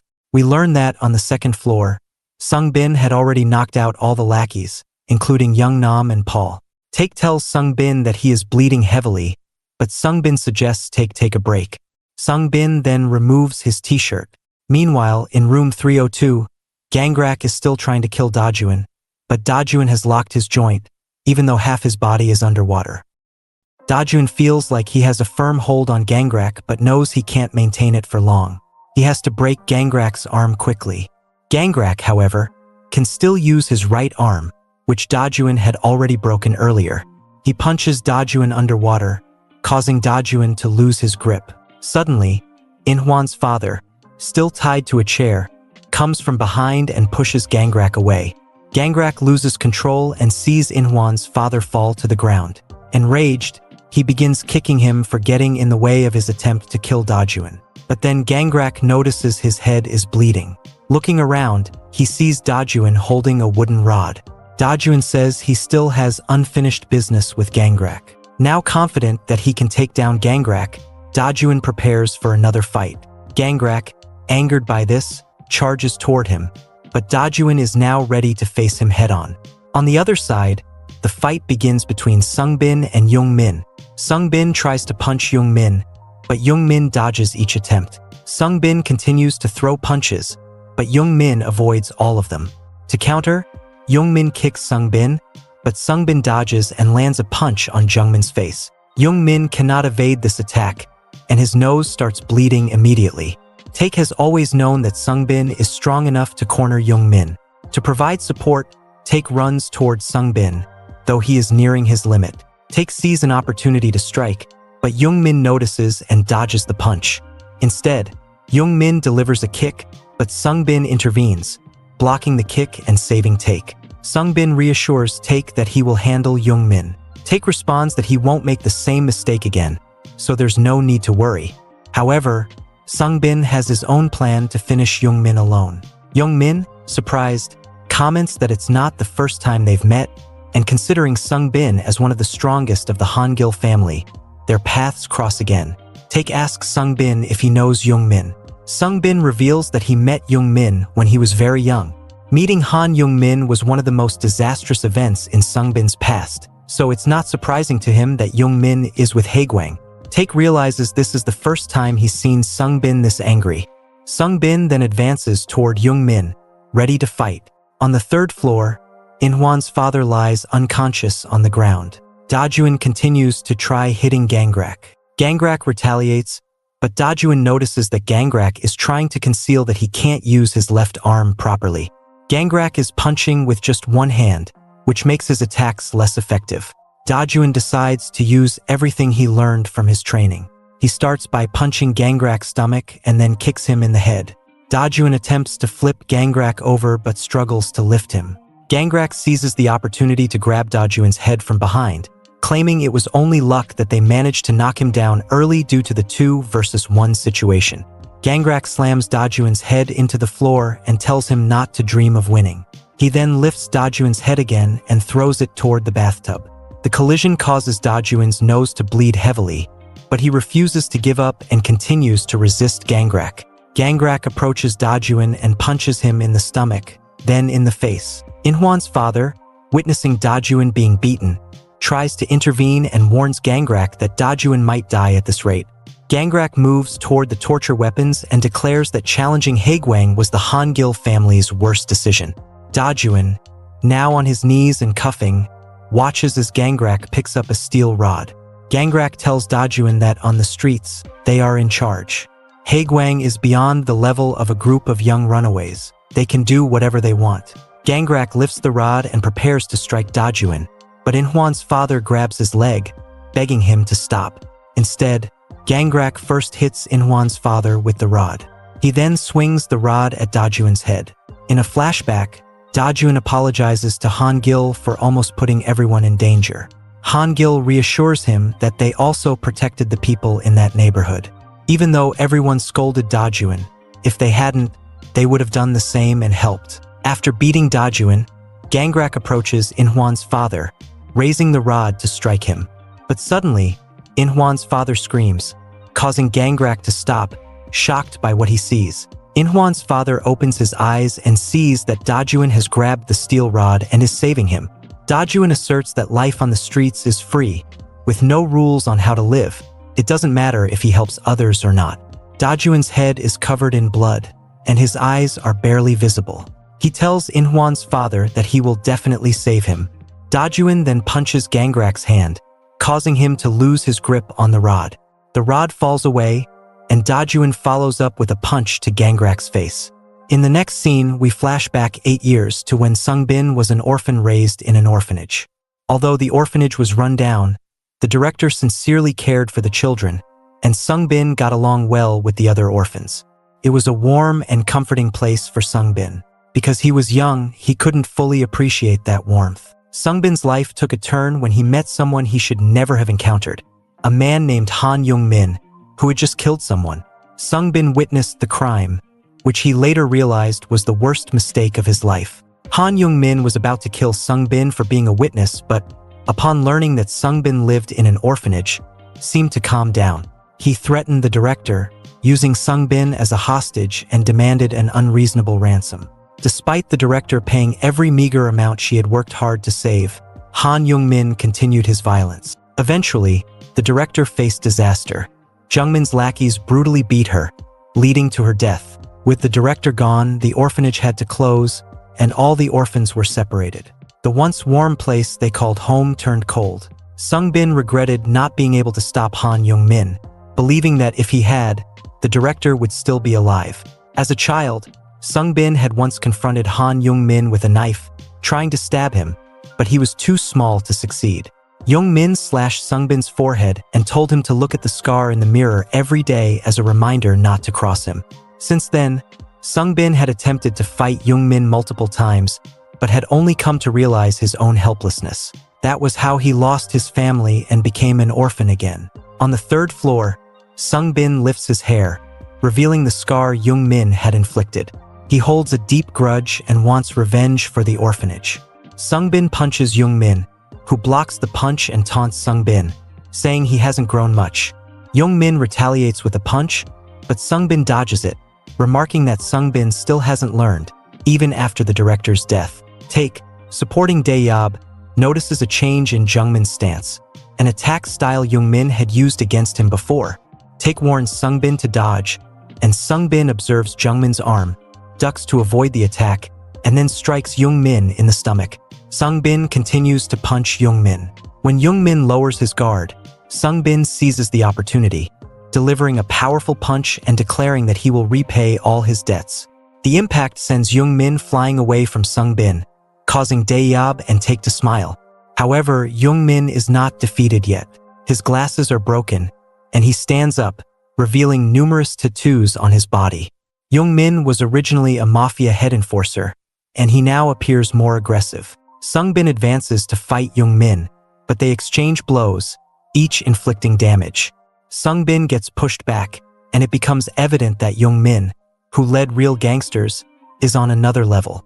He remains unfazed by Sungbin's punches. Take tells Dae-yob that the fight is not going well and wants to help, but Dae-yob stops him, saying that in his condition, he would only be a dead weight. Take is frustrated, unable to assist Sungbin. Sungbin faces a kick from Young-min. After fighting many opponents that day, Sungbin's movements are getting slower, making it harder to dodge Jungmin's attacks. His accuracy also drops and he can't land an effective blow. He receives a critical punch to the head.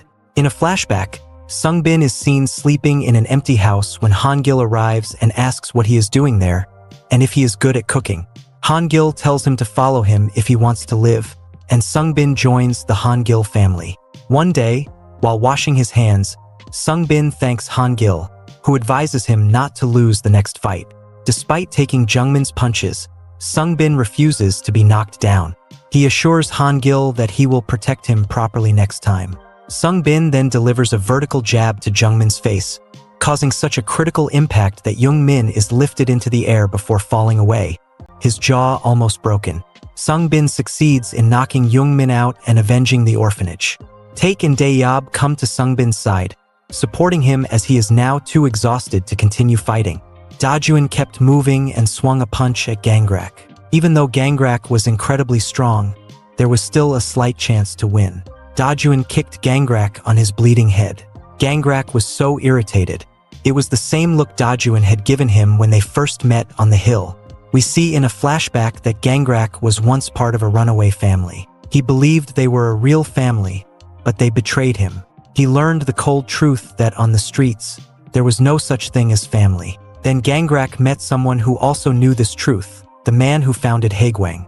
After joining Haegwang, Gangrak immersed himself in crime. If anyone strong got in his way, he either recruited them or killed them. Everyone was an enemy. That was how Gangrak survived alone. Seeing Dajuan fight for the sake of a runaway family made Gangrak very angry. Gangrak tried to kick Dajuan, but he blocked the kick. Gangrak also punched him, but Dajuan ducked and escaped the punch, then threw a punch at Gangrak's stomach. Gangrak noticed and blocked it. Gangrak then somehow grabbed Dajuan by the collar and smashed his head straight into Dajuan's head, then threw him far away. Dajuan fell to the floor. His entire body was shaking, and he still couldn't believe how quickly Gangrak could move. Dajuan tried to stand up, but Gangrak ran toward him to attack again. Dajuan thought it was impossible to beat him with just instincts. If that was the case, he would need Hangil's help. Hangil had taught him earlier to stop the opponent's movement, block their vision, and look for an appropriate weapon.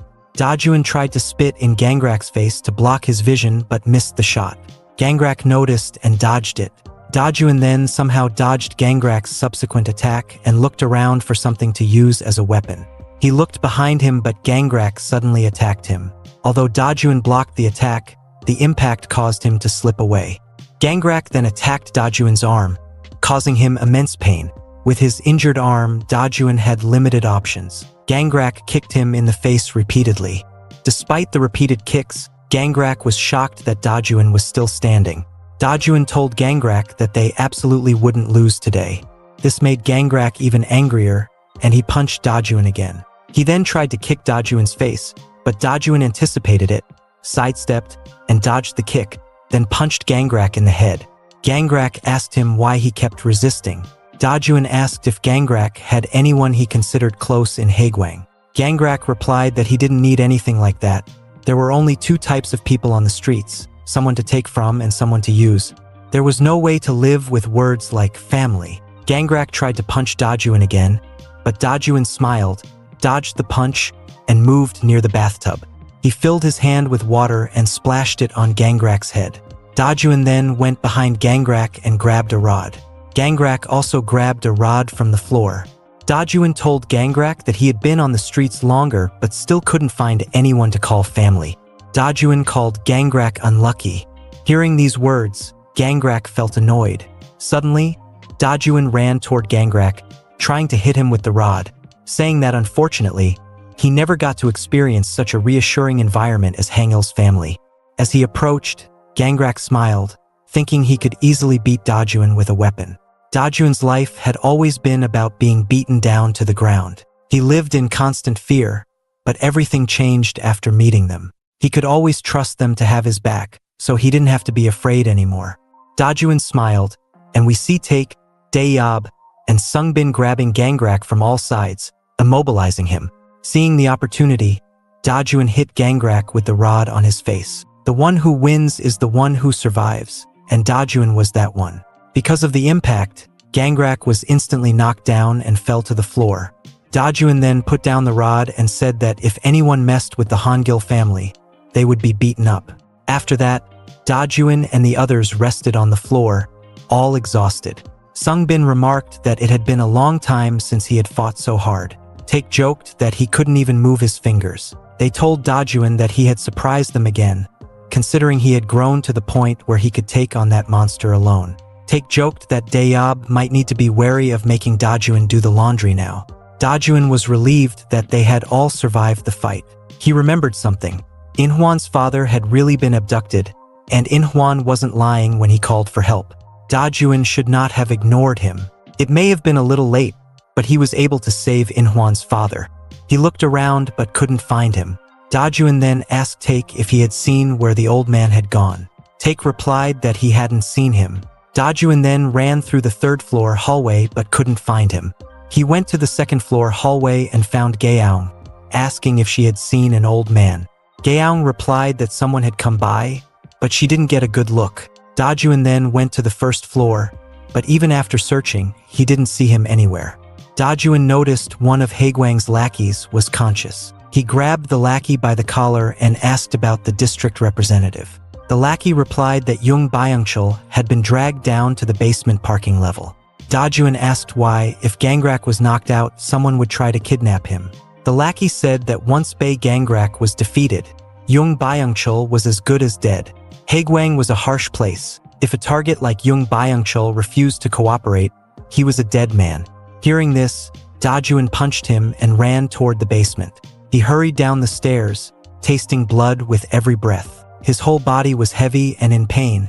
He couldn't move it the way he wanted. He fell down the stairs and regretted ignoring Inhwan's call at that time. Dajuan then stood up and thought about Inhwan, imagining how it felt to be ignored. He reached the basement parking lot and wondered where Inhwan's father could be. Dajuan looked around the cars and saw someone, and he was shocked to see it was Sungo. Dajuan asked him why he was there. Sungo told him that he had heard Inhwan's father was being held up, but it was too noisy above, so he couldn't go up there. Dajuan smiled and told him it was okay. Sungo asked about Dajuan's injuries. Dajuan replied that he came there to fight Haegwang. Sungo asked if he had seen Inhwan's father upstairs. Dajuan looked toward the stairs and said he had lost him again. He asked Sungo if he had seen anything. Sungo replied that he had just arrived himself and hadn't seen anything. He suggested that Dajuan should check the back door. Dajuan walked toward the door to check behind it, and Sungo followed him.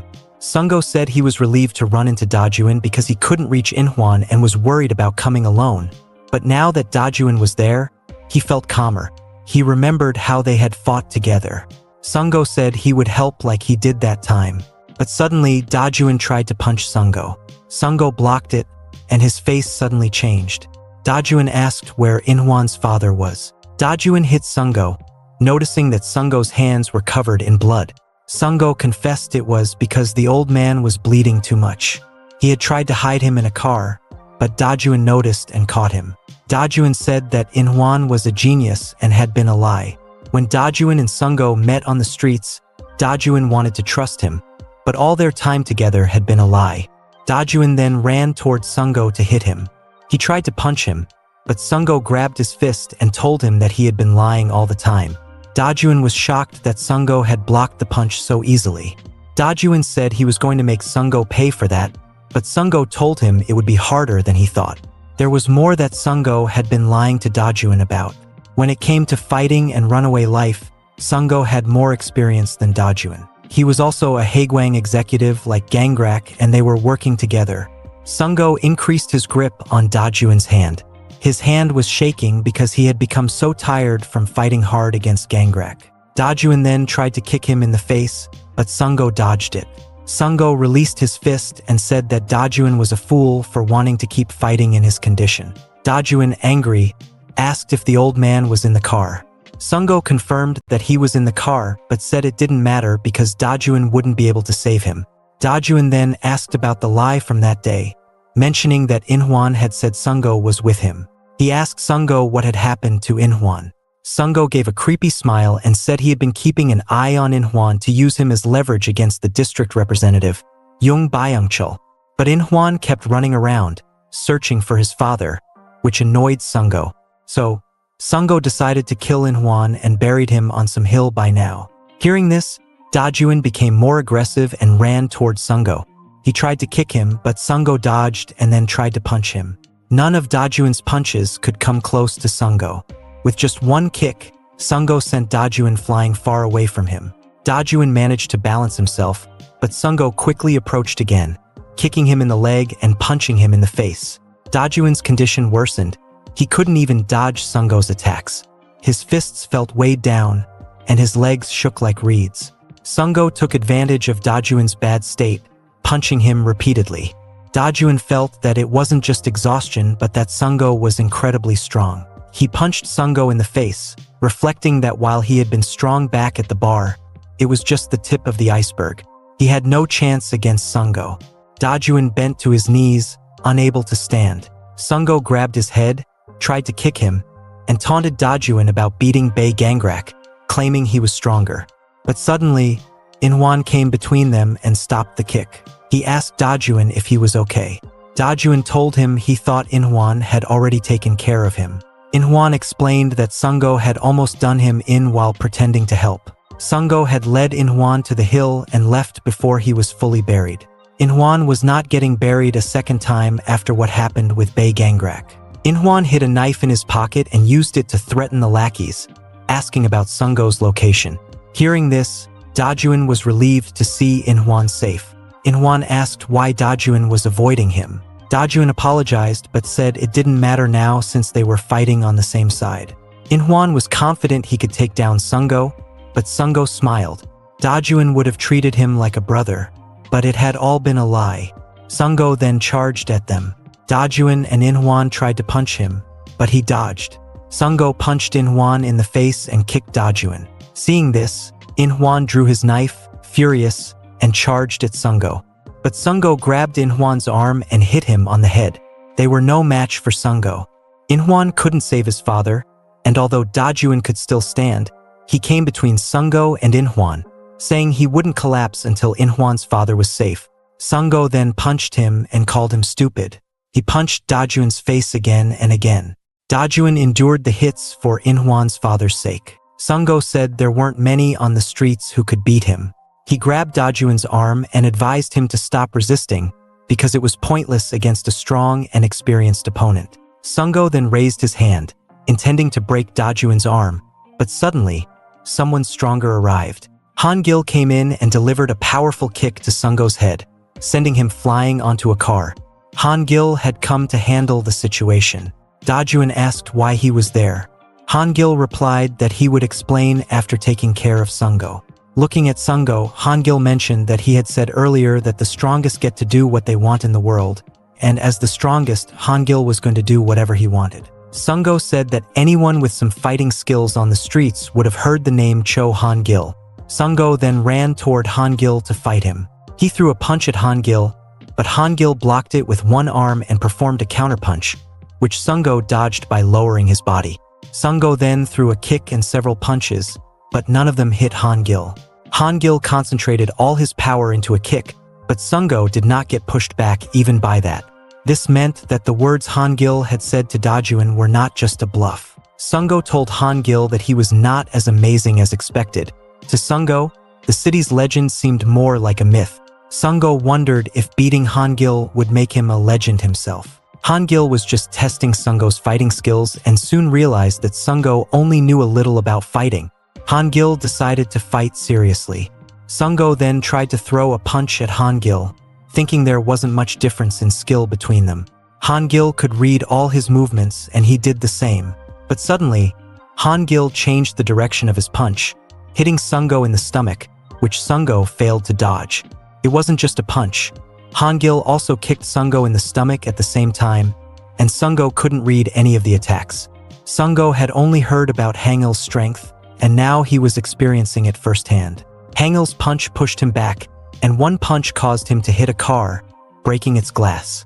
Hangil told Sungo that he had met many brats like him who messed around just because they were a bit good at fighting, and those guys were fixed by Hangil. Sungo was strong, yet he was easily overwhelmed. There really was no one who could match Hangil. Hangil then prepared to deliver a final blow to Sungo, but Sungo raised his hands and surrendered, admitting his defeat. Hangil asked him what he was doing. Sungo replied that it was still too early for him to exchange fists with Hangil.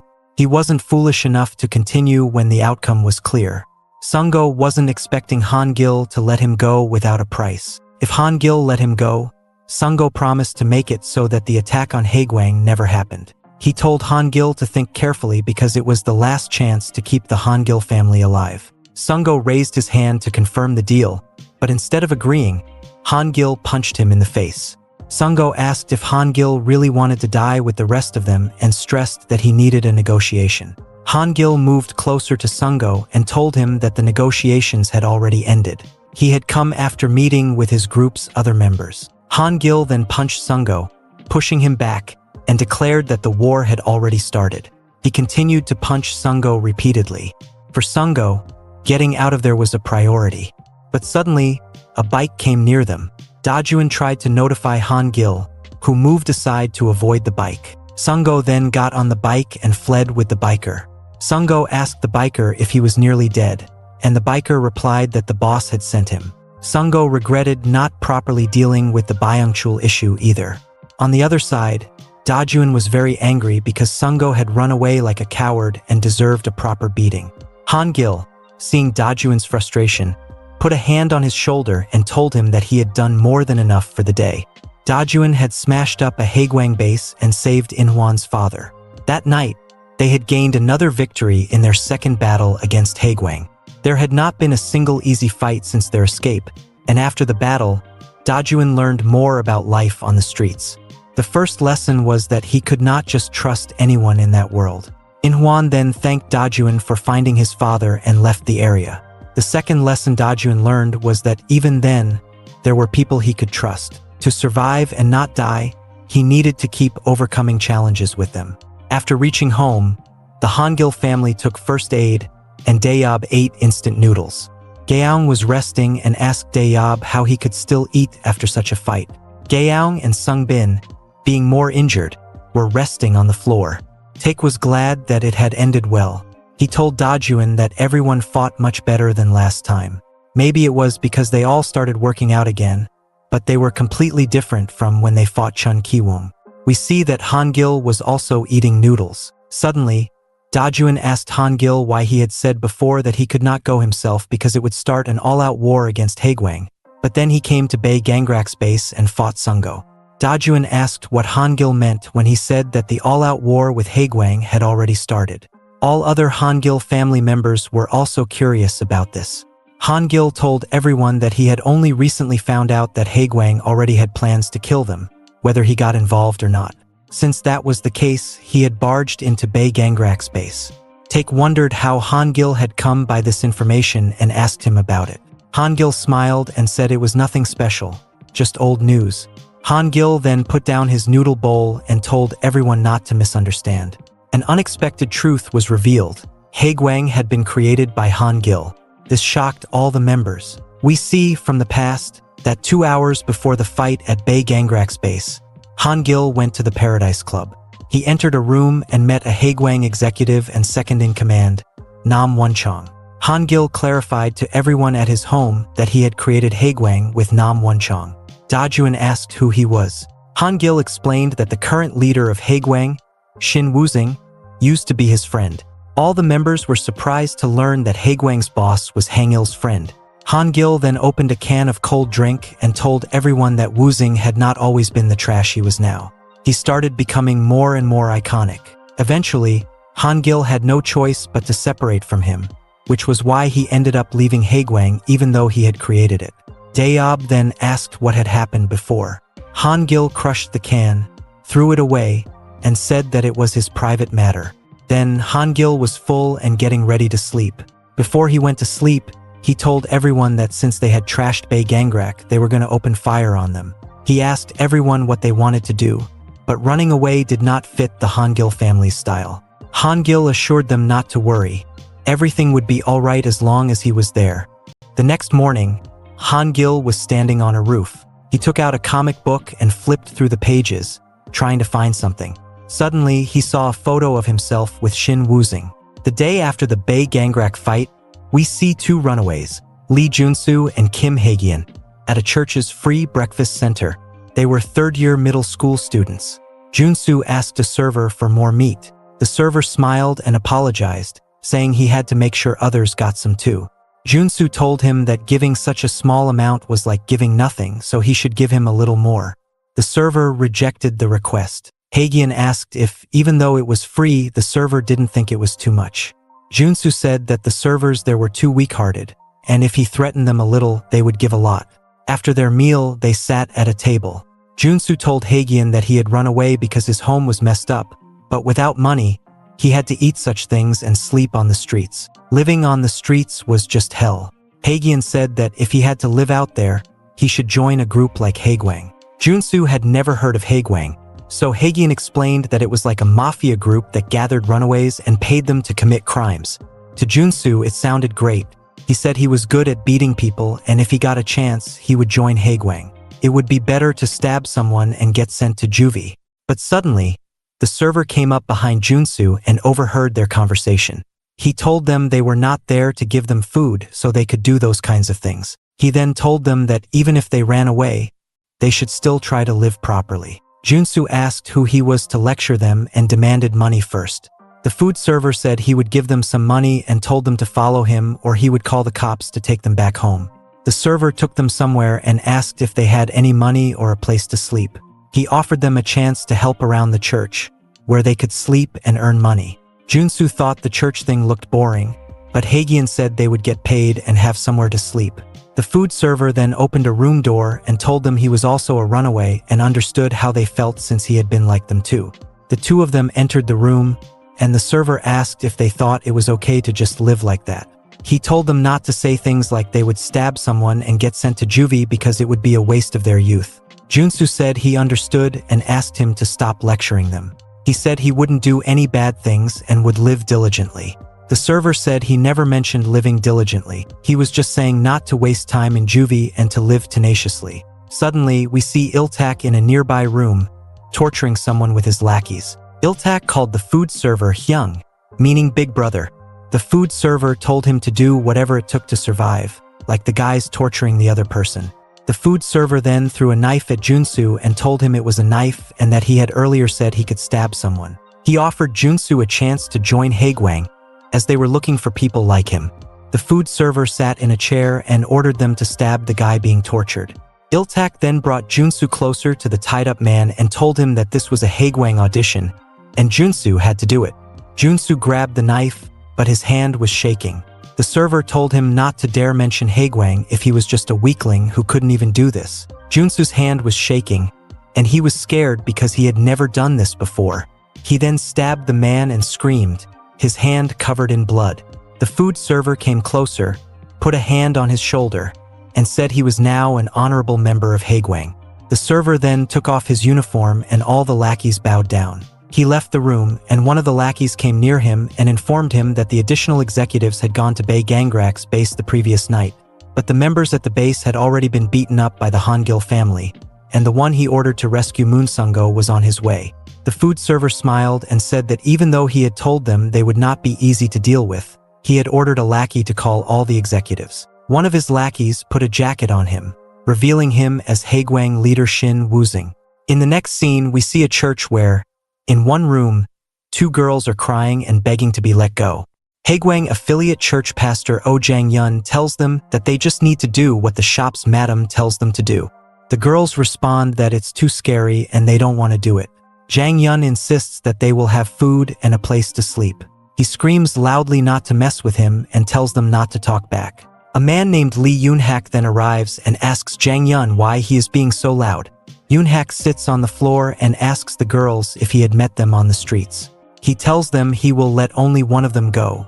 The one in the back can stay. Another girl asks what will happen to the girl who stays. Yoon-hak then slaps one of the girls and tells them that if she doesn't want to work, he will have to beat her until she's dead. He proceeds to beat the girl cruelly.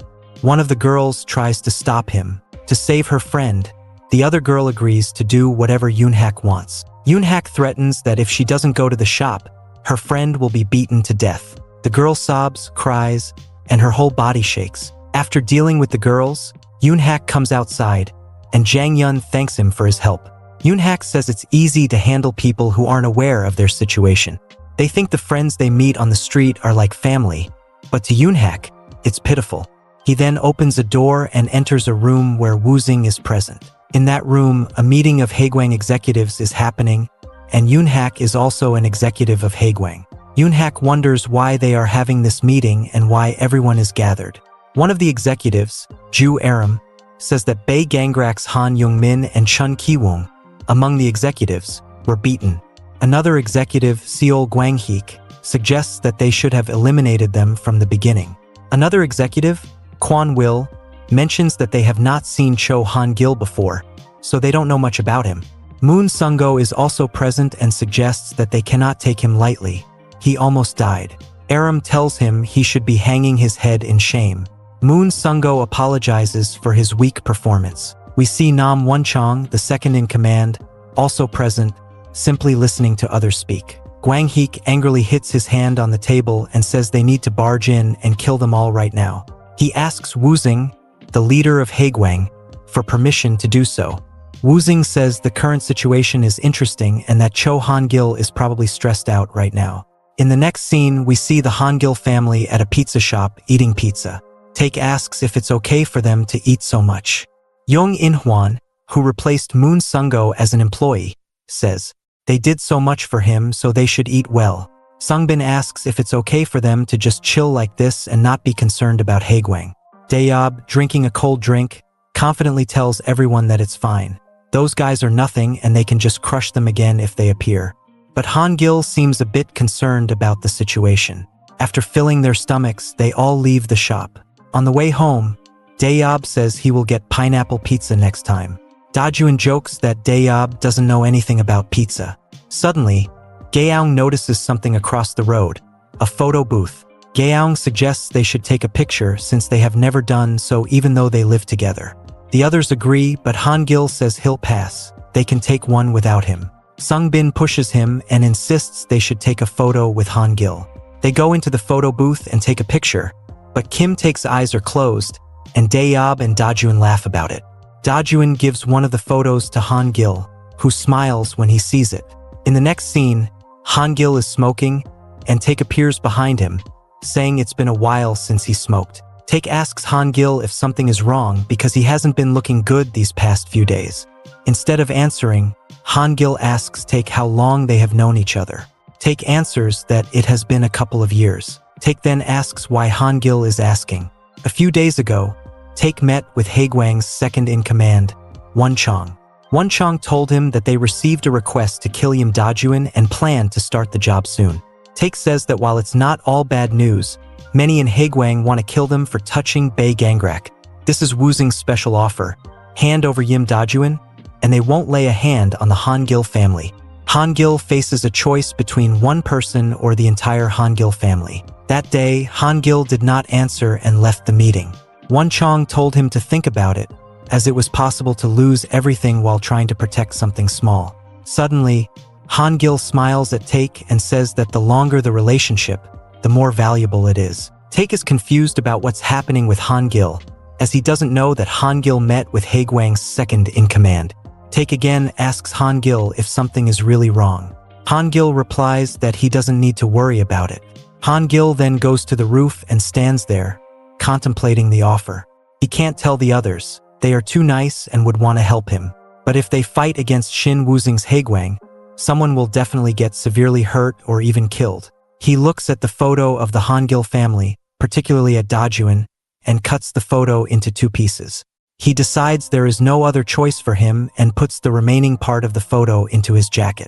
The next day, at a church, Iltak, who is currently with Haegwang, is confronted by Doyen, who is very angry. Doyen asks when they are going to kill Yim Dajuan. Iltak tells him to be patient. They will get to it when the time is right. Doyen angrily exclaims that he can pay right now, so why aren't they killing him? Iltak responds that it's a bit complicated since Yim Dajuan is part of the Hangil family, so it won't be easy. Doyen says that Yim Dajuan is the one who made his leg weak, and he can't stand seeing life normally. Doyen is in a hurry and says he's going straight to Haegwang's boss. Suddenly, someone puts an axe in front of his head. It's Wonchong. He tells Doyen that even if he is a paying client, he should know when to stop. If he doesn't, he might end up being sent up there along with Yim Dajuan. Since Doyen has commissioned them, he shouldn't worry. They will be sure to kill Yim Dajuan without any setbacks. In the next scene, Hangil is at a construction site where he first met Yim Dajuan. He reflects that it all started there, where he first met Dajuan. Hangil smiles and thinks that Dajuan was getting his ass hooped. The following day, Sungbin and Gaeong are hanging clothes on a line to dry. Gaeong suddenly looks very angry when she sees Hangil just chilling and reading a comic. She asks him why he doesn't stop watching and help. Hangil jokes that he is still injured. Gaeong tells him that if he isn't going to help, he should get lost. Suddenly, Hangil becomes serious and asks Gaeong what she thinks it would be like if Yim Dajuan were gone. Gaeong wonders why Hangil is having an afternoon drink and thinks that even if Dajuan weren't there, it wouldn't be too bad, just a little uncomfortable, as there would be no one to fold the socks. Hangil tells her that she is heartless and that Yim Dajuan might get sad. In the kitchen, Dayob asks Dajuan why he hasn't done the dishes, as it was his turn today. Dajuan replies that it was because he was late for work and in a rush. Dayob tells him that since he has lived there a while, he needs to help out properly. Dajuan apologizes and Hangil intervenes, telling Dayob to stop and to put on dishwashing gloves, saying he will do it instead of Dajuan. Both Dajuan and Dayob are surprised, as Hangil has never done the dishes before. The other 3 also notice that Hangil has been acting strangely lately. Hangil starts washing the dishes, and Dajuan comes closer, saying it's fine and that he will do it. But Hangil insists that Dajuan should rest. Dajuan finds this behavior strange. When night comes, the 5 of them are in a room, wondering why Hangil hasn't come back yet. Gaeong says that Hangil has been looking down these past few days, so he might have bought some meat. Take says that Hangil might not be back until later, so they should start eating. They begin eating without Hangil, and Gaeong mentions that Hangil has been acting really weird lately. He's been treating Dajuan extra nicely, as if he feels guilty or something. Gaeong asks Dajuan if Hangil has done something to him. Dajuan is a bit confused and says Hangil hasn't done anything to him. Take also remembers that Hangil said something strange to him.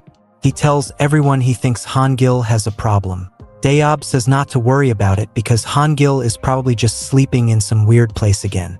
Dajuan also thinks there's nothing to worry about because Hangil is Hangil, and he trusts him. In the next scene, Hangil is walking down the road and approaches the church where the Haegwang base is located. He reflects that it has been about 5 years since his relationship with Wonchong began. He goes inside the church. Meanwhile, after eating, Dajun steps outside the house and wonders why Hangil is so late today. It's strange. He then notices a piece of paper on the ground. Inside the church, Wonchong is waiting with his lackeys and tells Hangil that he assumes Hangil has made his decision between the Hangil family and Yim Dajun. Hangil says he is there with his answer. He mentally apologizes to Dajun because that is the only thing he can do. Dajun then picks up the piece of paper and sees it is part of a photo of the Hangil family. The photo is torn into pieces, with Hangil's face removed from the group photo. Hangil says he won't choose between either of them. Hearing this, Wonchong says Hangil is making a mistake. But Hangil says he has nothing more to say and orders Wonchong to bring Wuzing there.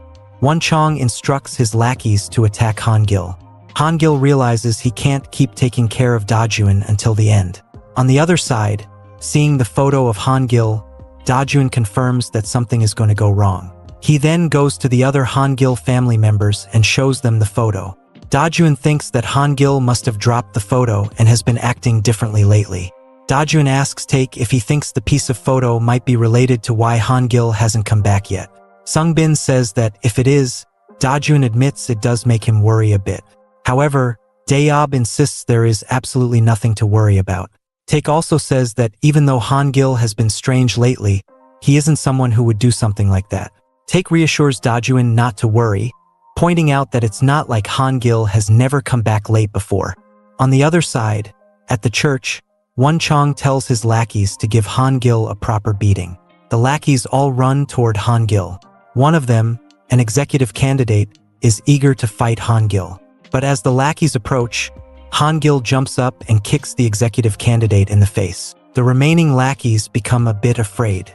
They try to hit him with rods, but Hangil dodges all the attacks and counters with strikes. In a short time, Hangil knocks down several lackeys. The other lackeys are terrified and think Hangil is a monster.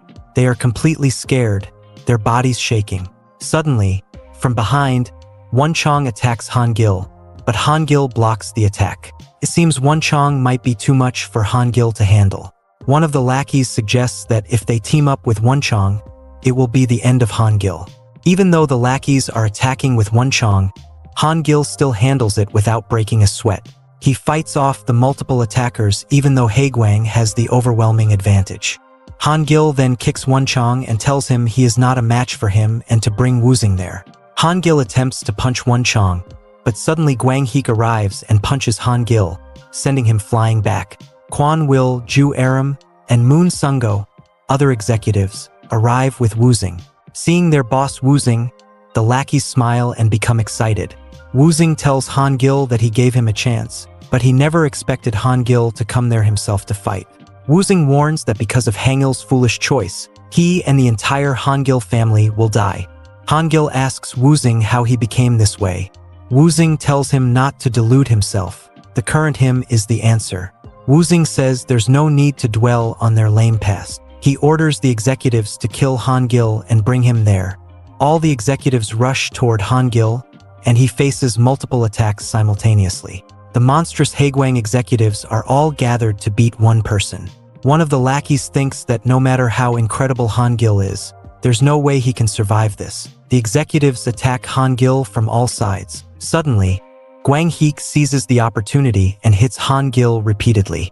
Wuzing comments that after living so idly, it seems Hangil isn't as strong as he used to be. Suddenly, Hangil grabs Guang Heek's jaw, and his head is bleeding.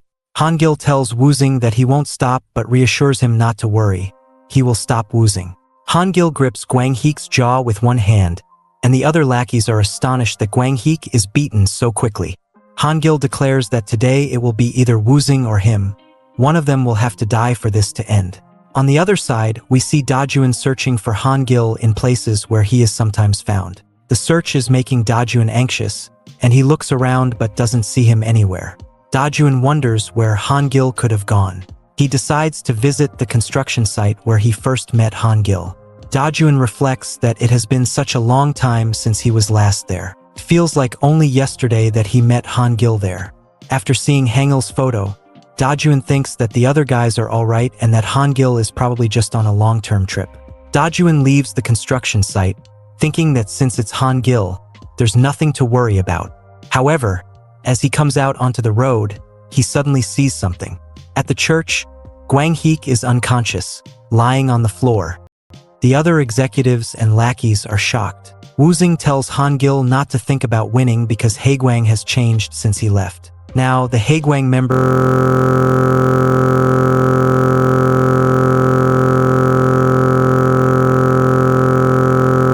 are loyal and obedient. Woo-sing calls Gwang-hik's name and tells him to get up. Han-gil remarks that Gwang-hik won't be able to get up for a couple of days. Woo-sing suddenly says that Gwang-hik has to get up if he doesn't want to die. Gwang-hik opens his eyes, gets up, and apologizes to Woo-sing, saying that he can still fight. Woo-sing gives a devilish smile and tells Gwang-hik that he almost disappointed him. Woo-sing then tells the other lackeys who are lying on the floor that if they don't want to be killed by him, they must fight until they are dead. Hearing this, all the lackeys who were beaten earlier get up and run toward Han-gil again. Han-gil wonders why these guys, who were nearly dead a moment ago, now have even stronger murderous intent. He manages to deal with the lackeys, but then he sees Gwang-hik coming closer. Woo-sing tells Han-gil to look because this is what Haegwang has become. In the past, Han-gil and Woo-sing were good friends and used to eat together. Da-jun notices a man chasing a girl, who is screaming for help. Da-jun thinks the man is obviously a bad guy and the girl looks like she's in danger. However, he recalls that the last time he tried to help, things got out of hand. If he hastily tries to help on his own, things might turn out the same way. Suddenly, Han-gil comes between them and puts his leg in the man's path, causing him to fall to the ground. Da-jun apologizes, but the man curses at him. Da-jun thinks the girl should have been able to escape, but he sees that she has been caught by two lackeys. Da-jun assumes a fighting stance, but then Lee Yoon-hak, a Haegwang executive, arrives and tells Da-jun that it's none of his business and to get lost. Jang-yoon thanks Da-jun for the help. Yoon-hak says that the girl is causing trouble and ran away while Han-gil was creating a commotion. Hearing Hangil's name from a stranger shocks Da-jun. Yoon-hak tells the girl that he warned her that if she didn't go to the shop, her friend would die. Yoon-hak orders the lackeys to punish her, but Da-jun puts his hand on Yoon-hak's shoulder and asks what he just said about Han-gil. At the church, Han-gil is fighting off many lackeys. Woo-sing and Gwang-hik are scared because they don't want to lose. Gwang-hik grabs Hangil's entire body, immobilizing him. Han-gil tries to free himself from Gwang-hik, but suddenly Junsu, who was recently recruited into Haegwang, stabs Han-gil in the leg. Han-gil collides his head with Gwang-hik's, manages to free himself, and kicks Junsu. Han-gil tells Woo-sing to stop because even a little brat like Junsu is wielding a knife. Woo-sing responds that Haegwang has become an organization that commits crimes without hesitation on his command. He says that they have to make a lot of money and thanks Han-gil, acknowledging that they could only have come this far because of him. Woo-sing recalls that it all started 5 years ago at that church, when he was being beaten up and Han-gil came and saved him. In the flashback, 5 years ago at a church, 14-year-old Shin Woo-sing had always prayed to be saved from the hellish life he endured, and his prayers were answered. Cho Han-gil became his savior. After defeating some bad guys, Han-gil told Woo-sing why he went around getting beaten up. He invited Woo-sing to come with him and offered him a place to stay if he had nowhere else to live. In the present, Han-gil tells Woo-sing that he really shouldn't have taken him to that old man back then. Woo-sing responds that it's too late now and that he will send Han-gil to that old man. Hearing this, Han-gil loses his mind and rushes at Woo-sing, trying to hit him, but Sung-go kicks him as he gets closer. Sung-go continues to hit Han-gil, telling him to show the same strength he had during their last fight. Han-gil thinks that if his leg weren't injured, he could have finished Sung-go off like he did with Gwang-hik. Suddenly, Will grabs Han-gil from behind, and Sung-go kicks him in the stomach. Han-gil prepares himself, determined to end everything that started because of him. He escapes from Will's grip and tries to get away, furious and thinking that even if he dies, he will make sure to take Shin Woo-sing down. As Han-gil tries to flee, Woo-sing's lackeys chase him. Despite his injuries, Han-gil manages to knock down several lackeys. Will tells the other lackeys that their only chance of survival is to kill Han-gil, so they should go after him even if it means their own deaths. Hearing this, all the lackeys approach Han-gil. With no choice left, Han-gil cannot escape. There is a big door behind him, and the lackeys hit it so hard that it breaks. Hangil steps back and enters a room. He can no longer afford to waste energy on the lackeys. In the room, Hangil sees a girl on the floor, bloodied and begging for help, saying she doesn't want to go to the shop and doesn't want the money anymore. Haegwang uses runaways for their own purposes. Hangil tells the girl that he doesn't have enough strength to save both of them. Woozing and the executives enter the room. Woozing tells Hangil to stop thinking about escape and focus on his will instead. The girl grabs Woozing, begging him to let her go, saying she was wrong. Woozing recognizes her as the girl who was supposed to go to the shop. Woozing then stabs her, saying that their product quality will drop. Seeing this, Hangil becomes extremely angry and screams. Woozing hands the knife to one of his lackeys, telling Hangil that he is still as meddlesome as ever and never could just pass by people like her. The girl, who just wanted to live, reminds Hangil of a past incident. He remembers that if he doesn't save this girl now, she will die from losing too much blood. If that's the case, Hangil can't die even if he wanted to. He wonders if there's a way to save her and get out alive and suddenly recalls an old man. On the other side, Dajun asks Yoonhak who these guys are and why they are talking about Hangil. Suddenly, Yoonhak punches him and kicks him. Dajun manages to block it, then tries to punch Yoonhak, but Yoonhak dodges and delivers a reverse kick, surprised that Dajun can fight. Yoonhak is taken aback by Dajun's ability to take his attacks. Yoonhak asks where Dajun is from, and Dajun says that it's not important and demands information about Cho Hangil. Yoonhak asks why he's curious, and Dajun explains that Hangil is his older brother, and he's looking for him since he left home. Yoonhak realizes that Dajun is from Hangil's family and smiles, telling Dajun that he has some interesting news. He says that Cho Hangil will die soon. Yoonhak explains that Hangil barged into Haegwang's base and is currently fighting alone to protect Hangil's family. Yoonhak adds that it would have been better if Hangil had just taken the deal they offered him. For Hangil, it's difficult to give up even one person. Hearing this, Dajun punches Yoonhak, but Yoonhak dodges and punches Dajun's face, saying that Dajun is nowhere near being able to exchange fists with him. Yoonhak tells Dajun to just go back, but Dajun manages to hold his own against Yoonhak.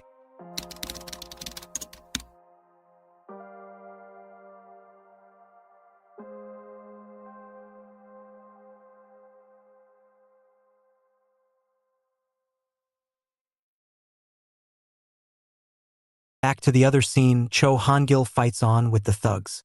He punches down the lackeys in a valiant show of courage. Even Kwan Nuel looks at him taking on people, and can't help but feel how tough Cho Hangil is. Shin Yusong watched on as well, and he took this opportunity to mock Hangil. He asked Hangil what happened to his resolve. He vowed to take Yusong's life, yet now he looks too focused on taking on others. Hangil reassured him that he will be coming for him soon. However, Yusong questioned if that is possible, because Hangil was simultaneously trying to fight him and save the girl. Hangil realized that Yusong saw through his thought process, because Hangil was more concerned about the girl, who had to be rescued as she had barely any time left. He doesn't want the past to repeat itself. Yusong thought it was pathetic, and asked Hangil if he wanted to replicate what happened to the old man with himself. He asked if he also wanted to be the caretaker of kids with no background. This seemed to anger Hangil, as he told Yusong to keep his mouth shut. However, Yusong told his guys to go ahead and take the girl's life first. The guys rushed at the girl who was bleeding out, while Hangil wondered just what he could do now. We then go to a flashback. From the very beginning of Cho Hangil's life, the feeling that was constant was solitude. At age 14, he was left as a boy with nothing. After he was born, Hangil was abandoned by his parents and grew up in an orphanage. This made him a prime target at school. Even though the teacher asked if the school was violent, and the students always responded saying there wasn't, he had to suffer immense bullying afterward. The teacher saw but ignored it. Eventually, it became too much for him to handle, and so Hangil decided to beat up his bullies and left school, as his teacher noticed this. After starting his life as a homeless runaway, he realized that this way of life wasn't exactly sunshine and roses. He had to fight and claw his way through things. However, he started to settle in. He at least felt good knowing the fact there weren't any stupid adults. He thought life like this wasn't exactly bad. This is when he met a strange old man. The old man, Mate came at him and chewed him out for smoking in front of his store. Hangil felt annoyed by the guy's attitude and asked the guy what was wrong with his smoking. The guy didn't like Hangil talking back to him and took his cigarette and started smoking himself. He told Hangil that he should at least share his cigarette if he wants to smoke. Hangil was shocked by the guy, but he was quite normal about it. Later, the guy asked Hangil if he was a runaway.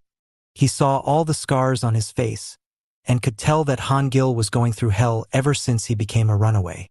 He asked him to quit living like this. Hangil wasn't interested in Taebyum's words and started leaving. The guy stopped him and told him to reconsider his choices.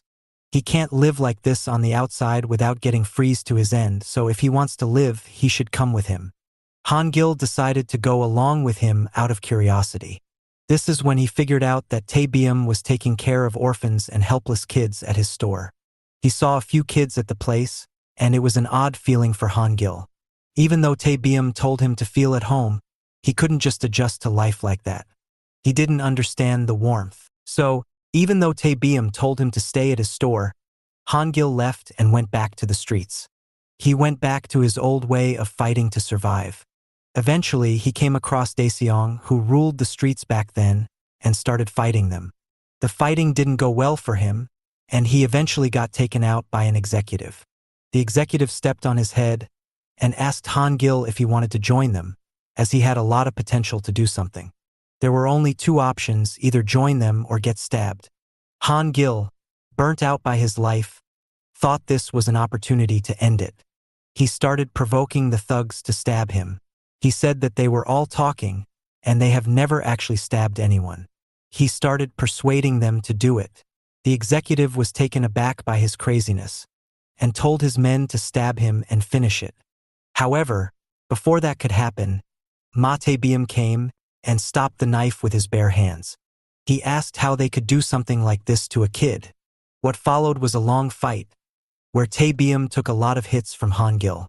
Eventually, the thugs left as they didn't want this little incident to get bigger. Battered up, Taebyum questioned Hangil on why he got into a fight with thugs. Moreover, what bothered him the most was Hangil's attitude towards life. It made Taebyum tear up. This was an eye-opening moment for Hangil. For the first time in his life, someone was crying for him. Hangil knew that there was someone who cared for him, and so he went back to Taebyum. He proceeded to follow Taebyum around like he was his own father. He got used to his new familial life and enjoyed it. One day, Taebyum explained why he helped out Hangil. He told how he was also a runaway, wandering the streets when he was Hangil's age. It was a tough period. Everything was hard, and he felt very lonely. However, his neighbors were very helpful. So when the help started coming in, he no longer felt lonely. This is why, when he sees kids in a similar position, he wants to reach out and help. So, he told Hangil that there's no reason to feel alone, and that he belongs in the world. He assured Hangil that he was on his side, and he could trust him. Back to the current time, Hangil stared at the group of thugs coming at him. The thugs talked about how Hangil is a tough guy, because he took down everyone who went for the girl. Hangil checked on the girl behind him, and told her to hold on. He mentioned how life as a runaway has hardships of its own. But it's worth it to hold on and live as long as one has someone with them. And he assures the girl that he is with her, so she must hold on. Shin Yusong heard this, and told Hangil that his words are just as annoying as the old man. In a moment of anger, he then told his men to go and take Cho Hangil's life. He told them that if they don't manage to take his life within 5 minutes, he will make sure all of them meet their end. Motivated not to fail, the thugs rush towards Hangil. The fight begins and Hangil slowly starts taking on the guys. He was doing quite well, but it started getting harder as more men poured in. Suddenly, the thugs felt some unknown force hitting them. They couldn't see who it was in the dark, as the room light had been dimmed off. It was none other than Lim Dajuan, who came in and started hitting them. He went up and joined Hangil, which shocked the guy. Hangil asks him why and how he was there. Dajuan told him that explanations are for another time. For now, they need to lock in for what's about to come. For some context, we see what happened a few minutes earlier. Dajuin is embroiled in a heated battle with Lee Yoonhak. The two go at it hard, and Yoonhak gets the edge over Dajuin. His striking is too good, and his toughness is off the charts. This makes Dajuin wonder if the guy is an executive too. He looks just as strong as someone like Bae Gangrak. This is when Dajuin remembers what Yoonhak said earlier. He mentioned how Cho Hangil was fighting alone for their sake inside the church. This made Dajuin realize that Hangil must be in danger, as he is alone. He comes to understand that he can't waste fighting a drawn-out fight with Yoonhak and needs to hurry. So, Cho Hangil uses the dirt on the ground and throws it towards Yoonhak's eyes. This blinds Yoonhak momentarily and allows Dajuin to make the escape. On his way out, Dajuin makes sure to get the girl with him. He takes out a few lackeys with uppercuts and other punches before moving out. They make a run for it and only rest when they've got enough distance on the thugs. Dajuin assures the girl that they're most likely safe now, and now he will be going to the church to fight alongside Hangil. The girl tells Dajuin about her friend, who is the same girl Hangil is protecting, and asks for Dajuin to help her. Upon entering the church, Dajuin sees just how battered and beaten down Hangil is from the constant fighting. He also spots the friend of the girl, and understands that Hangil is protecting her. He realizes that he won't be doing well if he directly joins the fight, so he cooks up a plan. He turned off the lights, and that's how he joined up with Cho Hangil. Dajuin told Hangil to stop with the talk and go for the escape first, as that's the most important thing. Hangil looked around to see that Shin Yusong was right there. This made him realize that both Yusong and Dajuin were at the same place, and it made him uncomfortable. He remembers first meeting Yusong at this very church. He used a brick to fight the bullies but got beaten up badly. It was very much like how it was with Dajuin. So Hangil joined in to help Yusong. He beat up the bullies and rescued him. After that, he emulated Taebyum and asked Yusong to join him for food. From there, he took him to Taebyum's hardware shop, and they started living together. Yusong got along with everyone right away. They started living a harmonious life and everything was coming along great. For Hangil, this was great, as finally he had someone his age. They became the best of friends and would spend the entire day together. Eventually, Yusong asked Hangil to teach him how to fight as he wanted revenge. Hangil couldn't refuse and started teaching him. Yusong adapted like a fish to water, as he already could fight a bit. Soon, he took his revenge on the guys. However, he was a lot more sadistic and ruthless in his approach. Yusong got drunk on his own power. He started going around and picking fights like it was nothing. He had become a thug like how Cho Hangil was in the past. However, a key difference between them was that Hangil was a loner, but Yusong formed a group. He would go around the area promoting his group and picking fights. At one point, he got into a fight with the mafia. The mafia were mad at him because of this, but he didn't stop and started seeing the mafia like they were nothing. Ma Taebyum learned of this and scolded Shin Yusong, as he had warned him against fighting the mafia. However, Yusong became rebellious and wanted none of it. The Haegwang store life was slowly crumbling. One day, the store was set on fire by the mafia because Taebyum had refused to pay the protection money. During that accident, Taebyum had injured himself too badly while he tried to help the kids escape. It was to no avail. In his final moments, Taebyum apologized to Hangil for not being able to stay by his side. However, he wanted him to stay happy even after his passing. Losing Taebyum and the kids was a traumatic moment for Hangil, and he had gone into living like trash again. This was when Yusong told Hangil to cheer up and continue the legacy of Taebyum by creating a safe haven for runaway kids. Yusong had seemingly become like his past self after Taebyum passed away. And so, they formed the Haegwang group and made a safe haven for the runaways. They also attacked the mafia to keep the group safe and enact revenge for what happened to them. The duo of Hangil and Yusong were quite revered for being strong. One day, Hangil attacked the mafia boss. The mafia boss asked for mercy, citing their partnership as a reason. Hangil didn't know what he was on about and wanted to finish him, This is when the boss informed him that he helped with the store fire. Hangil was confused, but his confusion turned to horror when he learned that Yusong sponsored the store fire. Livid, Hangil went to Yusong and started beating the crap out of him. He asked for a reason as to why Yusong did something like that when Taebyum was basically a father to them. Yusong, being the person that he is, said the reason was simple. He cited money to be the reason. He was getting it on good, but Taebyum interfered with his business, and he had to get rid of him. Hangil got even more pissed off and tried to attack Yusong again, but Kwon Yuel and Lee Yoonhak stopped him. This is when Yusong revealed that even now, people like Yoonhak and Yuel are doing business behind his back. The two expressed their want to be with Yusong, and this broke Hangil. Unable to take it anymore, he called it quits and left the Haegwang. Back in the present time, Dajuan was still asking Hangil to come and escape with him. Hangil knows that the world here is cruel, and he doesn't want Dajuan to see it. So he wants him to go away from here. Hangil tells Dajuan to leave with the girl while he fights, because there's no way they can just escape and expect that they won't get back to them. So Hangil proposes to fight while they escape. Dajuan opposes, as Hangil was bleeding and was in no condition to fight. However, Hangil said the girl's life is in danger, so they need to hurry with her. He will be just fine. Left with no choice, Dajuan finally accepts, but promises to come back as soon as he escorts her to safety. He tells Hangil to hold on till then. Thus, Dajuan takes the girl and escapes. This is when the thugs turn on the lights, and they see Dajuan escaping with the girl. They're about to give chase, but one of them gets kicked down by Hangil, who declares to everyone that they won't be going anywhere when he is still standing. Hangil takes a stance to take on everyone, while he wishes that Dajuan continues to save people. Hangil hopes he doesn't become like Shin Yusong. His final words to Dajuan before he leaves is that he wants Dajuan to live well with the guys, and that he will see them again. Even though Dajuan kept on running, hearing these words from Hangil made him feel weird. He didn't know why Hangil was saying what he was, and it didn't feel right at all.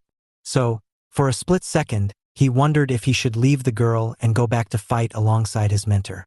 However, he quickly comes to realize that the girl's situation is dire, so he needs to take her to a hospital first. After that, he needs to hurry and come back with the entire Hangil fam to put on a fight.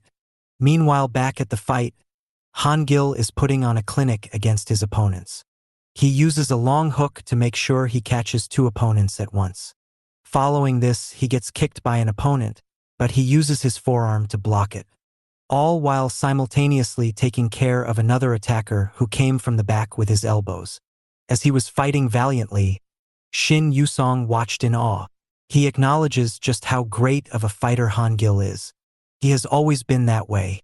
He, alongside Yusong, managed to take out the mafia as kids. He is one of the reasons why Haegwang became so strong. However, he isn't the only reason, because with his help, they only took down half of the mafia. The rest of the mafia were taken out by his skillful executives. Just then, Kwon Yuel comes forward and starts fighting using a knife. He initially managed to land a knife strike on his first full attempt. After that, he started showing off his flashy and quick knife skills while Cho Hangil strengthened his defense with a cross block.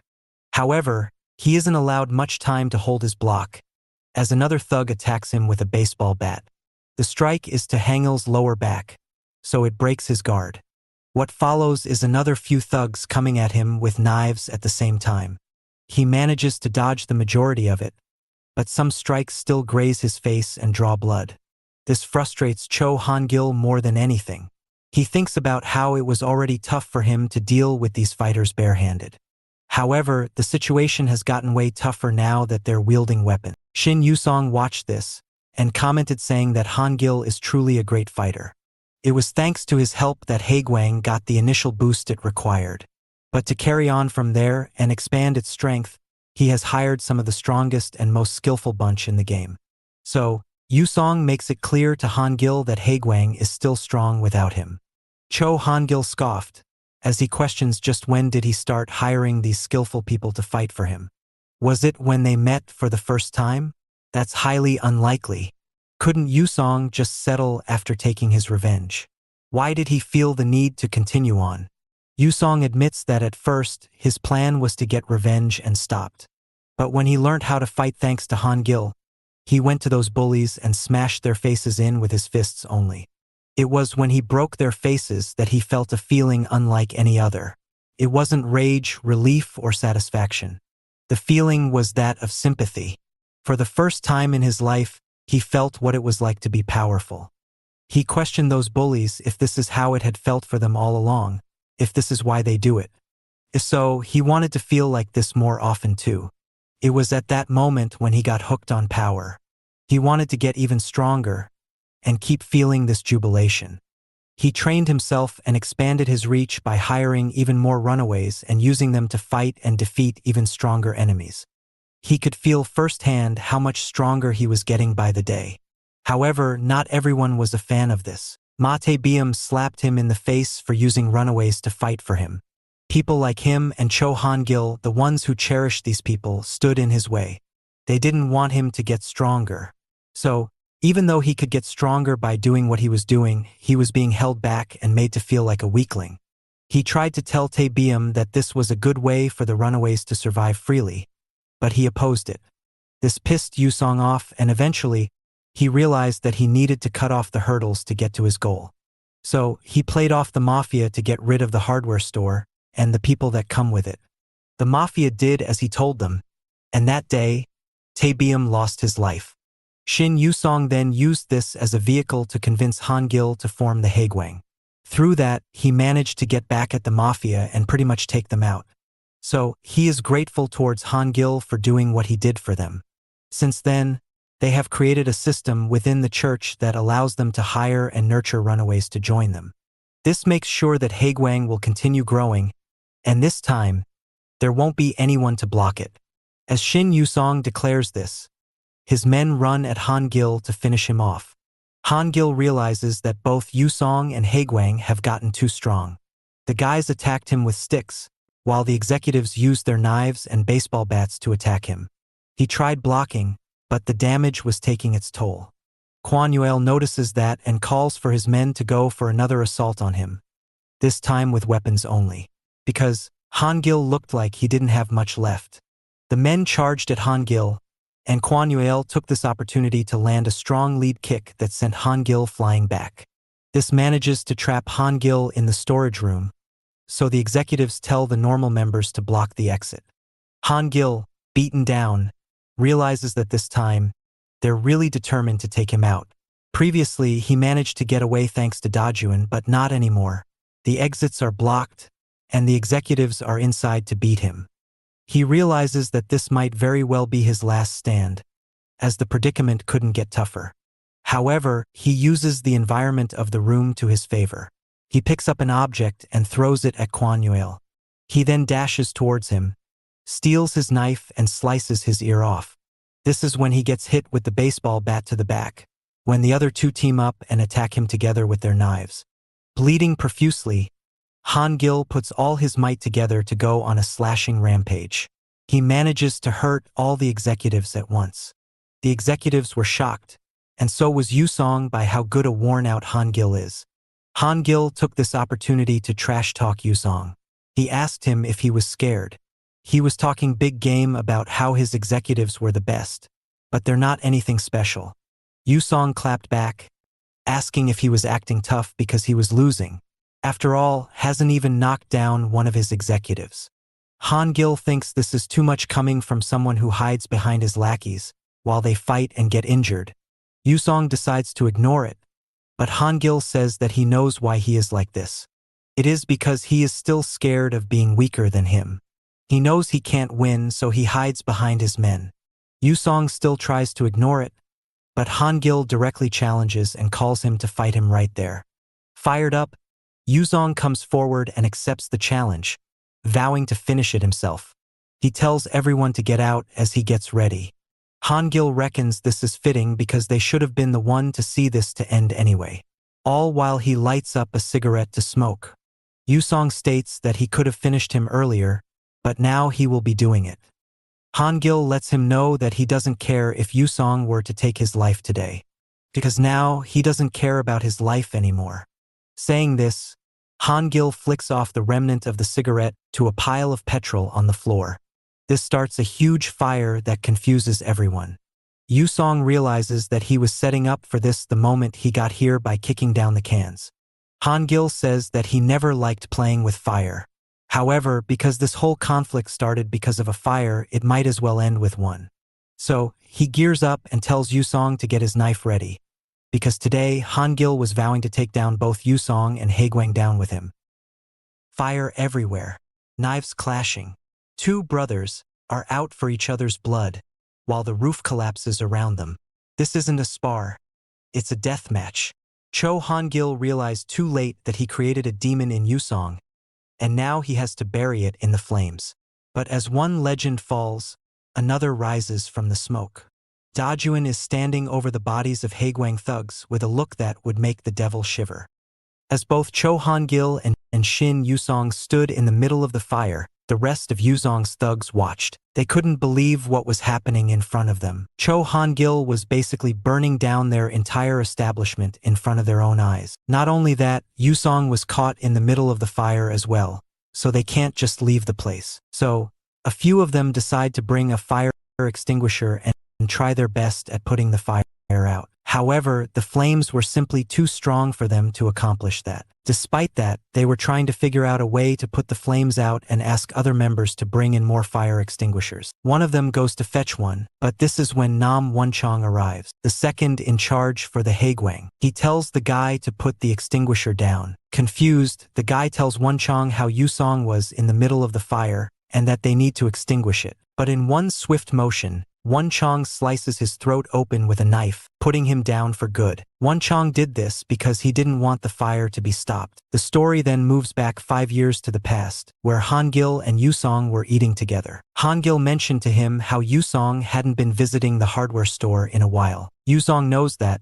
but he reassures him that he likes the place, he likes how Matebium treats them, and he likes the other kids too. Hangil breathes a sigh of relief because for the first time, he was getting along with someone his age, so he didn't want Yusong to leave. This is when Yusong expresses his gratitude towards Cho Hangil, because if he hadn't saved Yusong back at the church, he wouldn't be here. He thanked Hangil, and Hangil very much liked the sound of it, so he wanted Yusong to say it again. Yusong does so, but Hangil keeps asking him to say it again and again, annoying Yusong a bit. But Hangil was doing that on purpose to piss him off. After this, Yusong hesitantly asks Hangil if he would be willing to teach him how to fight just like him. Yusong wanted to learn the art of fighting because he wanted to take revenge on the kids who bullied him earlier and protect himself better. He felt like if he didn't strengthen himself now, he would just garner more hatred within himself. Hangil understands this and agrees to help him out. He asks Yusong if he didn't expect Hangil to say yes, because he looked surprised. He then puts his fist forward and declares that Yusong and he are friends now. Elated, Yusong fist bumps him and Hangil tells Yusong how he owes Hangil big time for this. Back in current time, the two of them stood against each other, about to engage in a fight for the ages in the middle of flames. The ones trying to put the fire out were waiting outside, and they were in panic. They had to somehow put the fire out because Yusong was still there, but one of them suggests they stop panicking, as he thinks Yusong will be just fine. After all, this was the same guy who took out the Dizong group along with Hangil in the past. Not to mention, Hangil himself is also injured and tired from the previous fights he had to go through, so they think Yusong will definitely beat him. Meanwhile, inside the fire, Yusong asks Hangil if he really thought he could beat Yusong in a one-on-one fight. He states how he is fully aware of Hangil's tactic of talking trash to agitate the opponent. He is also thankful to Hangil for being the one who taught him how to fight, but Yusong makes it clear that currently, he is way better than Hangil. This makes Hangil smirk, as he says that the only way they can know who is the stronger one is through a fight, so he was ready for that. So, the two of them take a stance mirroring how they used to spar back in the days. After this, the two of them run towards each other in hopes of landing the first blow. The fight was basically a replay of how their previous sparring sessions went, but this time they were doing it with knives. Yusong swings his knife, which Hangil manages to duck out of the way from. Hangil then threw his counterstrike, but unlike the past, Yusong is better, so he manages to block the majority of it and deal some damage to Hangil too. This leaves both of them with wounds in their arms. After this, Hangil continues his usual forward striking routine, but Yusong spices things up with a kick. But unlike the past, this time he aims for the knife and disarms Hangil. This allows Yusong to attack an unarmed Hangil, so he goes on the offense. However, Hangil uses his grappling prowess to great results, managing to ram Yusong against a cabinet, disarming him in the process as well, before taking him down on the ground. Hangil manages to gain a full mount on him and starts raining down punches in Yusong. However, Yusong is much more skillful than he was in the past, so he blocks the blows from landing significantly before using his legs to push Hangil off of him. This results in the two former friends getting into a standstill, and to break the stalemate, both of them lay their eyes on a knife that was there for the taking on the ground. Without much thought, both of them jump to get a hold of the weapon. In the past, Hangil would eventually come on top as the victor, managing to overwhelm Yusong time and time again. He would still praise Yusong for developing so much in so little time. However, Yusong was still a long way off from beating him. But from his development, anyone could tell Yusong was a prodigy with natural gifts for combat. Yusong would thank Hangil after the sessions, exclaiming how he was doing a lot for him. Hangil would make sure to remind him that there was no reason to thank him, as they were both friends. In the current time, those friends were out for each other's blood. Yusong had gotten a better hold of the knife, while Hangil had to grab the blade, which was hurting his hand. Yusong manages to overpower Hangil and stab Hangil with the knife around the chest. This is when Hangil admits that Yusong had in fact become quite strong since they last fought. But Yusong didn't want to talk and went for the finishing blow by shoving the knife deep into Hangil's chest, causing him immense pain. This is when Hangil finally realizes that he had inadvertently created a monster by training Yusong. He tells Yusong how he has totally lost the plot. Yusong had always required more attention than others, and now that he was going down the wrong path, Hangil felt like he had to take the responsibility. Hangil knew that he had to end it because if he didn't, a lot of innocent people would get hurt. He needs to slay the beast he created himself, so Hangil grabs Yusong by the head and shoves it into the burning flames. As he does so, Hangil thinks about the countless people who were hurt by Yusong. So, as Yusong cried out in agony, Hangil declares that he will be the one finishing off Yusong because they are friends. The story moves back a little to show Hangil entering the Haegwang church before starting this fight. As he was walking, Hangil noticed the alleyway where he first saw Dajuan, who was being bullied at that point. He also notices that the cinder block there was the exact same that Dajuan had used to fight off the bullies back then. Feeling nostalgic, Hangil thought this was the perfect place to leave the photograph he had of himself and Yusong at. The story then moves back to real time, where Yusong's lackeys finally start noticing how the roof wall started falling off, indicating that it was only a moment of time before the entire church burned down. Fearing this would happen, they start evacuating and call 911. All while Nam Wonchong watches on with a smirk on his face. Inside the fire, Yusong was getting his face burned to a crisp courtesy of Cho Hangil. Yusong screamed in agony and flailed helplessly, while Hangil held him firm, determined to finish him off. However, Shin Yusong manages to push him away using a kick. This created much-needed separation, but Yusong was still whimpering in pain as half of his face had been burnt. He vows to take revenge by finishing off Hangil right there. Meanwhile, Hangil cursed himself for not being able to finish Yusong off, but he knew well that he had to do it. That being said, Hangil felt his head feel dizzy. This is when he realizes that the stab wound Yusong inflicted on him was deep and was making his vision go blurry. But he shakes it off because he knew very well that Yusong was not at his best too. So he has to do something. So, as they stagger and get back into a fighting stance with their knives in hand, Yusong asks Hangil why he is trying to ruin Haegwang. Just who does he think he is? Meanwhile, Hangil was looking for that one decisive blow to end it all. The story once again moves back to the past, when Yusong and Hangil lived together at Ma Tae Biam's place. As they were in bed, Hangil asked Yusong if he had any family, to which Yusong asked him why he wanted to know about it. Hangil elaborates how he had never heard Yusong mention his family since coming here. This is when Yusong hesitantly states that he doesn't have a family. Hangil finds this interesting because everyone says the same thing, but it made sense because why else would they even be there? Hangil says that Yusong, like others, must also be feeling lonely. But Yusong says no to this. That is because he now has a family with them. Back to the fight again. The two friends with a brotherly love were now engaged in a dangerous knife fight. Yusong tries to overwhelm Hangil by performing a fast dash attack, but Hangil manages to block it mostly. Yusong still manages to graze him on the face. Hangil counters this by stomping down on Yusong's foot before leaning forward for a knife attack, which manages to cut Yusong on the face as well. The two then slash at each other relentlessly, managing to draw blood from one another and even damaging their knives in the process. Following this, the two block each other out by going cross with their knives. It turns into a test of strength, where Yusong smartly uses his other hand to put pressure on Hangil's block and starts a cut on his throat. But Hangil manages to push Yusong's knife out of the way before hitting him with a straight punch to the face. Hangil then starts a barrage of kicks which Yusong dodges, but it manages to push him back against the wall. Hangil tries to hit him with a sidekick, but Yusong dodges the kick, causing Hangil to hit the wall and giving him adequate time to slash on his thighs.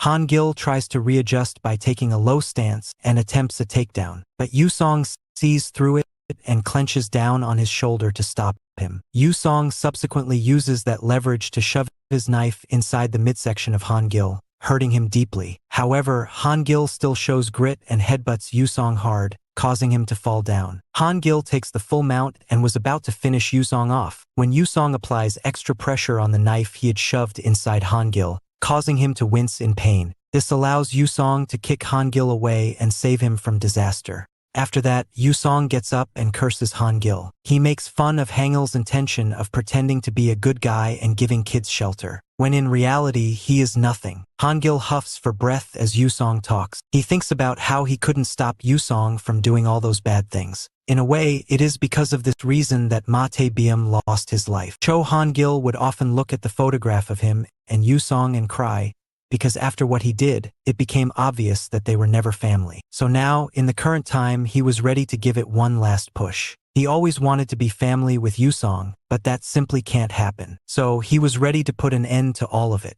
Meanwhile, all the remaining lackeys inside the church came running out as the flames became unstoppable. Things started burning to dust, like Yusong and Hangil's relationship. The two of them dashed at one another to finish off their once friend, now foe, as the church burned down. The scene shifts to Dajuan, who had successfully taken the injured girl to the hospital and was now heading back towards where Cho Hangil was. He had already contacted Cha Dayop and others to get reinforcement, so there was nothing to worry about. However, he remembers how Hangil told him to get along with everyone and take care. That didn't sit well with Dajuan, so he was praying to God for Hangil's safety. But when he arrives near the church, his heart drops. The church was covered in uncontrollable flame, as all the lackeys were running out and the firefighters were doing their best to bring the fire under control. This breaks Dajuan, who couldn't comprehend what was happening and started heading towards the church.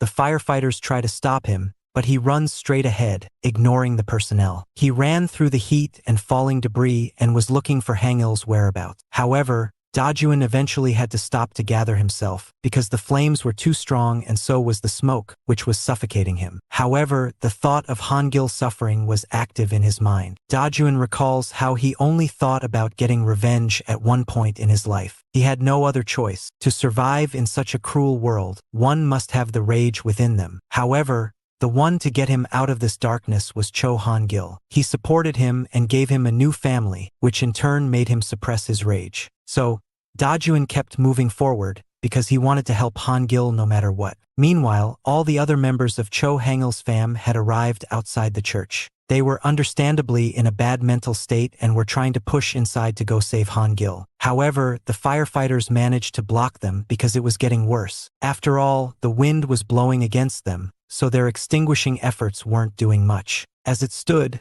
they feared that they wouldn't be able to save anyone inside. However, by the grace of God, it started raining at that very moment. This relieved everyone because it meant that the fire would get weaker. Dajuan also noticed this and started going inside various rooms to find Hangil. He eventually does find Hangil, but the condition he finds Hangil in scares Dajuan. He was laid out flat on the ground, unconscious and bleeding out profusely. Dajuan approaches him right away and tries to get a response out of him, but there was none. He wondered why Hangil was bleeding so much before picking him up, as he needed to be rushed to the hospital. As he picks him up, a teary Dajuan tells Hangil that he doesn't want revenge anymore. He will be leaving that path for good now. In exchange, he just wanted Hangil to stay by his side and not leave him.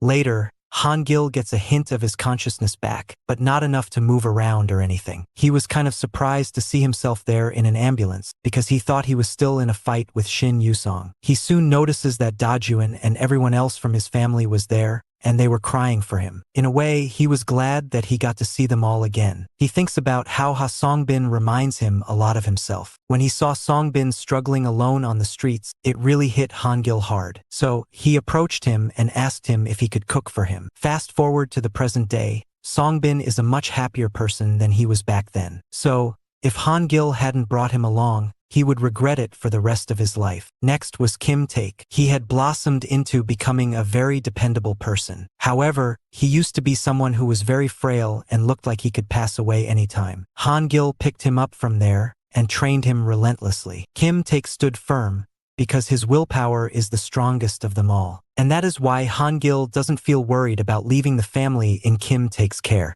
Then there was the girl Hong Gaeyeon. She is by far the most natural one from the family. When he first met her on a rainy day, she looked like she had the world on her shoulders. After all, her age made her mature before time. So, Hangil was glad that after taking her in, he could at least see Gaeyeon laugh around and joke like a kid her age. Cha Daeop is also among them. He was the most troublesome one. No matter where he went to, he always caused trouble. His bad attitude made Hangil want to beat him up, but he could never do that, because despite everything, Hangil never hated him and found charm in how he was a rebellious force to be reckoned with, someone who didn't fear people or repercussions. It is almost funny how Daeop is a completely different person now, and acts like he always follows the rule. They laughed a lot because of Daeop, but he wished they could have had even more fun. Lastly, it was Lim Dajuan. He is the one Hangil worries for the most. He is a young kid who wants his revenge. However, as it was going, Hangil wouldn't be able to help him get the revenge he wanted. Hangil wanted to make sure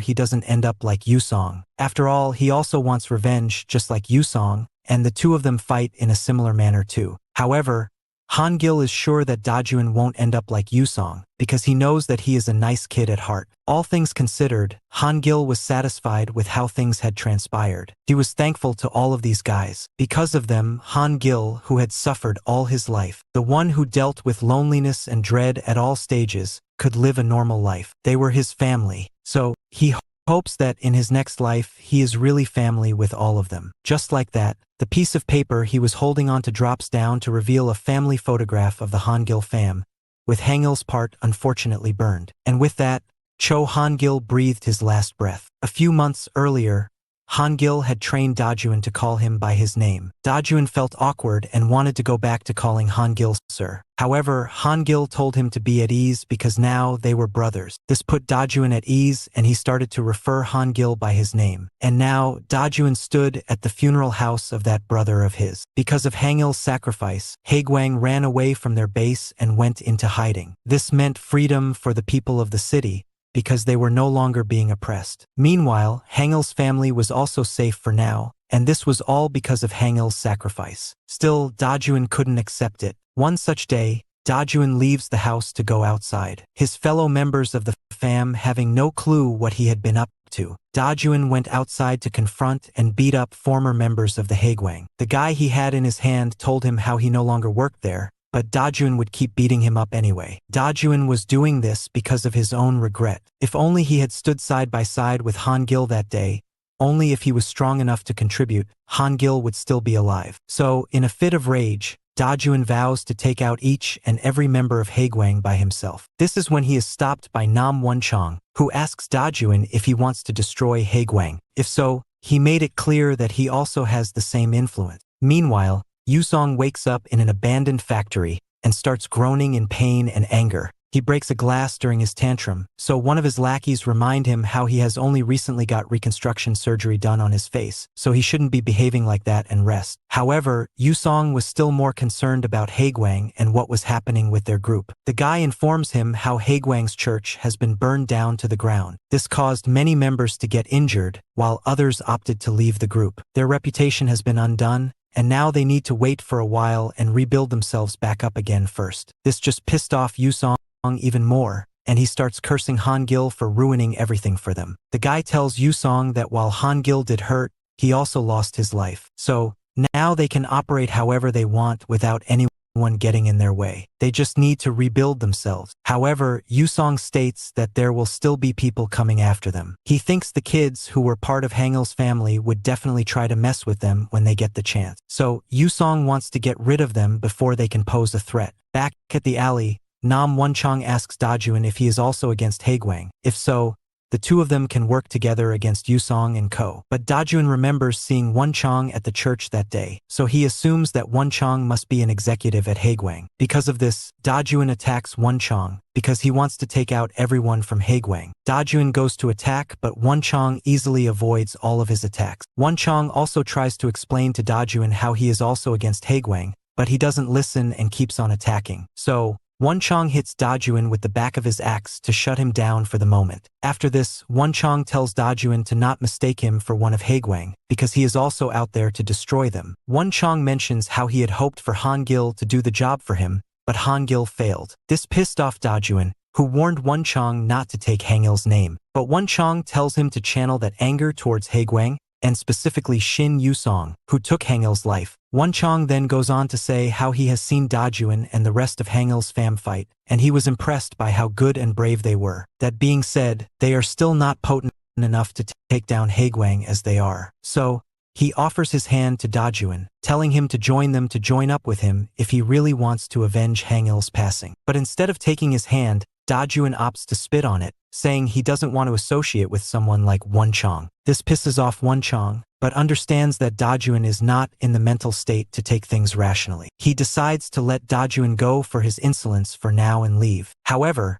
before leaving, Wonchong gives Dajuan his contact card, and lets him know that he will eventually contact him at one point. Wonchong subsequently leaves as Dajuan grits his teeth in anger. Later that day, Dajuan sat at the rooftop of Hangul's house with a cigarette packet in hand. He had gotten this packet from Hangul's belongings, so he lights one up and gives it a try. However, he is unable to handle the strong smoke on his first try, leaving him coughing and confused as to why Hangul would smoke something so bad. His eyes then get locked into the bed where Hangul used to relax on the rooftop. It triggers all the memories of Hangul chilling there, and their training sessions together, along with moments where their bond thickened. This made Dajuan cry, as he came to realize that he can't live in this house anymore. It is because there are too many memories tied to Hangul in this place. Later that very night, as rain poured down heavily, decided it was time to leave the house. As he made up his mind to do so, he noticed that Cha Dayop was there behind him, laying down nonchalantly in the living room. He wonders what he should do, before finally finding the courage to open the door. But when he does so, Dayop casually asks him what he was doing and if he was intending to leave the place. He then mentions how it was raining heavily, so he will catch a cold. Dajuan tells him that there is a place he needs to go to, and that it will take him a while to be back. Dayop asks him if he wants Dayop to come along with him. Dajuan tells him it is fine, and that he will go alone. Dayop thinks that he will be fine too, because he is used to being alone after all. Dajuan reassures him that he will come back and tells him not to worry. Dayop once again tells him not to catch a cold, before Dajuan promptly left. Dayop ends up crying afterwards, because he knew Dajuan was leaving yet he couldn't do anything to stop him, while Dajuan was also taken over by the sadness. Dajuan walks alone as the rain pours down on him. He reminisces on his time with Hangul fam, and thinks about how it was the kind of life he had always dreamed of. He was in a dark place when he found them, but they made him forget about everything and feel normal again. The happiness and love he felt from them was undeniable. Dajuan knows very well that no matter how much he tries again, he will never find love and care akin to the one he found at Hangul's family ever again. He subsequently sends a message to Nian, informing her that he won't be coming to work from now, leaving her worried. Dajuan wondered if it is because of the fact that he found so much happiness that it was all taken away from again. He wonders if this is a message from God, telling him to get back to where he once was, the path of vengeance. If so, he also wants God to know that he knows what the God wants him to do. Because of that, he has made up his mind and he will do anything he needs to do to fulfill his duties. Just then, Dajuan spots a bunch of bullies beating up a kid who had left home. They were ruthlessly stomping down on the helpless kid. They were doing this because they knew he was a runaway and wanted him to join Haegwang or lose his life right there. The kid was so beat up that he was barely able to answer. Just then, one of them spots Dajuan just standing there, and so he asked Dajuan what he was up to. Just then, Dajun makes up his mind that he now needs to set the tone himself. The guy notices Dajun approaching him, and this took him by surprise, but he didn't fear it. This all changed when Dajun grabbed a brick laying down on the road, which made the guy tell him to drop it. Dajun obviously doesn't listen to him. He picks up the brick, jumps up, and smashes the brick on the guy's face, knocking him out. After that, Dajun follows it up by knocking out all the other Haegwang bullies as well. The boy being bullied watched this, and thanks Dajun for saving him.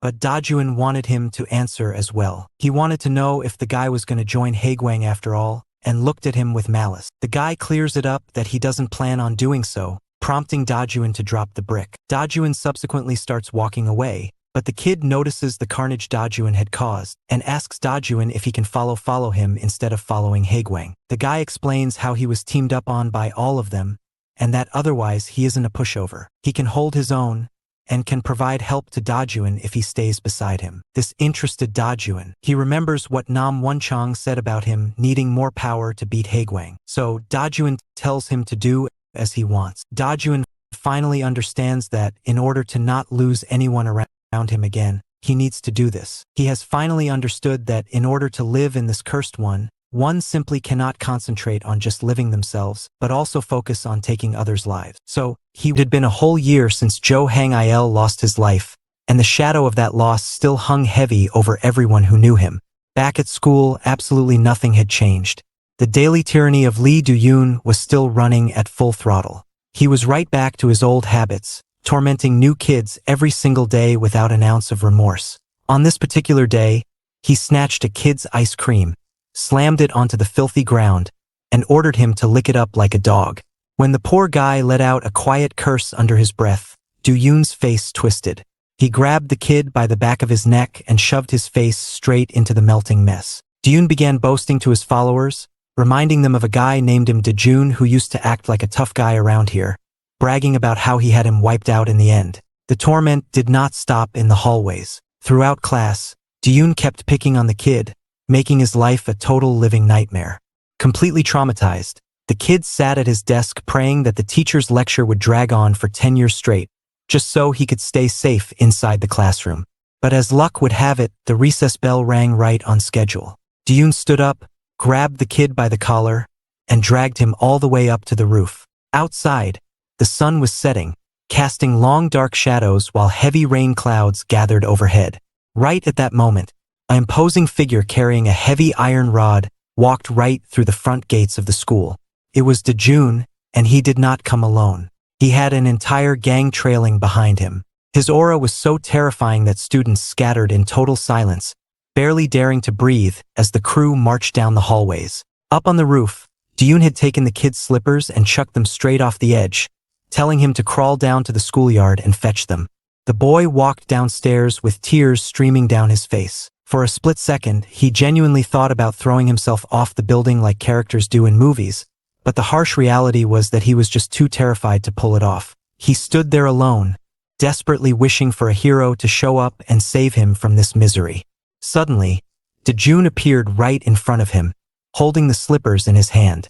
He looked at the kid and casually asked if these had just flown down from the roof. Realizing what was happening, Dajun turned around and led his gang straight up the stairs. Panic erupted through the corridors as bullies tried to block their path, only to be tossed aside like ragdolls by the crew members of Dajun. The moment Dajun stepped onto the roof, his gang fanned out and completely surrounded Duyun and his friends. Duyun froze, his face going pale as he stammered that their old score was already settled. Dajun did not bother arguing. He wound up and swung the heavy iron rod straight into the jaw of Duyun with a sickening crack. Duyun dropped to his knees instantly, clutching his face. Panicked for his life, he began begging for mercy, whining that he was sorry for everything and pointing out that he had already suffered enough by going into a coma and being left with a crippled leg. Dajun dropped the rod onto the concrete. Duyun let out a sigh of relief, thinking he was off the hook, but Dajun suddenly pounced, unleashing a brutal storm of slaps and punches right to his face. Desperate to escape the beating, Duyun turned to run, but one of Dajun's gang members snatched him by the collar and dragged him over to the edge, holding him dangling over the drop. Looking down at the drop below, the fear of losing his life completely broke Duyun. He wet his pants on the spot, weeping uncontrollably and begging Dajun to spare him, crying out that he was sorry for being the reason Yahello died. Hearing the name of his lost friend sent a wave of cold rage through Dejun. He slammed his shoe straight into the mouth of Duyun, shutting him up instantly. Dejun barked at him to stop talking nonsense, declaring that Yahello died solely because of Hengwang and Shin Weizong. He looked down at the trembling bully one last time, delivering a cold warning. If Duyun ever crossed his path again, he would take his life with his own hands. With that, Dejun turned his back and walked away with his gang. Later that night, deep inside an abandoned warehouse on the outskirts of town, Hyo Iltak and his goons were tying up an indebted man, kicking him around and threatening to hand him over to a shady organ trafficking ring to clear his debts. Just outside the rusted doors, Dejun stood in the dark, lost in thoughts of Yahello. Yahello had been everything to him, his closest friend, his mentor, and his real family. Now he was gone forever, leaving a void that could never be filled. Dejun took a deep breath, stepped through the entrance, and walked into the warehouse. Iltak was still screaming threats at the tied-up man when he heard quiet footsteps behind him. The second Iltak turned his head around, Dejun threw a lightning-fast straight punch right into his face.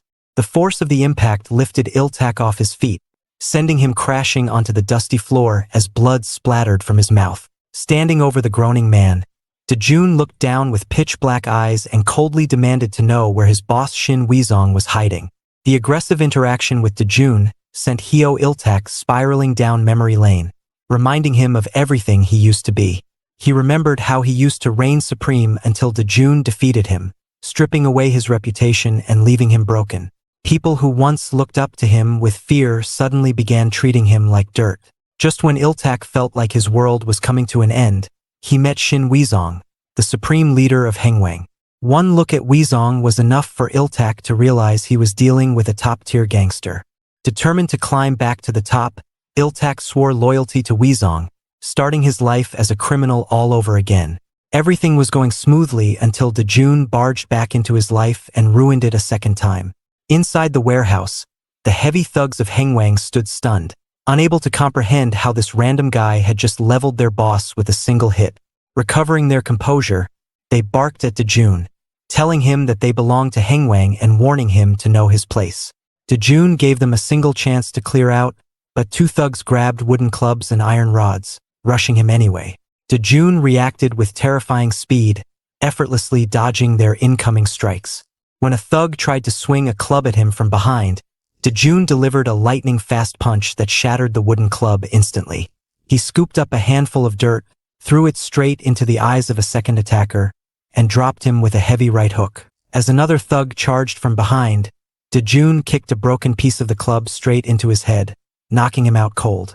In just a matter of seconds, Dejun had wiped out 3 men with pure speed and precision. On the floor, Iltak grit his teeth, staring at Dejun as painful memories of his previous defeat flooded his mind. Driven by rage, he leaped into the air and threw a flying kick toward Dejun. He yelled that seeing Dejun again made his old wounds ache, wondering where Dejun had been hiding all this time. Iltak assumed everyone from Yahello's group had died off one by one, asking if Dejun had suddenly returned to seek revenge. Declaring that it was his turn to beat Dejun, Iltak charged forward with a series of rapid punches. Dejun dodged every single strike effortlessly. Iltak threw a heavy kick, boasting that he had not been sitting idle and had bulked up specifically to get his revenge. Dejun caught the leg mid-air, shoved it downward, and slammed a heavy body blow directly into Iltak's ribs. The wind was completely knocked out of Iltak, bringing him down to his knees. In that single exchange, Iltak realized that the Dejun standing before him was on a completely different level than before, having combined his increased mass with high-level fighting skills. Deep down, Iltak knew he stood zero chance, a reality that left his remaining thugs trembling in fear. Desperate, Iltak pulled out a knife and began slashing frantically at Dejun. Dejun took a few calculated steps back to avoid the sharp blade. Iltak lunged forward for a deep stab, but a loud wooden thud echoed through the room instead. Dejun had brought up a thick wooden stick just in time, blocking the blade completely. Before Iltak could react, Dejun grabbed his wrist, brought him down to the concrete, and twisted his arm until the shoulder joint popped out of place with a sickening crack. Iltak let out a blood-curdling scream of agony. Dejun told him to stop whining and answer his question, demanding to know where the big boss Shin Weezong was hiding. Gasping through the excruciating pain, Iltak asked why Dejun wanted to know that information. In response, Dejun set his heavy boot directly onto Iltak's dislocated shoulder, pressing down hard and ordering him to just answer the question. Panicking under the pressure, Iltak realized history was repeating itself. His own men were watching him get humiliated, and in a desperate bid to save face, he tried to drive his knife into Dejun's foot. Dejun's reaction time was unnatural. With a flick of his wrist, he disarmed Iltak, spun the knife through the air, caught it mid-flight, and plunged it straight into Iltak's hand. Iltak stared in utter shock, barely registering the blade embedded in his palm before Dejun began carving into his leg. Dejun warned him that if he did not speak up, he would cut off his leg completely, ensuring he spent the rest of his life crawling around like the insect he was. Terrified for his life, Iltak shrieked, begging Dejun to stop and promising to spill everything. He confessed that low-level goons like him had no idea where Shin Weezong was located, as his whereabouts were kept a top secret within Hengwang. Unsatisfied with the answer, Dejun dug the blade a bit deeper into his leg. Panicking, Iltak blurted out that a key executive of Hengwang would definitely know the location of Weezong.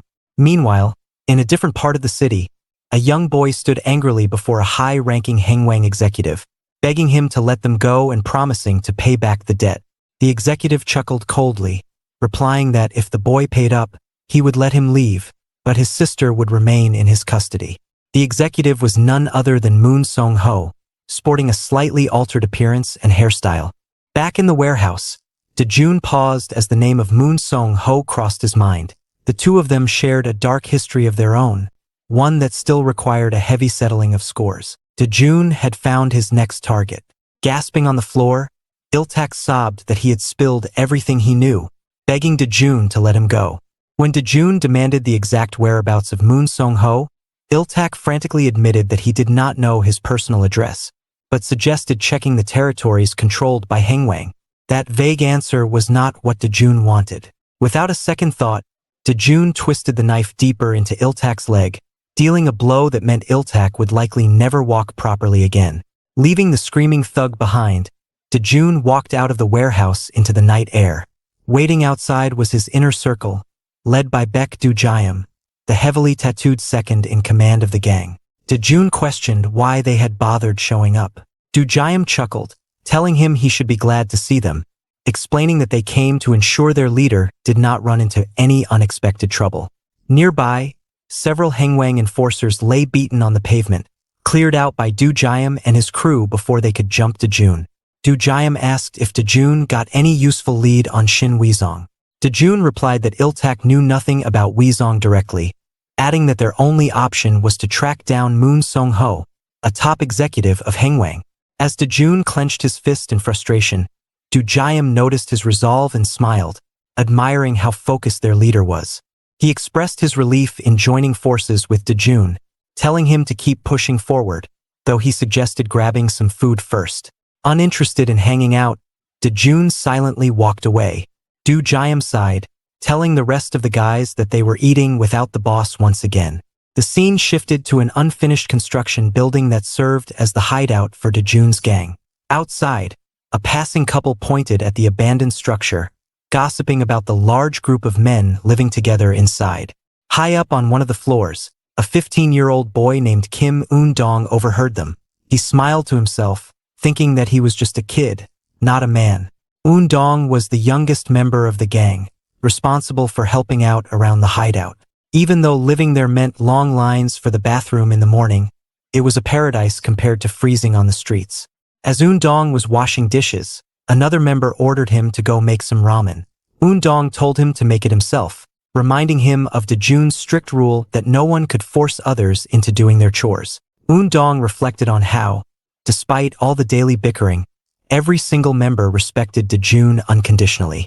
They all came from different painful backgrounds, yet they lived together like a functional crew.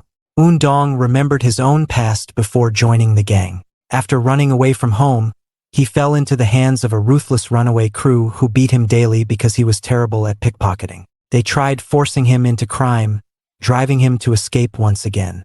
Dong spent an entire week starving on the streets in the middle of winter, nearly dying from hypothermia.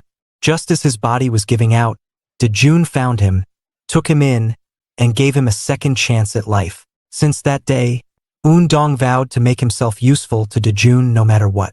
Noticing the clock struck 9 in the morning, Dong whipped up a fresh protein shake and carried it up to the rooftop where Dejun was grinding through an intense workout session.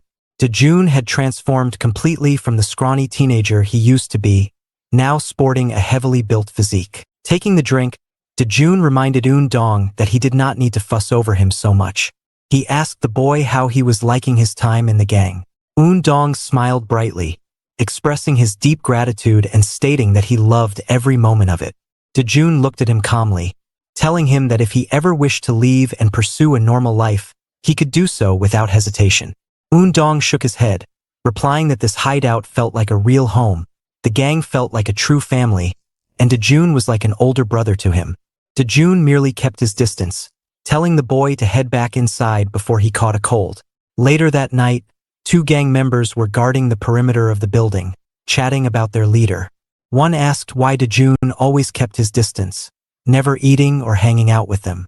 The other guard explained that Dejun had once belonged to a runaway family that meant the world to him, but a tragic event caused them to lose their older brother figure. Inside his private room, Dejun sat in silence, staring at an old framed photo of his former crew. His cold demeanor was simply a shield to prevent himself from getting attached to anyone else ever again. Suddenly, a gang member burst into Dejun's room in a panic, announcing that Kim Dong had gone missing.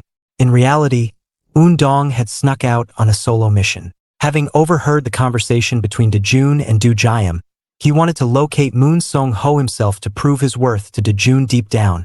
He felt confident he could sniff out a clue in the dark alleys. However, as he wandered into a quiet corner, he froze in terror.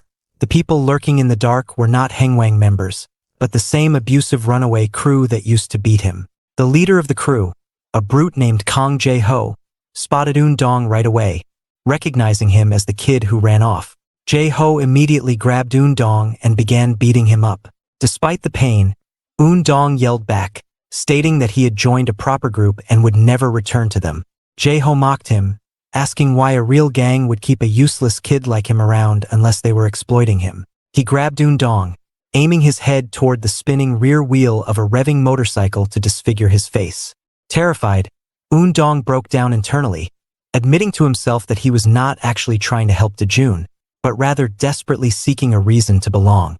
He felt like a burden, wondering why an elite leader like Dejun would ever need a weak kid like him. He recalled the day Dejun rescued him from the cold, remembering how he asked why a stranger would save him, to which Dejun simply replied that he looked like he needed help. Right before the spinning tire made contact with his face, a cold voice cut through the dark. Dejun warned Kong Jae-ho to remove his hand from the boy immediately or lose his life. In the blink of an eye, Dejun grabbed Jae-ho by the neck and slammed him hard onto the concrete. The brutal takedown sent shockwaves through the entire runaway crew, leaving them paralyzed with fear. Dejun stood tall, telling Dong to stay behind him, reassuring him that this would be over shortly. Looking at the terrified gang, Dejun declared that since these were the bullies who used to torment Dong, he was going to beat every single one of them into the ground together. Dejun stood alone against the entire crew, but the runaway bullies genuinely believed he stood no chance. Their second in command, Park Won-yeep, threatened Kim Dong, warning the boy that he would deeply regret his decisions. Suddenly, one of the thugs sprinted toward Dejun, throwing a barrage of quick punches. Dejun dodged every blow with ease before kicking the attacker aside. Another thug charged in, swinging a heavy brick directly at Dejun's head. Dejun snatched the brick midair, slammed it into the attacker's face, and immediately hurled it at the first thug. Impressing everyone with his skills, Park Won-yeep rushed forward, shouting that Dejun should teach him those moves too. Won-yeep threw a heavy combination, but Dejun blocked every hit cleanly.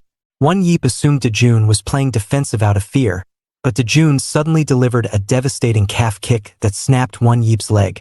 Dejun stood over him, telling him to get back up because he still had a lot left to teach him.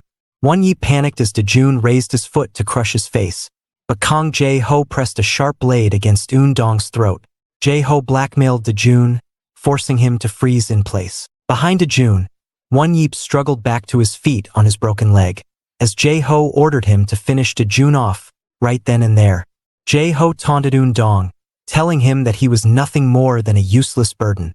Before Jae-ho could finish his sentence, a brutal kick landed directly across his jaw. The impact sent Jae-ho flying onto the ground, knocked completely unconscious by Baek Do-jayam. The rest of Dejun's crew had arrived at the scene, taking down the runaway bullies without mercy. Do-jayam told Dejun to leave the rest of the garbage to them and focus on finishing his own fight. In a split second, Dejun delivered a single heavy strike that shattered Park Won Yeep's arm. Pain and panic washed over Won Yeep as he felt a terrifying sense of familiarity. As Dejun mimicked the heavy striking form of Yahello, he delivered a massive punch straight into Won Yeep's face, knocking him out cold. Years ago, Won Yeep had been beaten by Yahello in a similar fashion during a gang war, making this crushing defeat feel like history repeating itself. With the fight over, the crew reported to Do-jayam that the area was clear. Dejun thanked his men for stepping in. Sobbing, Dong apologized to Dejun, confessing that he only wanted to be useful and felt like useless weight to the team. Dejun looked down at the boy and told him to stop crying, assuring him that he was not useless and was an official member of his family. As they walked back toward their hideout, Dejun reflected quietly on his past. He had already lost 2 families. His birth family had rejected him, but the friends he met on the streets had given him a place to belong. He resolved never to lose the people who made up his world now. Later that night on the rooftop, Do-jayam confronted Dejun about his actions, asking why he personally went to rescue Dong. Do-jayam stressed that as a leader, Dejun did not need to put himself on the front lines for every minor issue, reminding him that he could simply issue orders to the rest of the crew. He warned Dejun that if anything happened to him while acting alone, his goal of taking down Shin Weezong would remain unfulfilled forever. He urged Dejun to start acting like a true leader. Dejun responded calmly, repeating that he had no desire to be a traditional gang boss. Do-jayam argued back, reminding him that he could never defeat Haegwang entirely on his own. Their tense debate was suddenly cut short as a frantic gang member ran up to the rooftop, yelling that a huge emergency had broken out downstairs. Do-jayam demanded to know what was going on. The member reported that a red-haired guy had barged in and started thrashing everyone, continuously screaming out Dejun's name. Do-jayam ordered him to send their strongest fighters to handle the intruder immediately. Downstairs, the red-haired intruder had already laid waste to several members, effortlessly tossing one of the heavy fighters into the air while roaring for Dejun to step forward. Dejun and Do-jayam rushed down to the main floor. Do-jayam continued to advise Dejun to stay back and let him handle it, stepping forward to ask who the guy was and why he was shouting for their leader. Dejun froze in total shock as he recognized the intruder.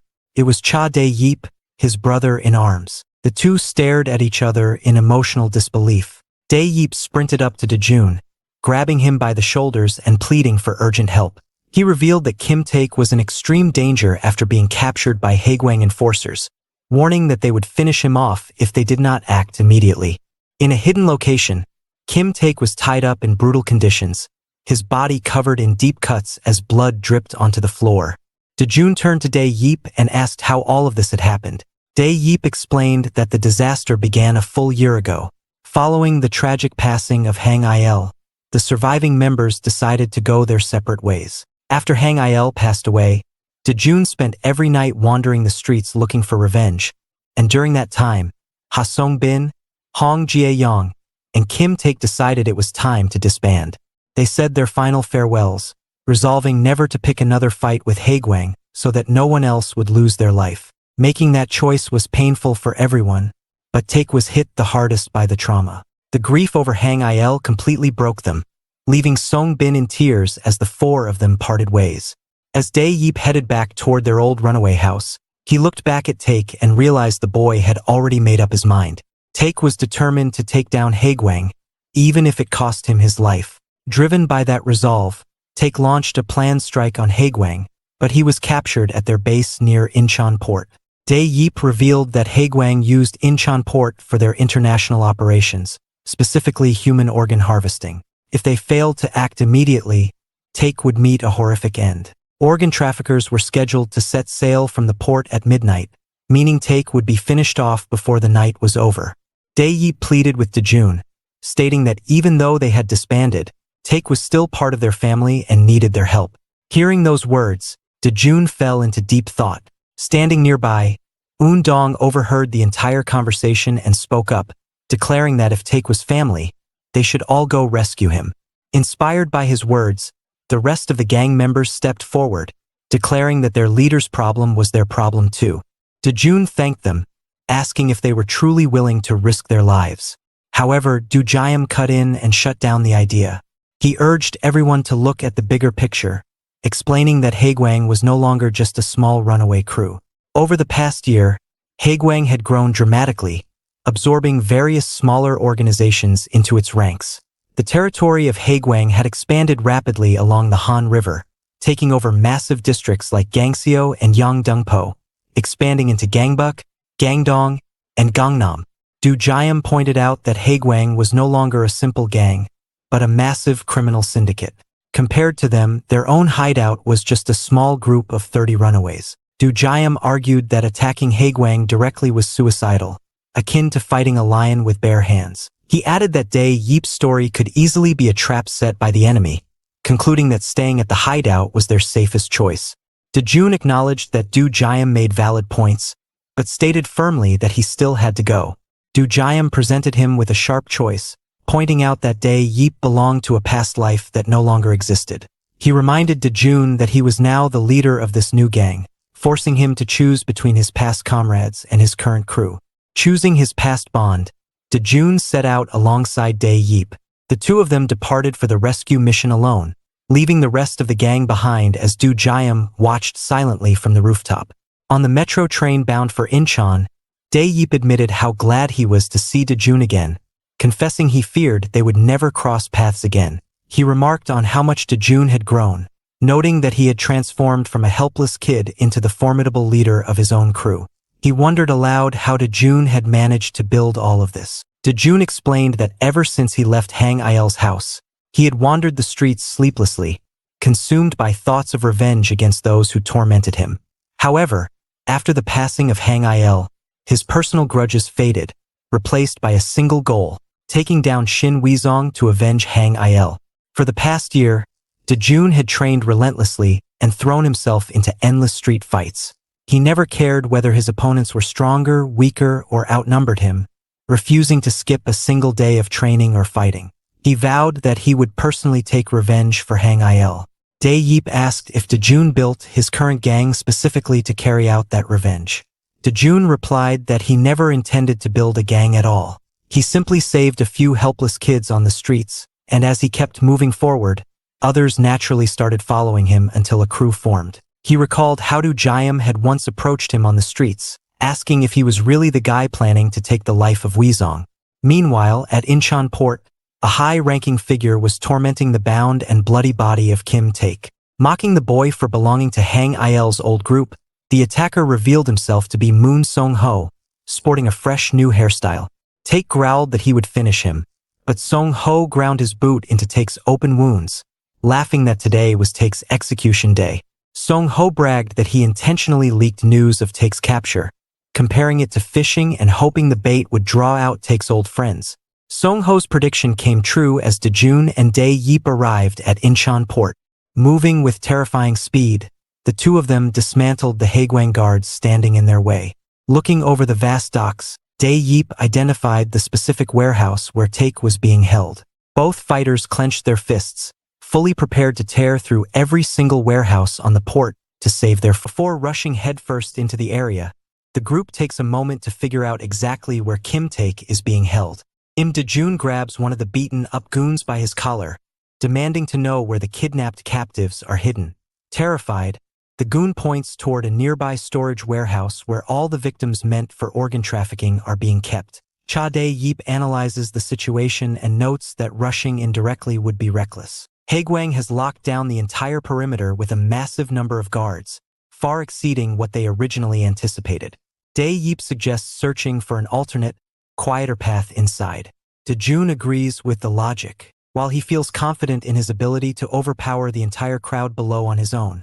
Avoiding a noisy brawl is the smarter choice if they want to prevent Kim Taek from being put in further danger.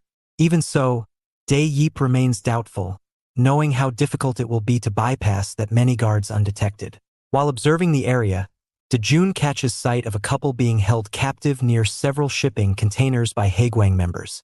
The husband desperately begs for their lives, but an oversized thug starts brutally beating him to force him to be quiet. Another goon steps in and cautions the attacker to be careful, warning him that causing severe internal damage will ruin the quality of the body parts and lower their final payout. Instead of backing off, the thug gets even more aggressive and continues beating the man. Suddenly, a heavy slap lands right on the back of his head. The hit comes from the leader of the operation, Lee Hak-soo.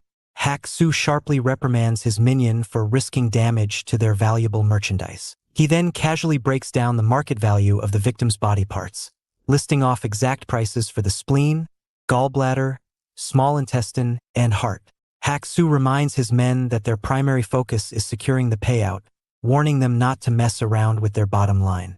Just as Hak-soo instructs his crew to start prepping the victims, a dark shadow appears directly behind him. It is Dejun, who is completely disgusted to hear human beings talked about like simple products. Without warning, Dejun drives a brutal kick straight into Hak-soo's stomach, sending him collapsing to the ground in pain. Right on cue, Dae Yeep rushes in from behind and flattens the remaining two guards with two quick, heavy punches. The rescued couple thanks Dejun for saving their lives, but Dae Yeep steps in, telling everyone that they need to keep moving fast. The scene then cuts to the main warehouse located at the edge of the port. Inside, two Haegwang goons are casually chatting, joking about selling their own organs just to afford a new phone. Their conversation is interrupted when they notice smoke and flames rising from a nearby spot outside. Realizing a fire has broken out, the guards rush over to put it out. From a distance, Dejun and Dae Yeep watch the guards leave their posts. Creating a fire as a distraction was Dejun's plan all along. Earlier, while watching the thugs torture the couple near the shipping containers, Dejun noticed several parked motorcycles. He used the fuel from those bikes to ignite the fire and draw the guards away from the main building. With the guards distracted by the blaze, Dejun and Dae Yeep move quickly toward the main warehouse. They drop the guard stationed right at the entrance before slipping inside. A few remaining thugs are still inside, standing near a heavily battered Kim Taek. Seeing Kim Taek beaten so severely ignites a fresh wave of rage inside Dejun. Working in tandem with Dae Yeep, the two burst forward and launch a relentless barrage of kicks and punches, clearing out every single guard in the room within seconds. Once the guards are down, Dejun and Dae Yeep rush over to unbind Kim Taek. Hearing his allies' voices, Kim Taek slowly drifts back into consciousness. He looks at them with worry, warning both Dejun and Dae Yeep that coming here was a mistake because the entire setup was a trap orchestrated by Moon Song-ho. Right on cue, the rest of Haegwang's forces flood into the warehouse, blocking every escape route and surrounding Dejun and Cha Dae Yeep from all sides. To ensure no one escapes, a thug steps up and slides the lock shut on the heavy warehouse door. Moon Song-ho steps out from the crowd with a confident smirk on his face. He mocks Dejun, remarking on how much time has passed and noting how much bigger Dejun's build has gotten since Johang-il lost his life. Moon Song-ho taunts him further, stating that seeing them still breathing feels like leaving a job half done.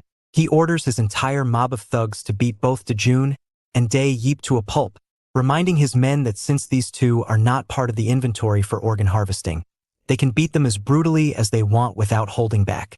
The large mob of thugs immediately charges forward. One goon leaps into the air, aiming a flying strike straight at Dae Yeep. Dejun steps right into his path and throws a devastating counterpunch that hits with enough force to launch the attacker backward across the room. Song-ho's confident expression vanishes instantly as Dejun glares straight at him, ready to dismantle everyone in his way. Multiple thugs charge at Dejun, but he knocks down a couple of them with a single heavy punch. Nearby, Cha Dae Yeep struggles just to handle his opponents one by one. Seeing Dejun create total chaos on the battlefield, Dae Yeep wonders what could have possibly happened to Dejun over the past year to make him this insanely strong. Amidst the fight, a goon whispers to Moon Song-ho that it is time for their scheduled meeting, and warns him that these intruders are far tougher than expected. Song-ho admits he wants to jump into the fight himself, but he has to leave the battlefield to handle the transaction. Outside the warehouse at Incheon Port, a towering figure waits in the shadows. Inside, Dejun and Dae-yeep are completely consumed by the massive brawl. Suddenly, Dejun notices Song-ho dragging Kim Take away. Song-ho taunts him, stating that his buyer has arrived from far away to purchase Kim Take, so he must step out. Dejun sprints forward to rescue Kim Take, but several Haegwang goons jump in his path, slowing down his momentum. As Song-ho leaves, he signals a massive executive waiting nearby to handle Dejun. The executive complies and delivers a devastating backhand strike straight to Dejun's face. The force of the blow sends Dejun flying through the air before slamming hard onto the warehouse floor. Dae-yeep watches in absolute shock as the massive executive, Song Mingyu, steps forward. Seeing Song Mingyu enter the fight, the remaining Haegwang goons instantly regain their confidence. Dae-yeep lunges forward to attack, but Song Mingyu counters with a brutal punch straight to Dae-yeep's cheek. Dae-yeep throws a rapid combination of strikes, but none of his punches can reach Song Mingyu. The issue is not speed. Song Mingyu's arm reach is simply far too long, completely keeping Dae-yeep at a distance. Dae-yeep begins to struggle as he hears the Haegwang goons boasting that no one can overcome their executive's reach. Dae-yeep tries to compare Song Mingyu to past high-tier opponents they faced before, like Kong Chun or Gang Arkansas. Song Mingyu mocks Dae-yeep, mentioning he heard the runaways from Jo Hang Il's group managed to beat a few Haegwang executives. Yet Dae-yeep is trembling right in front of him.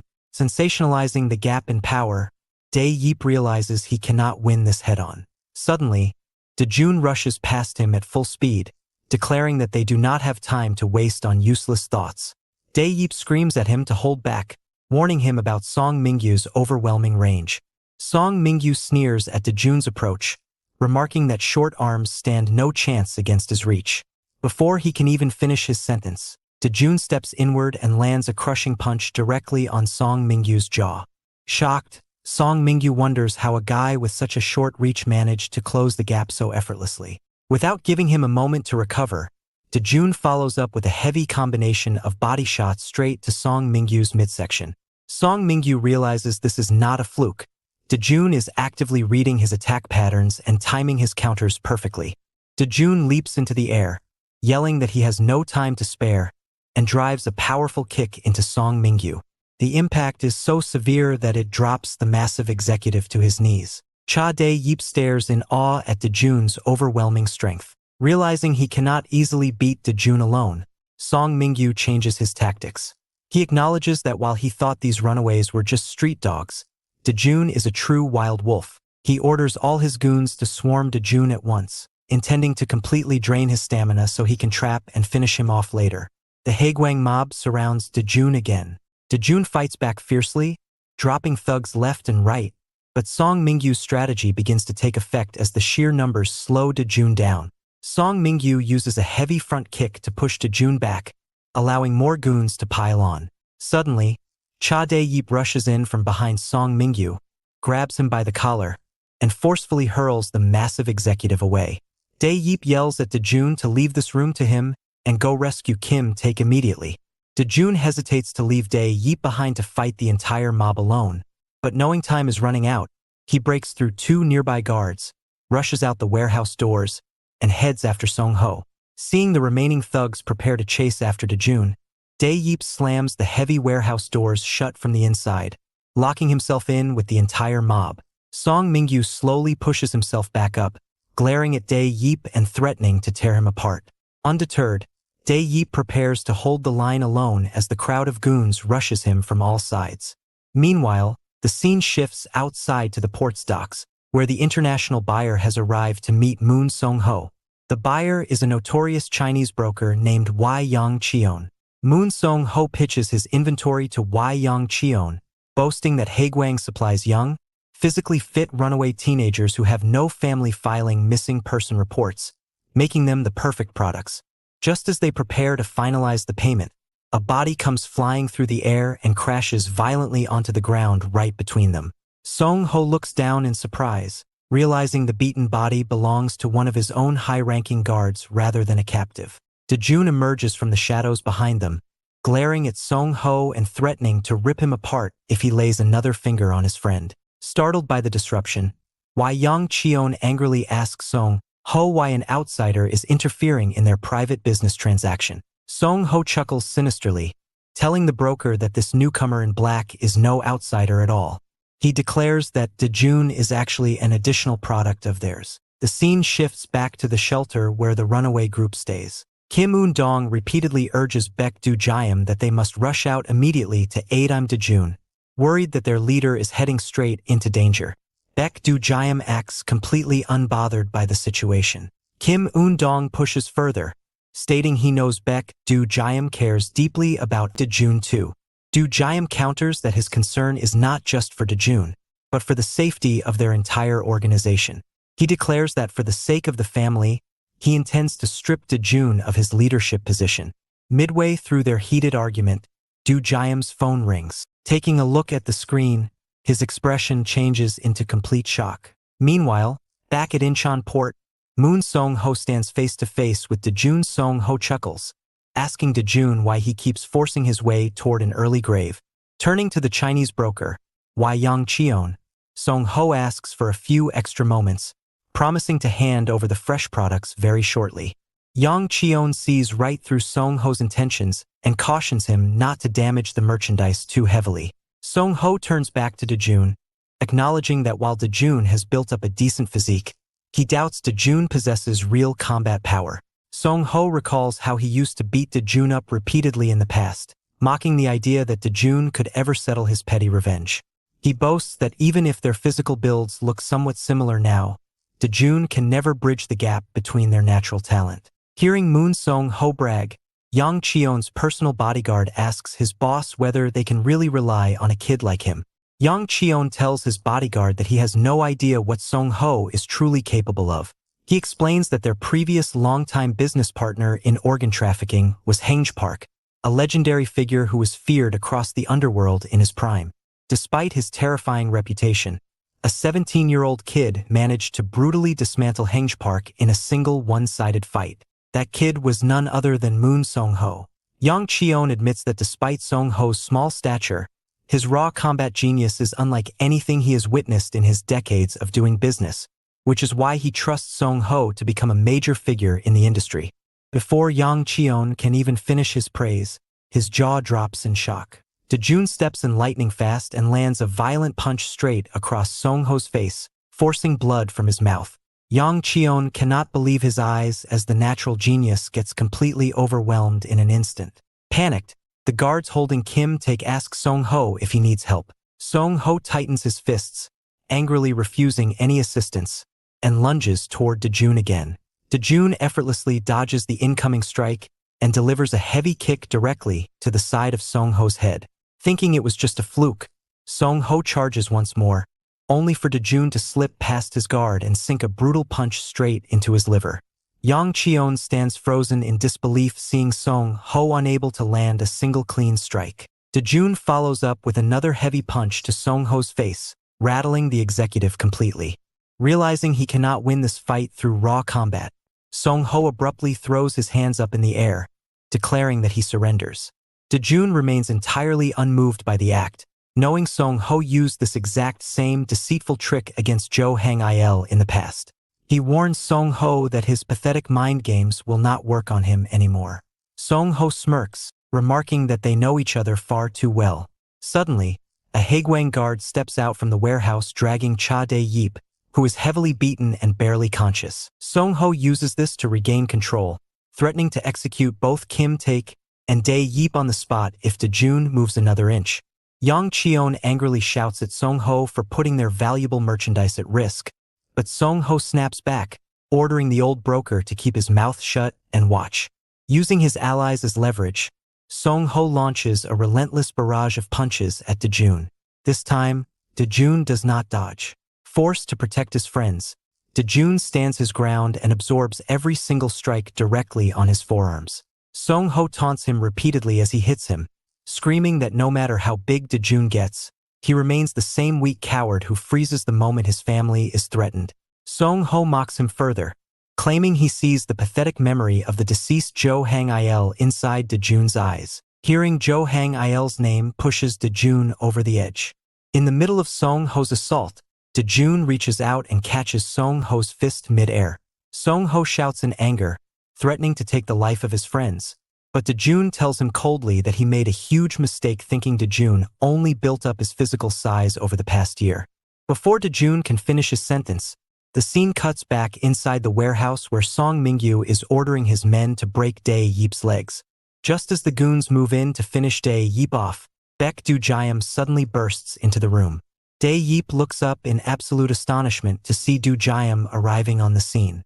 A brief flashback shows the moment Do-jayam's phone rang during his argument with Eun-dong. The message was directly from Dejun, informing him that he found Moon Song-ho and needed backup immediately at the port. Do-jayam admits he had no intention of coming originally, but he could not pass up the opportunity to crush Song-ho once and for all. Back outside, Song-ho looks around in utter terror. A massive wave of reinforcements from Dejun's new family has completely surrounded the Haegwang forces at the docks. The crew members quickly take charge, with Do-jayam handling the warehouse rescue while the rest of the gang steps up to free Kim Taek, leaving Dejun free to focus entirely on his target. Before Song-ho can process how Dejun assembled a whole new syndicate, Dejun closes the distance in a split second. A single devastating counterpunch slams directly into Song-ho's jaw, rattling his skull. Song-ho realizes too late that he severely underestimated his opponent. Im Dejun did not come to Incheon port just to rescue Kim Taek. He came to completely eradicate Haegwang. Across the entire dockyard, members of Dejun's team collide with the forces of Haegwang.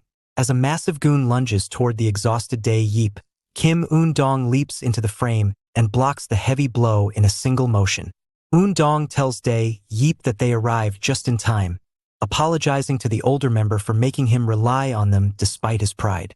Nearby, a fierce battle rages between Baek Do-jayam and Song Mingyu. Dae Yeep watches in concern, warning that Song Mingyu is one of Haegwang's most dangerous executives. Eun-dong simply smiles back. In the next instant, Do-jayam launches a devastating rising straight kick that sends Mingyu airborne, crashing violently onto the concrete. Do-jayam mocks Mingyu's arrogance, stating he does not have time to waste on a pest like him. The two clash once more as the scene shifts to the edge of the water, where Im Dejun and Moon Song-ho stand face to face. Seeing Dejun's forces gain control over the port, Song-ho mocks him, asking if Dejun really built this whole group just to take down Haegwang after Jo Hang-il's tragic passing.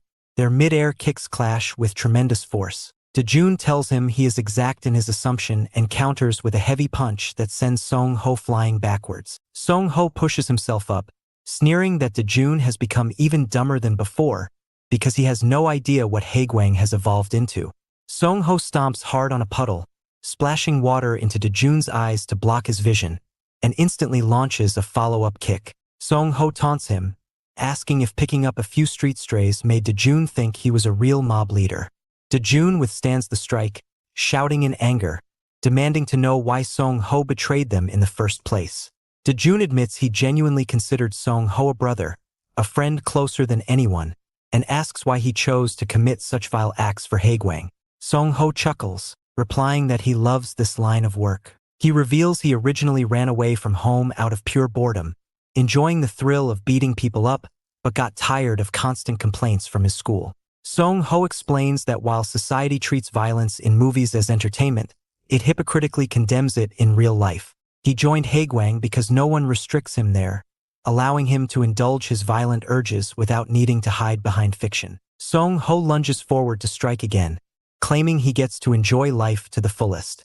Before his attack can land, Dejun drives a devastating uppercut straight into Song-ho's jaw, shattering his teeth. Song-ho staggers back in shock, unable to comprehend why he is losing despite possessing superior natural fighting talent. Closing the distance in a flash, Dejun lands a heavy punch directly onto Song-ho's nose. Dejun coldly tells him that there is a massive difference between them. Unlike Song-ho, Dejun finds no joy or laughter in the fists he throws. Pain and grief drive Dejun's strikes, completely erasing whatever soft spot he once held for Song-ho. Dejun stands over the defeated executive, asking him if he is enjoying himself now. With Song-ho down, members of Dejun's crew successfully rescue Kim Taek. One of the core members informs Dejun that Do Jayam has already cleared out the warehouse, taking down Song Mingyu with minimal injury. The crew celebrates their success, but they acknowledge that their ultimate target remains Shin Weizong. They decide to leave Song-ho behind, taking his phone to track down leads on Shin Weizong's location. Lying battered on the ground, Song-ho begins to laugh hysterically. He asks Dejun if he really thinks their mission is over. Song-ho points out toward the sea, telling Dejun to look at the massive yacht approaching the docks.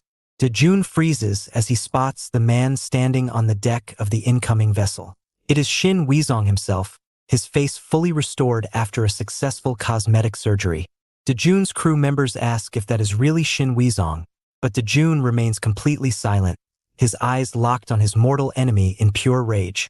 Song-ho chuckles from the ground, warning them that they severely underestimated Shin Weizong, who now operates on an international scale and has just arrived from China.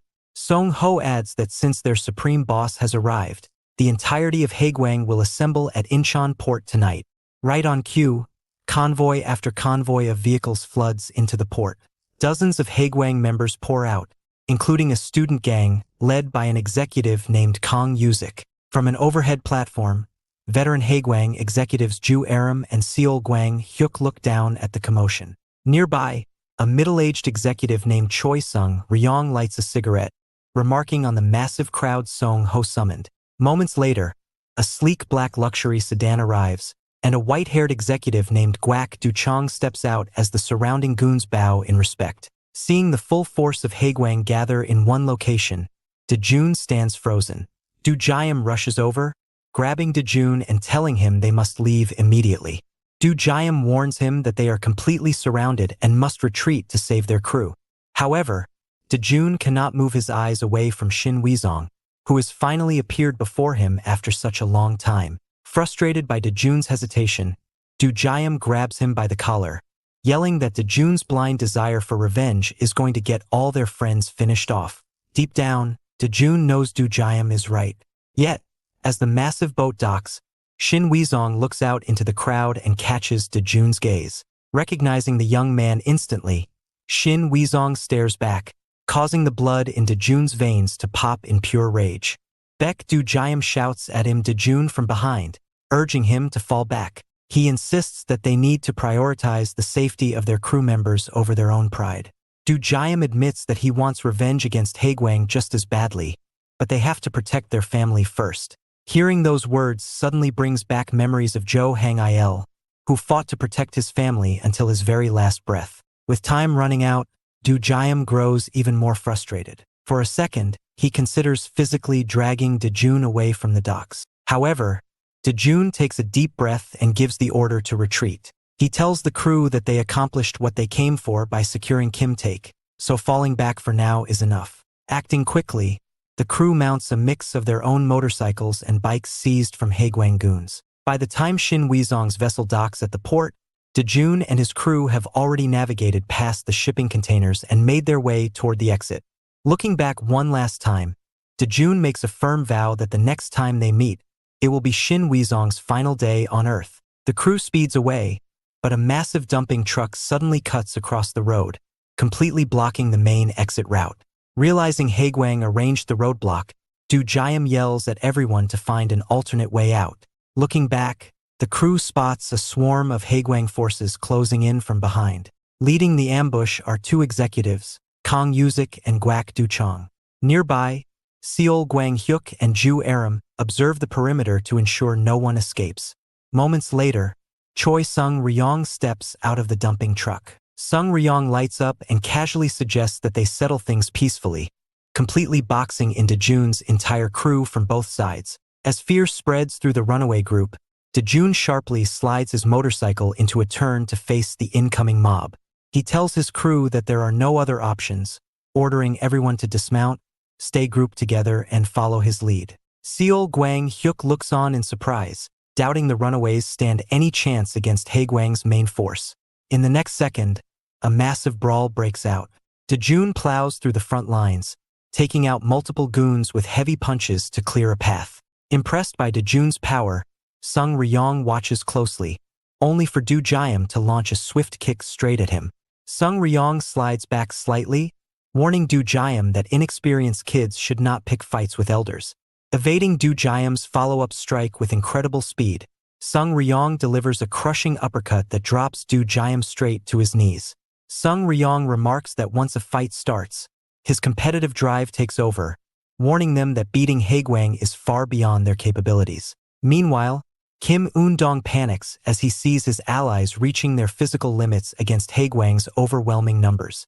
Suddenly, the engine of the dumping truck roars back to life, with Do Jayam sitting in the driver's seat. Sung Ryong realizes that Do Jayam deliberately took his earlier attack to swipe the truck keys directly from his pocket. Using the signal, Dejun orders his crew to climb onto the back of the truck. Sung Ryong shouts in anger for his men to stop them. Sung Ryong rushes forward to grab one of the runaways, but Dejun steps in with a heavy front kick, pushing the executive back just long enough for the entire crew to pile onto the vehicle. The truck smashes through the Incheon port gates, leaving the Haegwang forces behind. As the crew hangs onto the sides of the truck, they ask Do Jayam how he came up with such a crazy escape plan on the fly. Before they can relax, Dejun notices Kong Yuzik's student biker gang pursuing them at high speed. The crew realizes that the fast bikes will easily catch up to the heavy truck. Do Jayam comes up with another immediate strategy to deal with the pursuers. Seeing the runaways start climbing down from the truck, the biker gang assumes Dejun's crew is giving up and attempting to flee on foot. In that exact moment, Do Jayam pulls the lever inside the cab, lifting the dumping bed high into the air. Do Jayam shouts back at Sung Ryong, joking that he owes him for the truck. The entire load of heavy construction debris inside the truck spills out across the highway. The pursuing biker gang crashes directly into the sudden wall of rubble, completely halting their chase. With the pursuit crushed, Dejun's crew safely climbs back inside the vehicle and escapes out of Haegwang's sight. Later, the crew arrives safely back at their hideout shelter. Up on the rooftop, Dejun and Do Jayam discuss their next move, knowing Haegwang will now target them relentlessly. Dejun acknowledges that Haegwang's true military power far exceeds what he originally anticipated. Across town, Shin Weizong sits surrounded by dozens of high-ranking executives and loyal guards. Reflecting on the vast difference in strength, Dejun admits that their current force stands no chance against Haegwang in a direct war. He concludes that taking down Haegwang right now is impossible, and their only option is to rapidly expand their organization into an even larger syndicate.